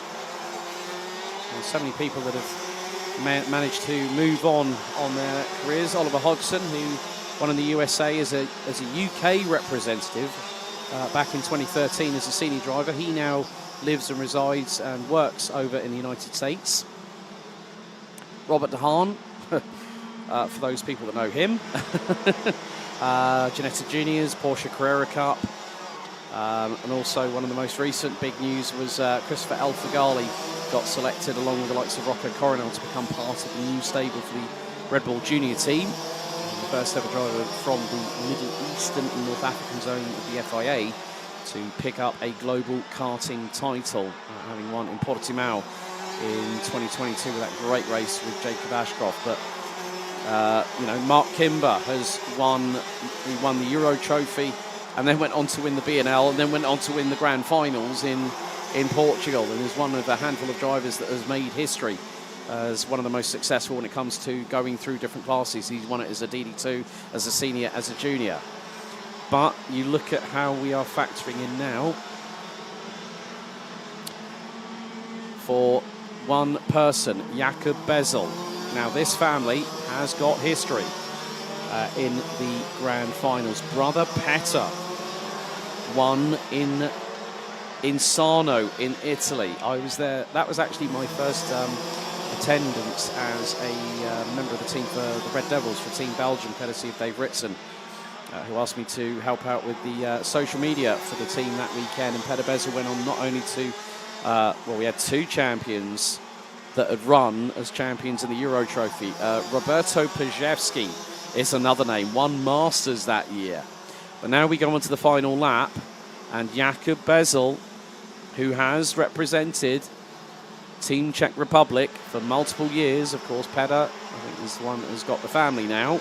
So he's a family man, whereas Jakob's still able to pursue his racing exploits, is now making his way up towards turn 7 at the Europalan for the 14th and final time. And the lap times reflect how much evolution we've had.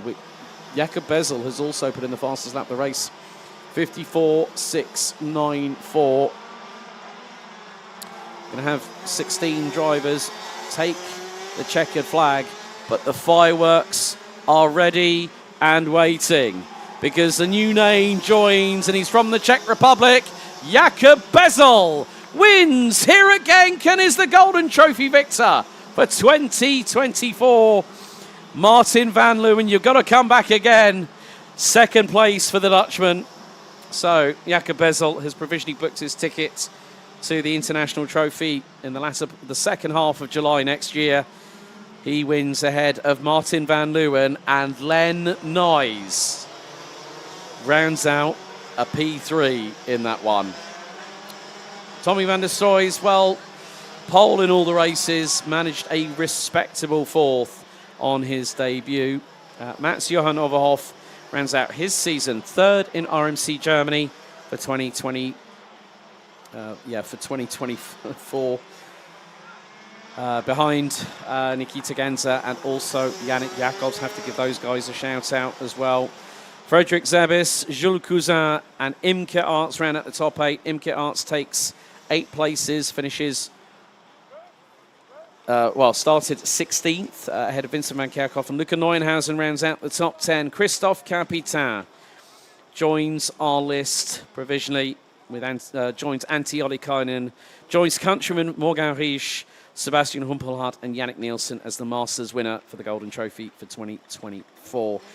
Mika van der Pava, 12th, Nico Handke, 13th, ahead of Kian de Brandt, Alex Fielenbach and Dominic Reuters rounding out the finishing order. Reuters copping 2 penalties after that one, with Nicolas Guillaume retiring after the opening lap. Next up, the last race of the event, the top 36 Senior Rotax Final.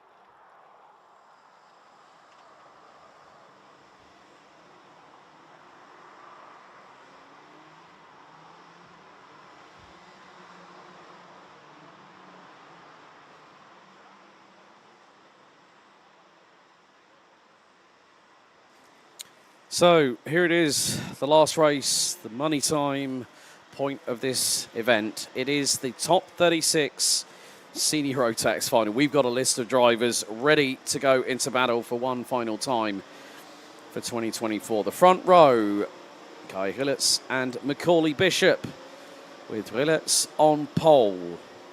Thijs van Wijk and Matthias Turlo, row 2. Oakley Pryor, Lawrence Herbos, row 3. Tom Langlois and Tino Sidler, row 4. Knud Nielsen, Jort van Wijk round out the top 10. Great showing for Jort van Wijk despite a difficult qualifying yesterday evening. Matthias Marschalt and Kai Veach ran out row 6. Devian Horst and Sverre Ubben, row 7. Tay Stevens, Charlie Smith, Rafael Moreau, Mario Sidler and Lado Kohenidze with Sebastian Koch round out the top 20. Completing the 36 strong are Krit Knoren, Archie Buttle, Manolo Sendan, Lloyd Hare, Leblib Bastien, Jack West, Tino Potier, Jay Zerveld, Enes de Mercaya, Sasha M, Lex Quintons, Robbie Stodder, Alex M, Kaz Boshouse, Oscar Guccio, bringing up the 36th and final capacity spot on the grid, Rein van der Meer from the Netherlands.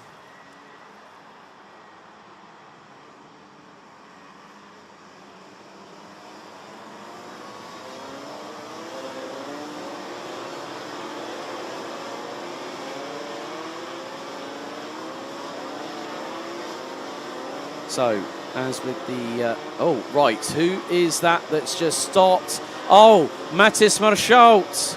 Matthias Marschalt, who was due to start 11th. Oh, has the chain come off? Oh, he's frantic. Oh, he's moving the chain guard. Moving the chain guard. I don't... Oh, no. Such a shame for the youngster from Belgium. 16 years of age. Was frantically trying to get the chain guard up so he could get clearance to put the chain back on, and the marshal has pulled the car off to the side, so that is a real shame. And there's going to be a gap on the inside of row 6. Heartbreak for the birthday boy earlier on this week. Just turned 16 now. The battle lines have been drawn, but the war is going to start very fast, very quickly, and it's going to be frantic.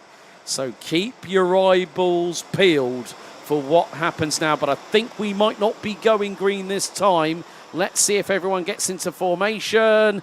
Right, lights on, revs up, we are underway.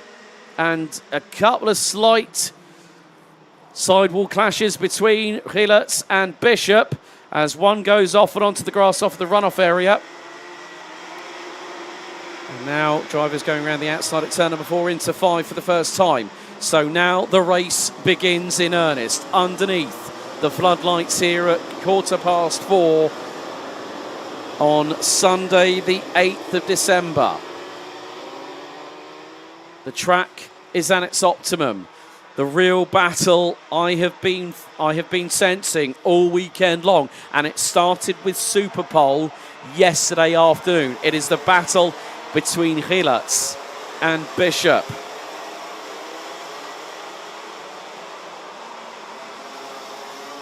And Hillets has got some waft with him on that OTK.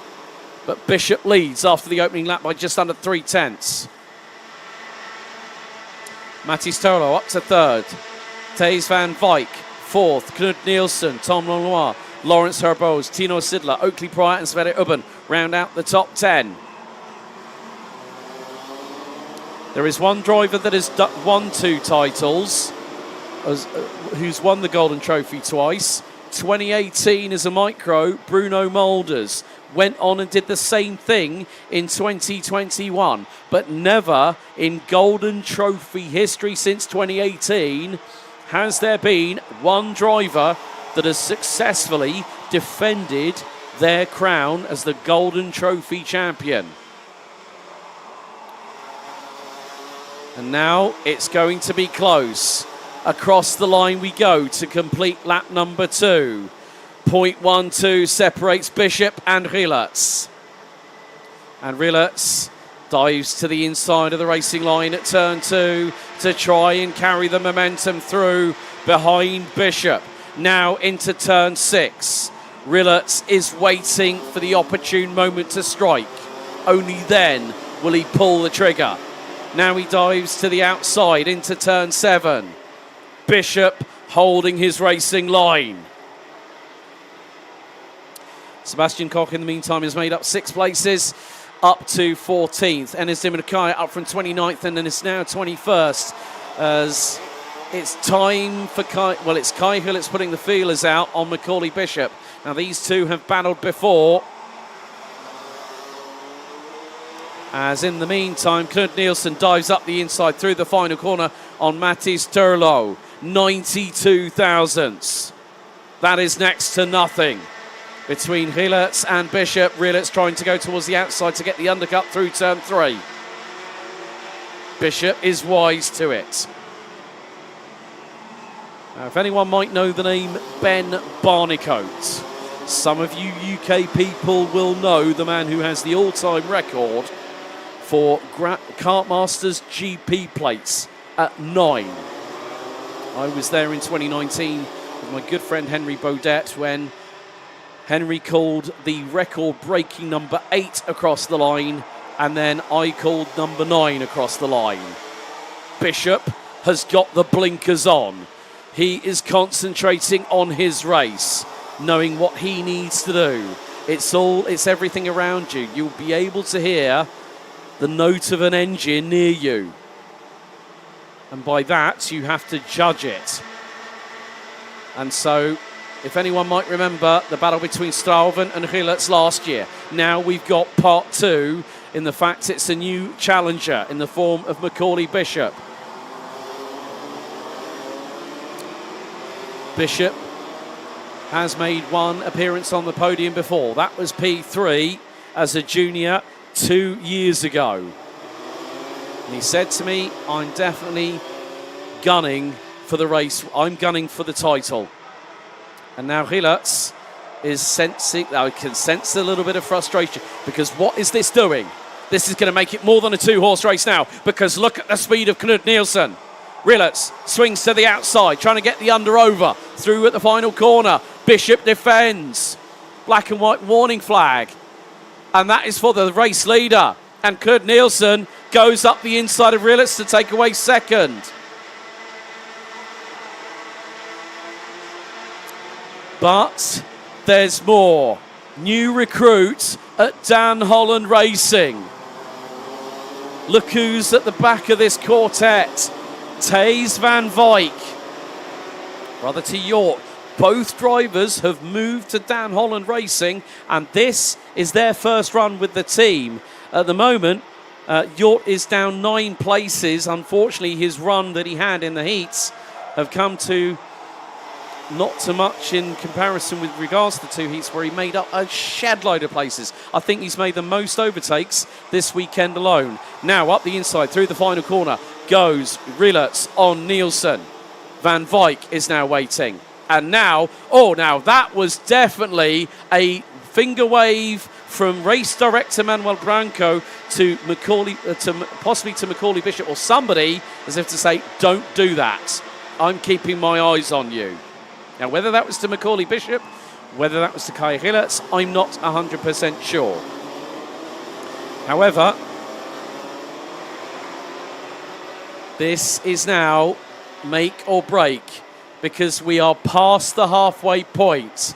And at this juncture, Jort van Wyk, who is... Mattis Turlo has thrown his hand into the ring. He's just got through on Kai Rillerts. And with just over 5.5 minutes to go, Bishop, look at his lead. It was only going to take one moment in this race for one person to stride away. And now it's gone in the favour of Bishop. Rillerts is having to fight tooth and nail, and then there's a coming together between Mattis Turlo and Thijs van Wyk. And there is Sverre Ubben round the outside of who was that? Oakley Pryor he just did a number on. And Pryor has just had, there we go. Stars and Stripes in full effect. Charlie Smith dives up the inside of Oakley Pryor, and I think that was at turn 6. got the move done to the man from America. And we got a yellow flag heading into turn 10, so no overtaking. Oh, someone's rearranged the barriers. So someone's gone through the foam barriers off of turn number 10 by the grandstand. I'm not too sure who that is. But if it requires a potential clean-up where the marshals need to move on, if there is a a full course yellow implemented, but that is at the discretion of race control. Now, Kai Hillatz finds himself 3.6 seconds behind. So Lawrence Herboz and Mario Sidler, I've seen lap 6. They've effectively been shown the blue square of doom alongside them on the live timing.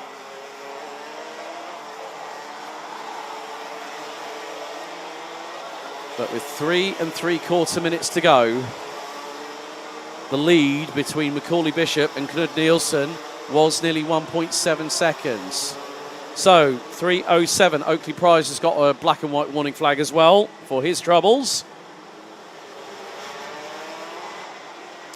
And Matthijs Tolo, after that incident with Thijs van Wijk, has dropped down outside of the top 15. Don't tell me Matthijs Tolo has dropped out of this race. He has. He was in contention. So has Rafael Moreau in the number 311. And that's off of T7. And we've got someone with a noisy exhaust. That is going to call a mechanical black flag for somebody out on circuit. So now, in the meantime, Kai Hillatz now finds himself with an opportunity to close in. So with 2 3/4 minutes to go, first it's Bishop, second it's Nielsen. Hillatz now back up to P3 and starting to start the chase. Because the beginning of the race started one chapter. Now we're into the business end of this race, not only of this 13th and final race, but this competition. So what Tom Longnoir needs to do is not fight with Kai Hillatz, go along with. But that's a bit more easier said than done.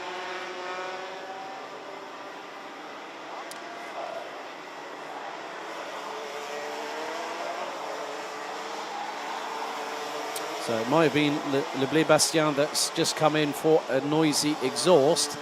Didn't see the mechanical black flag, or the meatball flag, being shown on the digital display just by the start-finish straight. But Macaulay Bishop, look, I'm going to be honest here. Everyone apart from 2023 has been a Brit that has won this. So Mark Kimber, 2018. 2021, Kai Hunter.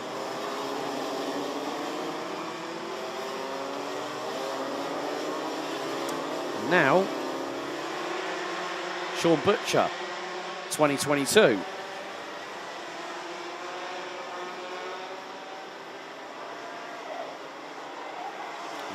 With Hillatz winning it last year. So we are down to 30 runners and riders. We're into the final 60 seconds. And Macaulay Bishop is striding away in the distance. His gap, his lead is about 1.6 seconds as things stand. It's now 1.8. Kai Hillatz has just put in the fastest lap of this race, 55.074.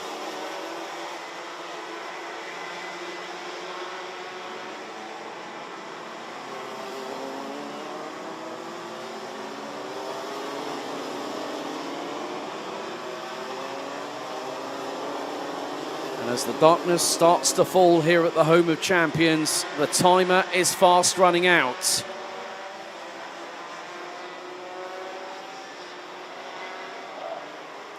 The double was potentially on for that man in third place, Kai Hillatz, but it was not meant to be.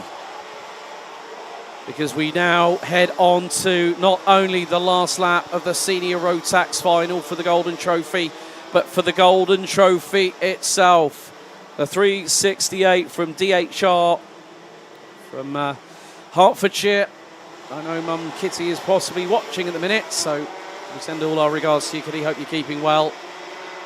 And there's a lead of nearly 1.8 seconds.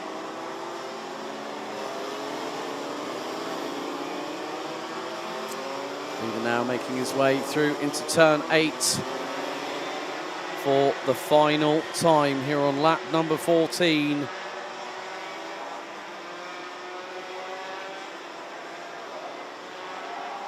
But under the floodlights here in Limburg, the fireworks are primed and ready for one final time.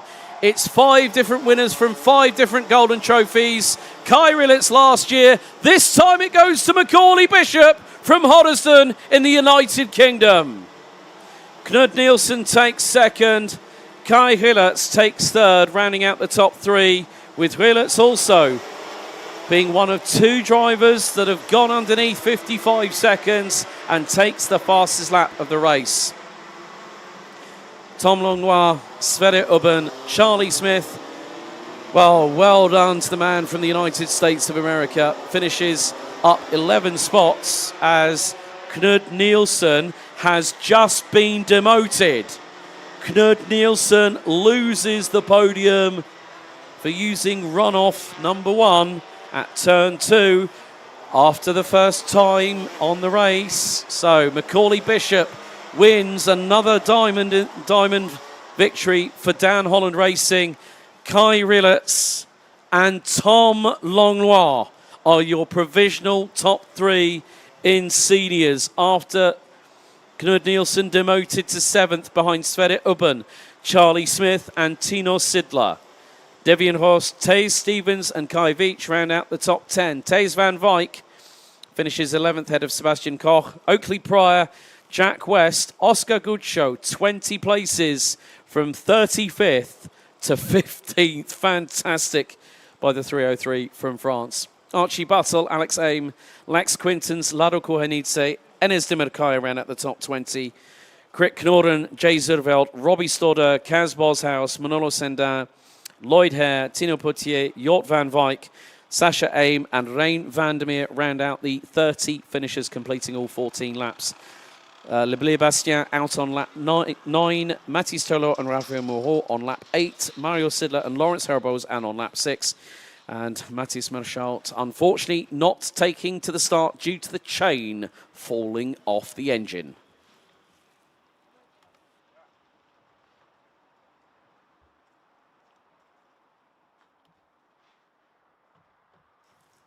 Well, that concludes the season of racing here at Karting Genk, the home of champions, with the 2024 Rotax Max Challenge Golden Trophy. A big thank you to all the teams, drivers, parents, family members, mechanics, and all the support staff that have come here this weekend. Congratulations to all our respective winners who joined the honour roll list for the Golden Trophy's history. Also for those drivers that have made it to the podium, and a big thank you to everyone that has taken part. A few thank yous. We have to say a big thank you to Mike Wagner and his team at Camp Company GmbH for the live stream provision and also live timing, race control. We also have to say a big thank you to our Portuguese race director, Muito obrigado, Manuel Branco. Thank you very much for joining us this weekend. It's been a pleasure having you with us. A big thank you to the team of marshals here at Karting Genk, the ambulance crew, everyone else behind the scenes here at Karting Genk, the team at the Alicante Brasserie headed up by Patrick. Also, we have to say a big thank you to you all at home. Thank you so much for watching. Stay tuned to social media for both the B&L Karting Series and Rotax Belgium for forthcoming news and updates. Reference the forthcoming 2025 Champions Winter Trophy. And until then, we wish you all a very Merry Christmas and a Happy New Year. And we'll see you in 2025. Good night.